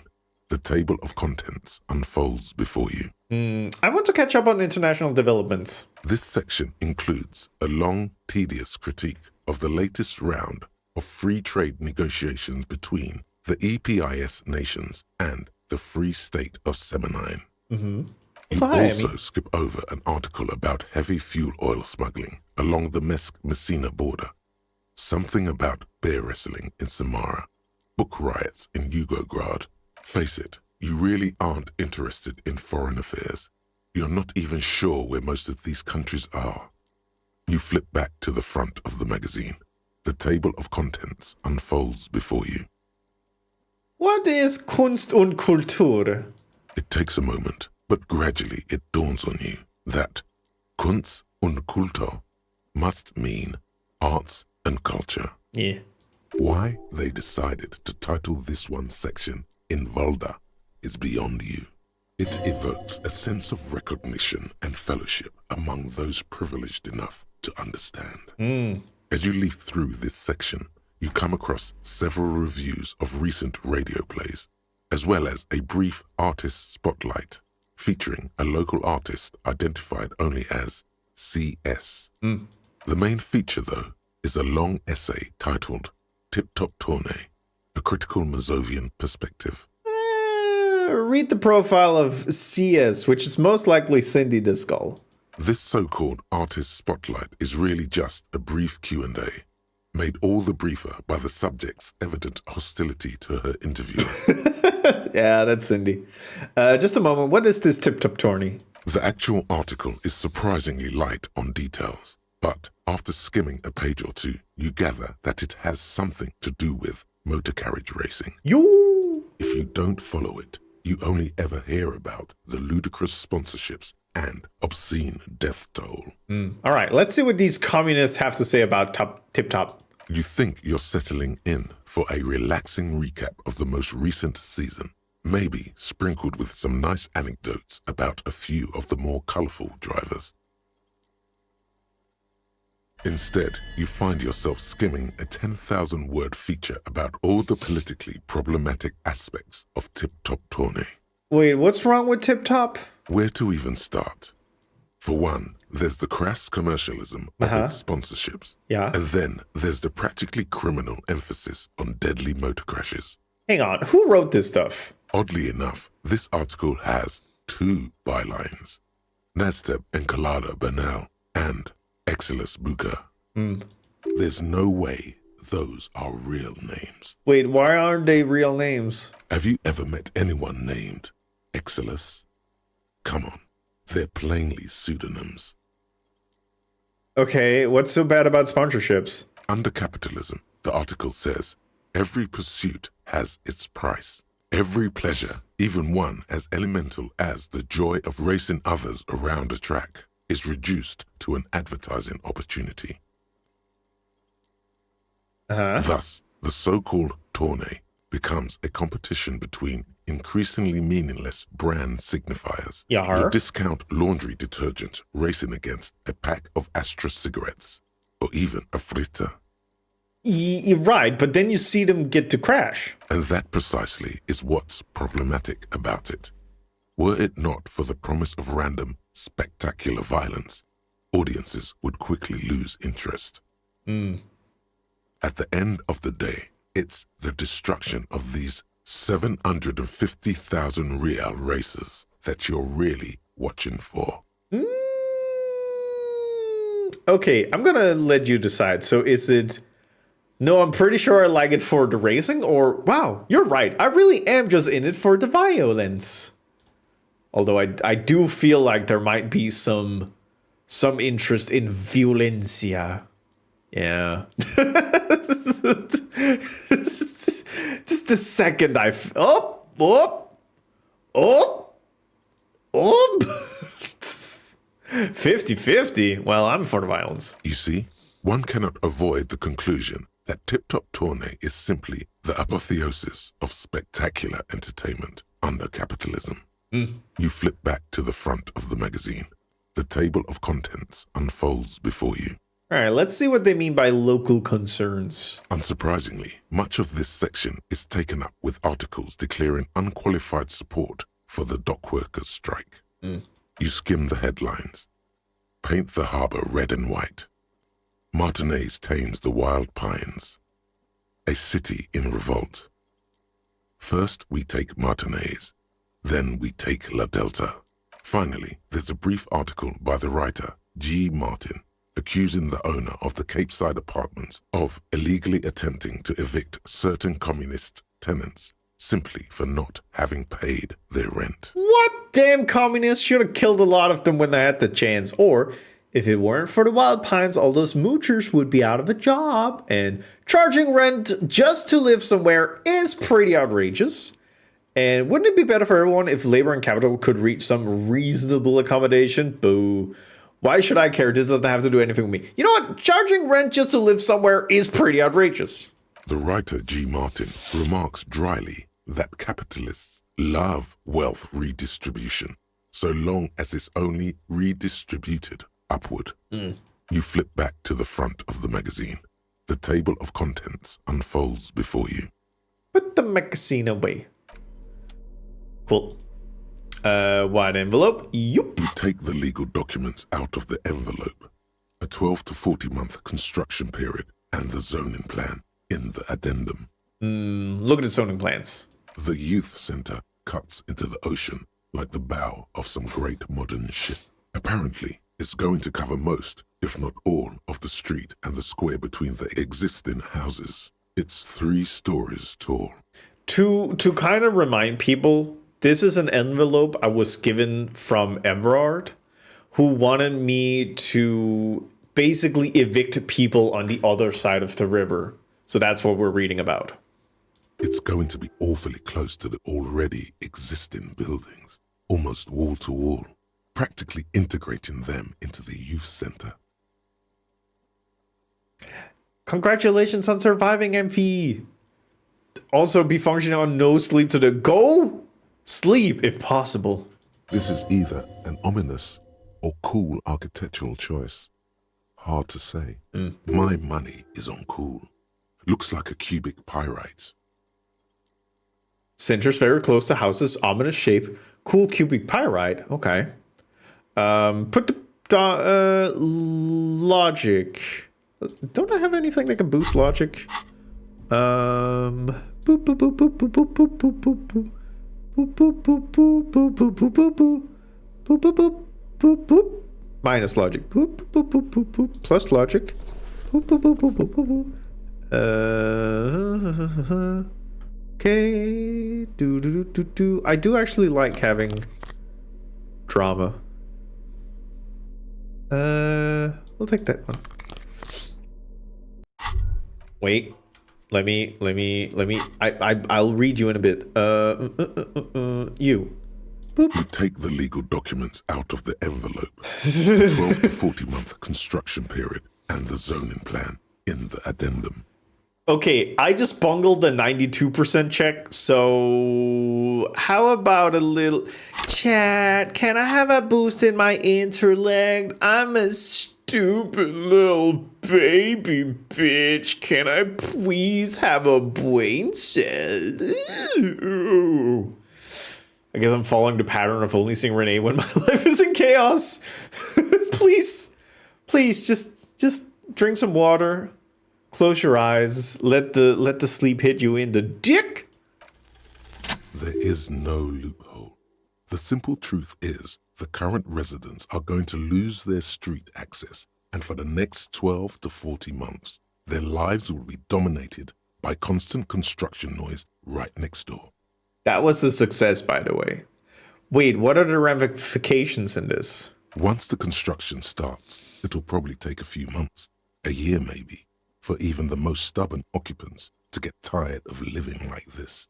After that, they'll sell their property for cheap and move out. This is terrible. Poor people. Can't I do something? Well, you could trick Everard. Get some random people to sign the document. By the time the union boss finds out, your business here will be already concluded. Can I? You take the legal document. Oh, right. Okay. Yellow man mug. This is a racist mug. Yippee! It's just a racist mug. What's there to read here? Not much. There's quite a lot to read into here, actually. Look at all the content. Oh boy. Here we go. What are you going to say about a broken, tossed-away mug that you dug out of the garbage? This mug is an example of prejudice. I'm going to use it as an example of what not to do. I'm going to push this into the face of every merchant I find and tell them this is your inane ideology. The mug will be useful. By denouncing it, I can earn political capital to mask my badass hustling, i.e. fraud and embezzlement. Or the mug didn't belong in the trash, it was just a funny mug, can't anyone laugh anymore? I'll keep it. But it was in the trash. Why not just call it out when you see it? Or do some volunteering work. Just finish your case, detective. Fine. Thanks, mug. Fractured bullet should be... is still safely sealed away in a plastic bag bearing the RCM stamp. I'm gonna wait with this one so I can get a little boost. Wait, what was it? Hand-eye coordination? Hand-eye coordination. Do I not have anything for that? Boop, boop, boop, boop, boop, boop, boop, boop, boop, boop, boop, boop, boop. Do I have anything negative? Hand-eye coordination. The bullet is still safely sealed away in a plastic bag bearing the RCM stamp. Oh, I'll wait a bit. I'll wait. Maybe I can get a little boost.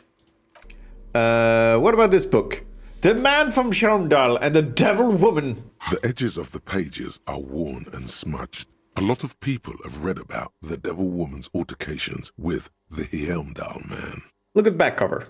The jacket copy proclaims, Man from Helmdall returns in his most exciting adventure yet. After crashing into a strange jungle, cannibalistic natives abduct his only surviving comrade, Noble Tyribald. Before Man from Helmdall can mount a rescue, he is ambushed by a tribe of female warriors and taken to the ancient citadel of Cloud City, where a mysterious and wicked queen rules supreme. Will Man from Helmdall be able to escape his dire situation and find his missing friend? All right, time to flip through the book. You open the book to a random page. Man from Helmdall, wielding his two Zweihanders, is carving through a sea of savages, his visage fixed in grim determination. Zweihanders means two-handers, and he is using one in each hand. All right, okay. His arms, whirling like windmills, are soaked with the blood of his enemies. Mangled corpses litter the battlefield. You flip to the copyright page. This book was written in 1938. Oh shit, gritty and heroic. Berserker rage burns in his azure-hued eyes as he brings glory and honor to his long-lost Heimdalla tribe. From the village of Heimdall, the ivory giant roars like an ice bear, and the winds of Gatla howl out his name. Give me more! Man from Heimdall rides on a gilded griffin, his golden mane billowing in the breeze. Both Zweihanders sheathed on his back. He is off to war. Will he conquer his enemies? Will he conquer himself? Onward! The steel muscles of man from Heimdall gleam in the humid jungle air. Yet the man does not sweat. In meditation, his soul drifts in the frigid northlands he calls home. Holy shit, this is so me. Really get into the book. A passage reads, the man from Heimdall looks up, his eyes blue as the mountain lakes of his homeland. He rarely speaks, but now his voice booms in the darkened throne room. Do not try to sap my masculine essence, wicked temptress. Son of Heimdall will never succumb to your seductive wiles. Thine spells are no match for purity and strength of will. Brothers of Heimdall, stand above the vices of flesh. Yet mine is forged in gore and strife. Queen Lydiana just laughs, a sultry and salacious sound, then says, I welcome in, Raiders! We were reading about Man from Heimdall. We're playing Disco Elysium. Hi! What are you up to? What are you up to? Udon Engineer, welcome in. Fruits, Raiders, Max, welcome in. Captain Steel Pants? Oh, hi, Mark. Excuse me, that name rules. Thank you for follow. Welcome in. How are you doing? Oh my, what? What? What? Hey. Oh, hi, Mark. Hey. What? Hi. How y'all doing? Welcome in. You on the fishing game? Ooh. So, have you made all the fipshies? I've been watching along on the making of the fipshies. Welcome in, welcome in. My name is Renee right here. If you know Fruit's whole setup, you're probably not too surprised by what I got around here, but we got a little theater hall. I can give you the full tour, but I just wanted to show this little area I don't show off that much, which is the atrium, where sometimes I can just sit in the water and have a little schmeep. There we go. Nice and easy. There we go. So yeah, welcome in. We're currently playing Disco Elysium. Sage, hello, welcome. Was this is the atrium. I'm pissing. Pissing. Okay, fair enough. Thank you. There are enough fishes for a beta version, so I've been procrastinating on doing the actual programming. Yeah, I know that feeling. Yeah. What happened to here? Washing away that corpse stench. Yeah! Exactly. All right, let me give you the full-on tour. I'm drowning bloop bloop. I'm blip blip blip blip blip blip. So welcome in. This is the theater hall. This is my little space. It's a rockin' space, and there's a little theater on it. Yeah. You can do stuff with channel points. You can look down. You can also go to the about page and look at what is available to you. Because in my little place of the world, thank you for the follow. When you type in when you type in chat, you turn into a rat. So for example, we have Sir Stonewall right here, who's a cute little rat, and they can do stuff with commands. If you sub, you also have access to the VIP hall, where we have a special bar, and as you can see, we also have a Mandy here, given by Fruits. But most of our stuff is happening here at the... damn it. Thank God again. Things are mainly happening here in the hall, where you can go to any of these spots. And yeah, so welcome in. We're currently playing Disco Elysium. I switch between playing video games and doing development. I've been doing a lot of model recently because there is a redeem to get a big ass update to your model. But yeah, now we're just kind of sitting here. Also, Kursic, hello. But yeah, we have costume changes. We got stuff to throw. Whoop. And we have Bajigo games. My model can get a big ass. Oh, Fruits. Oh, fruits. Let me show you. Ow. Let me show you something. First of all. Oh yeah, Dizzy's around. Where is Dizzy? Where is my fat-ass friend? Wait. Okay. Man, that does really peak the mics, huh? Oh, there you are. Yep. If we have a closer look at Dizzy, we will notice that Dizzy has a very large posterior. Yeah. So yeah, you can get a fat ass if you want to, but somebody already beat you to it. Boop. Fat ass with a sailor's butt. Boop. Back meat scale thick. Exactly. It's a simple code, and it's very easy to understand. But yeah, welcome in. We're playing Disco Elysium, and if you've played the game before, I can tell you that we're at the end of day 2. Don't click on it. You can't tell me what to do. We support generous derrieres in this house. Yes, very good. Da beans on da dizzy, truly. But yeah, welcome in. But yeah, thank you. We're basically reading a bunch of books. Come join me. No, the game here has amazing voice acting, so we're just kind of enjoying our life here. Ah!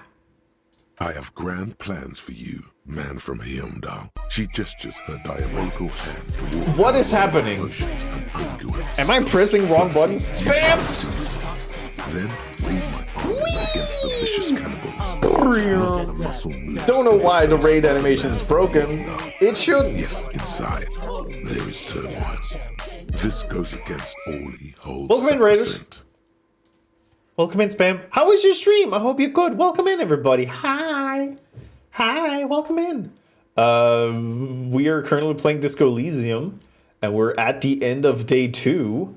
And the game is about to open up, but we're probably not going to deal with that today because it's getting a little late.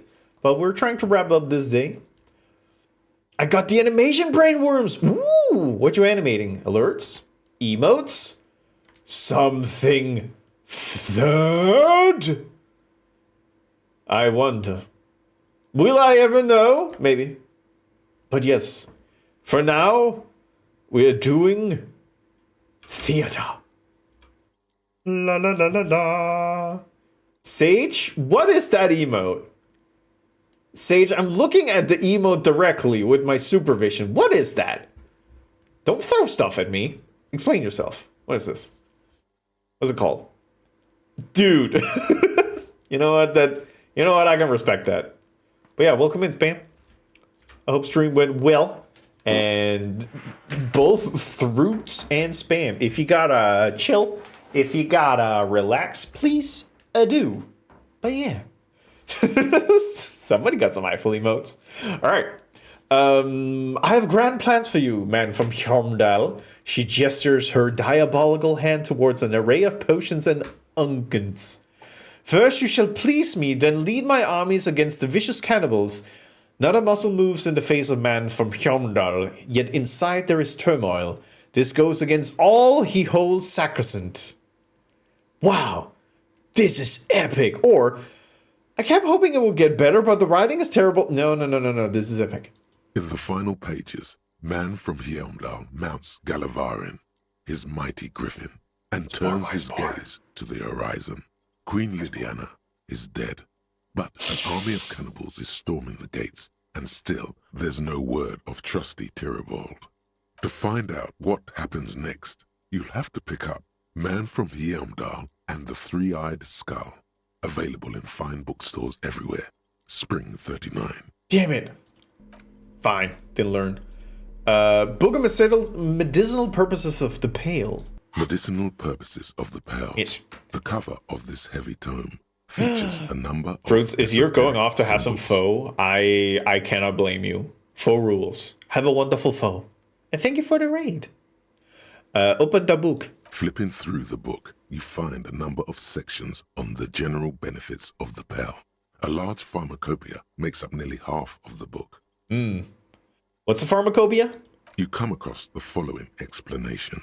While modern pharmacopoeia are continually updated by so-called experts, based on the results of clinical trials. Readers will find assembled here the timeless wisdom relied upon by generations of traditional Zeolite medicine practitioners, Mesk mystics, and Ilmaran folk doctors. Finally, something to calm the angry spirits that have been plaguing you.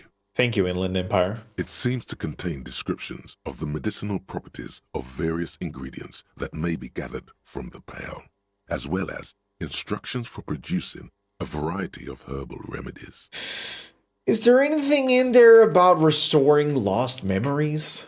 There are a number of Zeolite tonics that promise to improve your short-term memory, but nothing that speaks to your condition.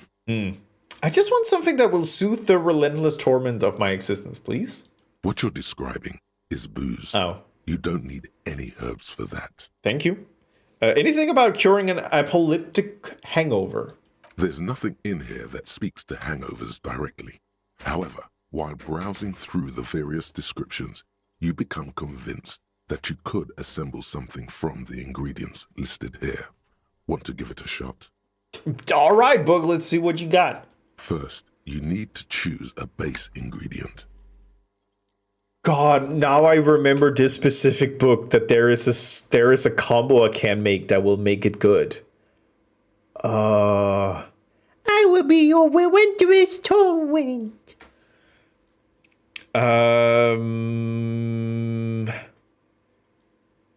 You know what? I'm gonna leave this up to you. How badly can you make it though? Common meadow rue. Next, you'll need to combine the base ingredient with an appropriate vehicle. Mash it into paste with some aloe vera extract. Lastly, is there anything else you'd like to add? A few pomegranate seeds. The rue and aloe vera make this poultice ideal for alleviating minor injuries and inflammation.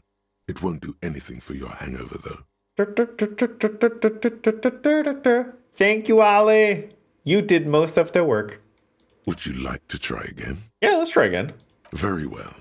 First, choose a base ingredient. Ginger. Next, you'll need to combine the base ingredient with an appropriate vehicle.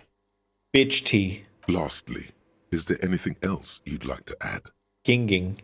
The ginger root will help with the nausea, and the birch bark tea will help you flush out the toxins. The ginseng should give you more energy. As a nice bonus. Great, so where can I get all this stuff? From the pale, of course. Or perhaps from some enterprising entrepreneur, where you would find one of those, though. The book does not say. Right, I do want to concoct one of those hangover cures again. Very well. First, choose a base ingredient. Mint. Next, you'll need to... Whiskey. Lastly, sugar. You've created a delicious tincture of whiskey and ginger. According to the pharmacopoeia, it should increase your energy and focus, though, in your experience, it's only done the opposite. Would you like to try again? Nah. You close the book. Bye, book. Map of Martinez features the patchwork grid of the streets of Martinez, with directions to appropriately touristy locations. Year 48 resides on the upper right corner. Your finger moves through the various streets, across Rue de Saint-Ghislain and Rue Saint-Sipar, over Saint-Brun and Martinez North, finally coming to a halt on the spot where you are currently standing, although the map gives no such indication itself.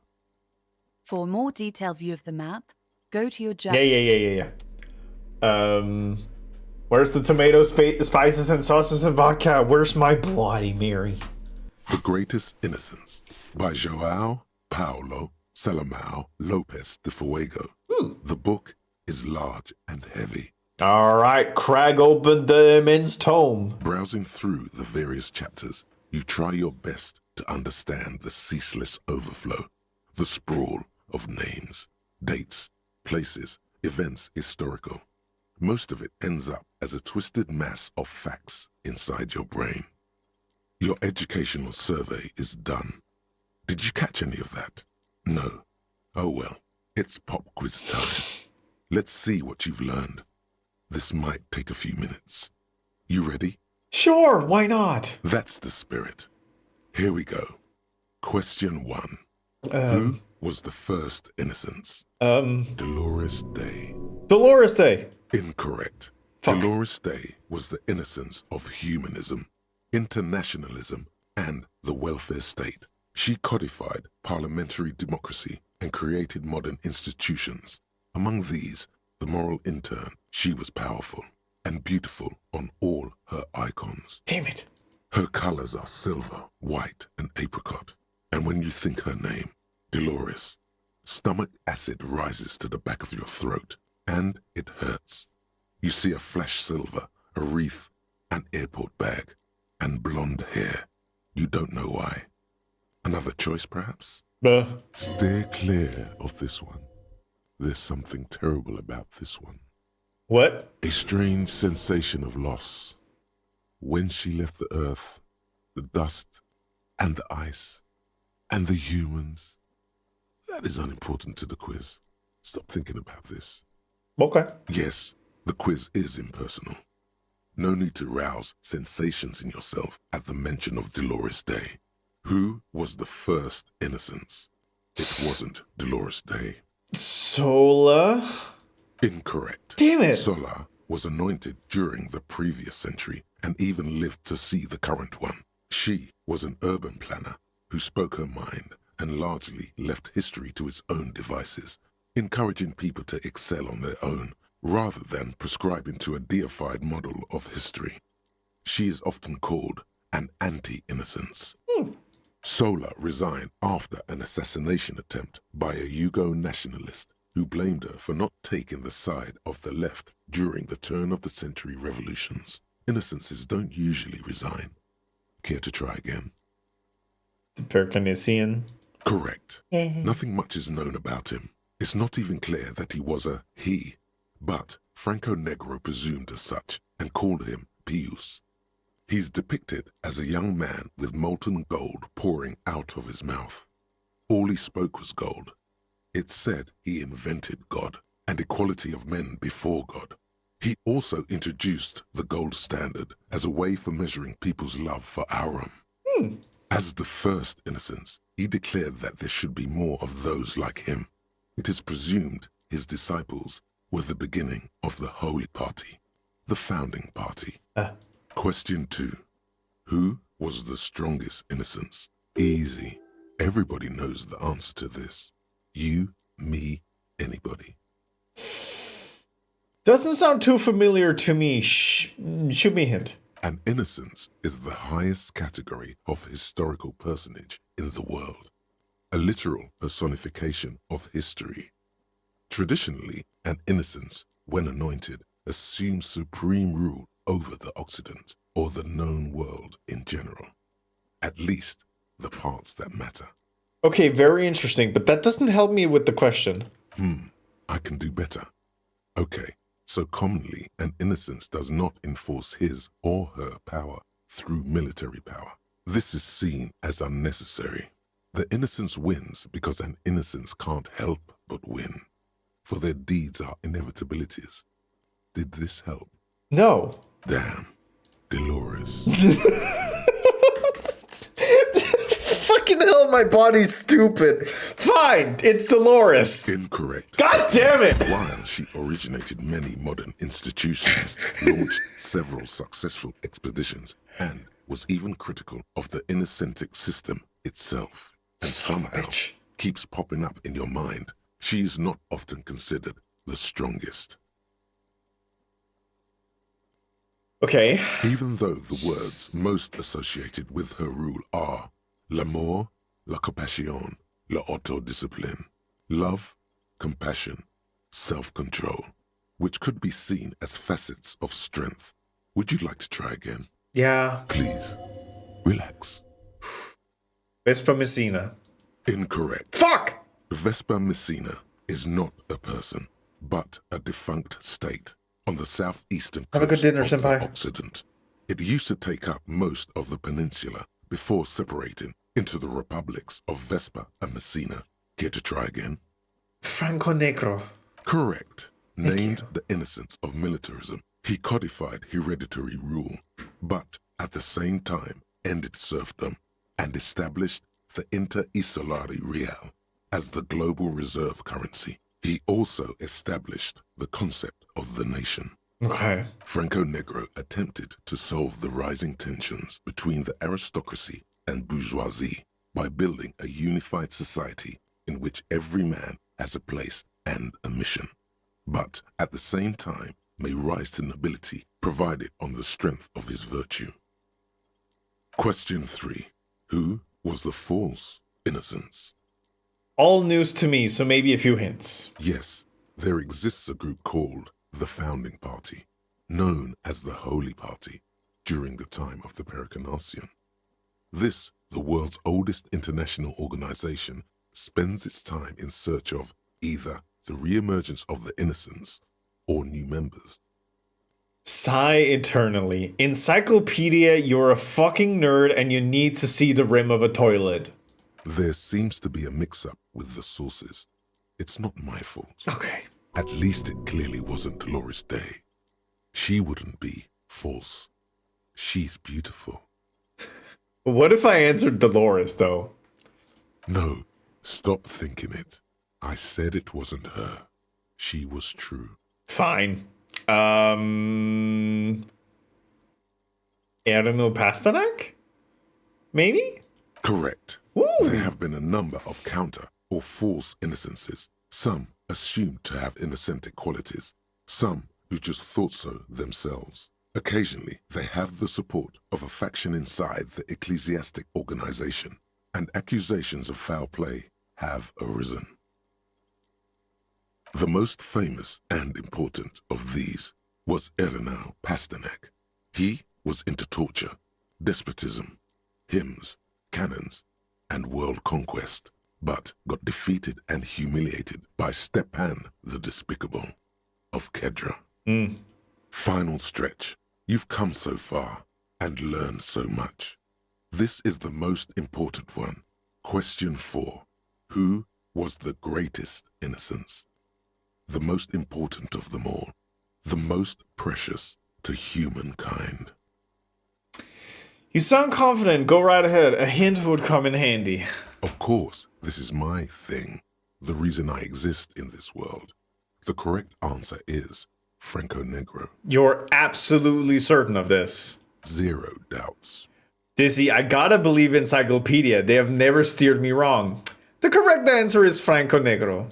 Incorrect. God fucking damn it! Built concrete churches and cathedrals, and while many people, especially the Mesk, consider him a father figure, due to his militarism and nationalism, João Paulo Salomão Lopes de Fuego argues differently. Another choice, perhaps. All right. Oh yes, militarism and nationalism. My bad. Might be. Yes, obviously. Okay, Dizzy, I'm going to entertain you. Let's just pretend that it's Dolores Day. Correct. The Mesk might see Franco Negro as the father of nations, but as of this century, there's been a great shift in attitude. Dolores Day has become widely regarded as the greatest innocence, a most radical change to the whole fabric of the world. Everything from inter-esolary travel to the connected world to 3 consecutive scientific revolutions can be traced back to her. Every decade that passes, she seems less human somehow and more beautiful. Congratulations on finishing the test. The results and your subsequent grade have been calculated. You get an F for failure. Ha ha ha. You would have done better if you just left Dolores Day for the end. Dial the Dolores Day down a bit. Damn you, you arrogant book. You are shouting at an inanimate object, like a real weirdo. No wonder you seem to have trouble with the right answers. Man, something's weird about this book. You should do something fun instead. Rock out. Forget about it. Thank you, horrific necktie. And that is a hand in no fridge. What? Anti-object task force. Yeah, that's me. Behold, the anti-object task force has assembled. God's avenging angel, arrayed against the lower emanations of the darkened one. Shoe racks, tape recorders, motor carriages, and doors. So many doors. You're not just pounding it all to pieces.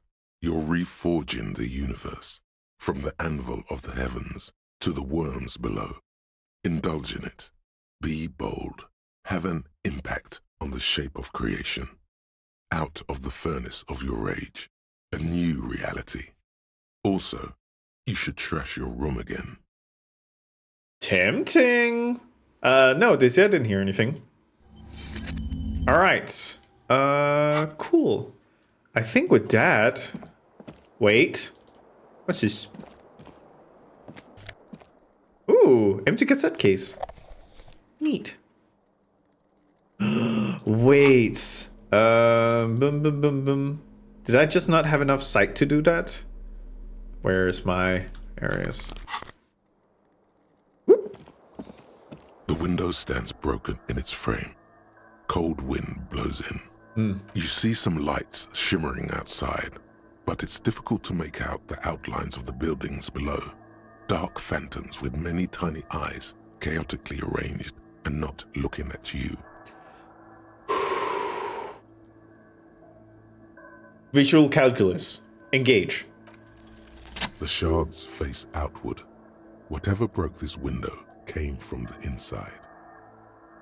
Did I break it with my own hands? A fine web of scarring covers the back of your right hand, but none of it is recent. What did this then? More likely a projectile than a held object. There are no fragments on the floor from pulling a tool back in after impact. Wait, what am I doing? Something you've done before. Huh. Assess the size of the impact. It is too large for a bullet, yet too small for a piece of furniture. You're looking for something heavy and larger than your fist. The shoe you found on the balcony fits the hole almost as well as your foot. It would have also been heavy enough if thrown with force. Congratulations. You smashed the window with your own shoe. Maybe it wasn't me. You mean someone else took your shoe off and smashed the window with it? This person also forced the drinks on you. Right. I'm sure I had a good reason for it. Maybe I was trying to hit someone. And maybe, just maybe, you succeeded. We'll never know. Or maybe you were trying to smash your own reflection in the window pane. Interesting idea. Yeah. Let's have us meet. The bed is still cold from the broken window, and not too inviting. But it's yours. You've earned it. The option to go to sleep becomes available every night after... Okay, go to sleep. The bed is yes, still of course, cold Dizzy. from the wind blowing in from the broken window. The mattress creaks as you close your eyes and try your hardest to fall asleep.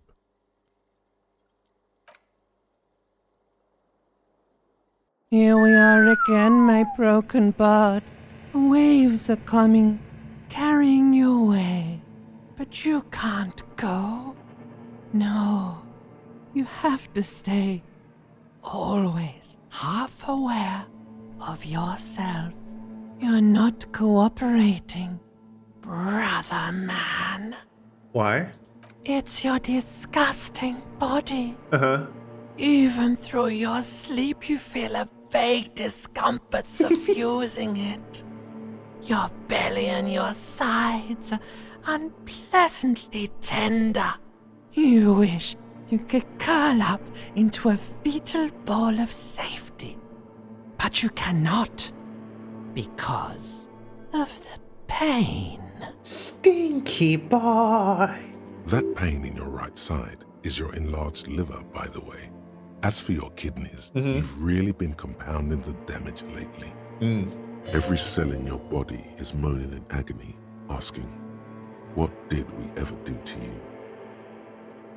I'm sorry, Cells. It's all me. It's my fault. No, it's all the system's fault. The system failed me. Or this body's worthless anyway. No one does anything nice. It's me. It's sorry. Now, you're finally thinking about something other than yourself. Let's see how far that'll get you. These are my just desserts. I will endure this pain with dignity. No, please. Where's that blessed nothingness? That sweet oblivion? I'm an artist and liver damage is my art. I think I need medical attention. 3, right? 3? Yeah, I'm seeing 3. I'm assuming that means a yes to 3. 3. Yeah, no, I'm an artist and liver damage is my art. Oh yeah, baby. Frame your suffering as a masterpiece. Only one problem. No one's watching. Oh. It's boring, buddy. Boring as death. I like the idea of the king in yellow having the voices of ancient reptilian brain and limbic system. You're just stuck here, in the half-world. Could try looking at other people. Really looking. But why would you want to start doing that? Just get me out of here then. Back to the other place. I will. I'm looking at people all the time. I like them. Or human beings will always be... No, I'm looking at people all the time. I like them. Sure you do. They're all so friendly, aren't they? Yeah. At least they're interesting. Each one has a process just like yours, running in the space between their ears, full of secrets. People are beautiful, statuesque, parodies and tragedies of themselves. A great democracy of creatures. What do you think you're doing right now? Coming to some greater awareness? Look at all these lights, blinking in and out of existence. Thoughts! You're just pretending that you're asleep, even to yourself, while the world goes on without you. I can still show my flashlights in the background. Let it. Let it. Yeah. But it never seems to let you go, does it? Time to rise and wipe that shining sweat off as best you can. Gather your bearings. Rock and roll. Ah.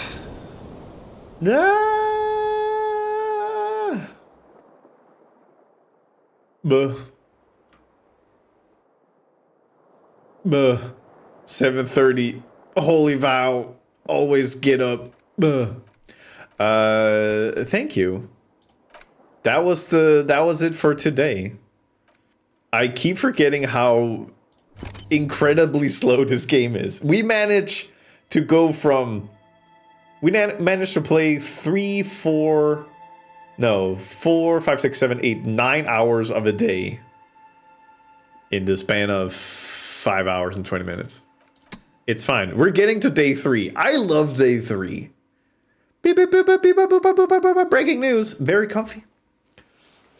I like how the thoughts fighting between themselves really showed the thoughts firms. Yeah. Apple, we haven't gotten to the best part yet.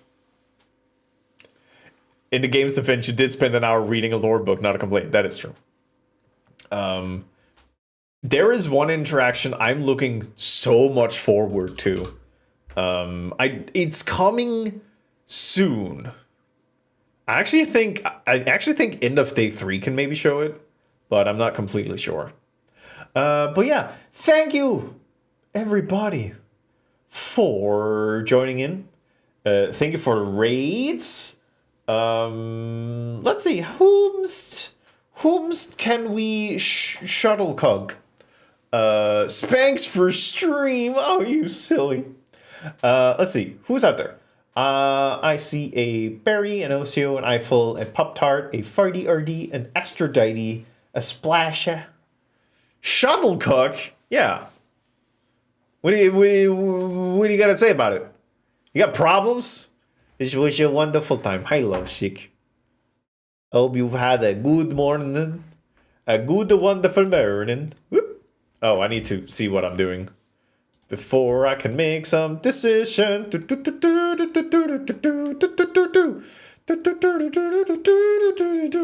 Cogged by the mods again? Nah, would never. Dear Diary. Beep boop ba boop ba boop ba boop ba boop ba. Game good. Let's see. Hi, Ghost. Hey, Ghost, you're doing your birthday stream on Saturday, right? Which means that you're starting a little bit earlier, which means that I'm gonna be there and I'm gonna be a fucking menace. I'm looking forward to it. Yes, sir.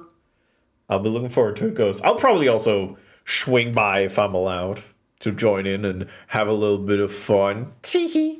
I would love to. But yeah, can we get a shout out for Ghost as we're heading out? You know what? Splash has been raiding me for a while, so should we raid Splasher? What are they doing? Are they doing in between? Are they doing in between TTRPG streams? They might be due. Renee can drop in on my stream literally whenever you want, mostly. I will most likely be in bed all the time, but that's good to know. I'm gonna send you to Splasher. They're wonderful, and they're very great. And I think they rated us Tuesday, so it just makes sense to send the love back. But yeah, thank you everybody for joining in. I will be back on Sunday, and it's most likely gonna be a long stream. I see no reason to keep it short, so we might actually be able to do a whole day 3. And there is a lot of things about to happen that is going to reveal that we are deeply, deeply fucked. And I'm looking forward to it. So yeah, sending you off, everybody wonderful, and send Sage some licorice, I guess. Let me just copy the raid message. You can add emotes if you want to. But there they are. All right, everybody, you're wonderful. I'm sending you off.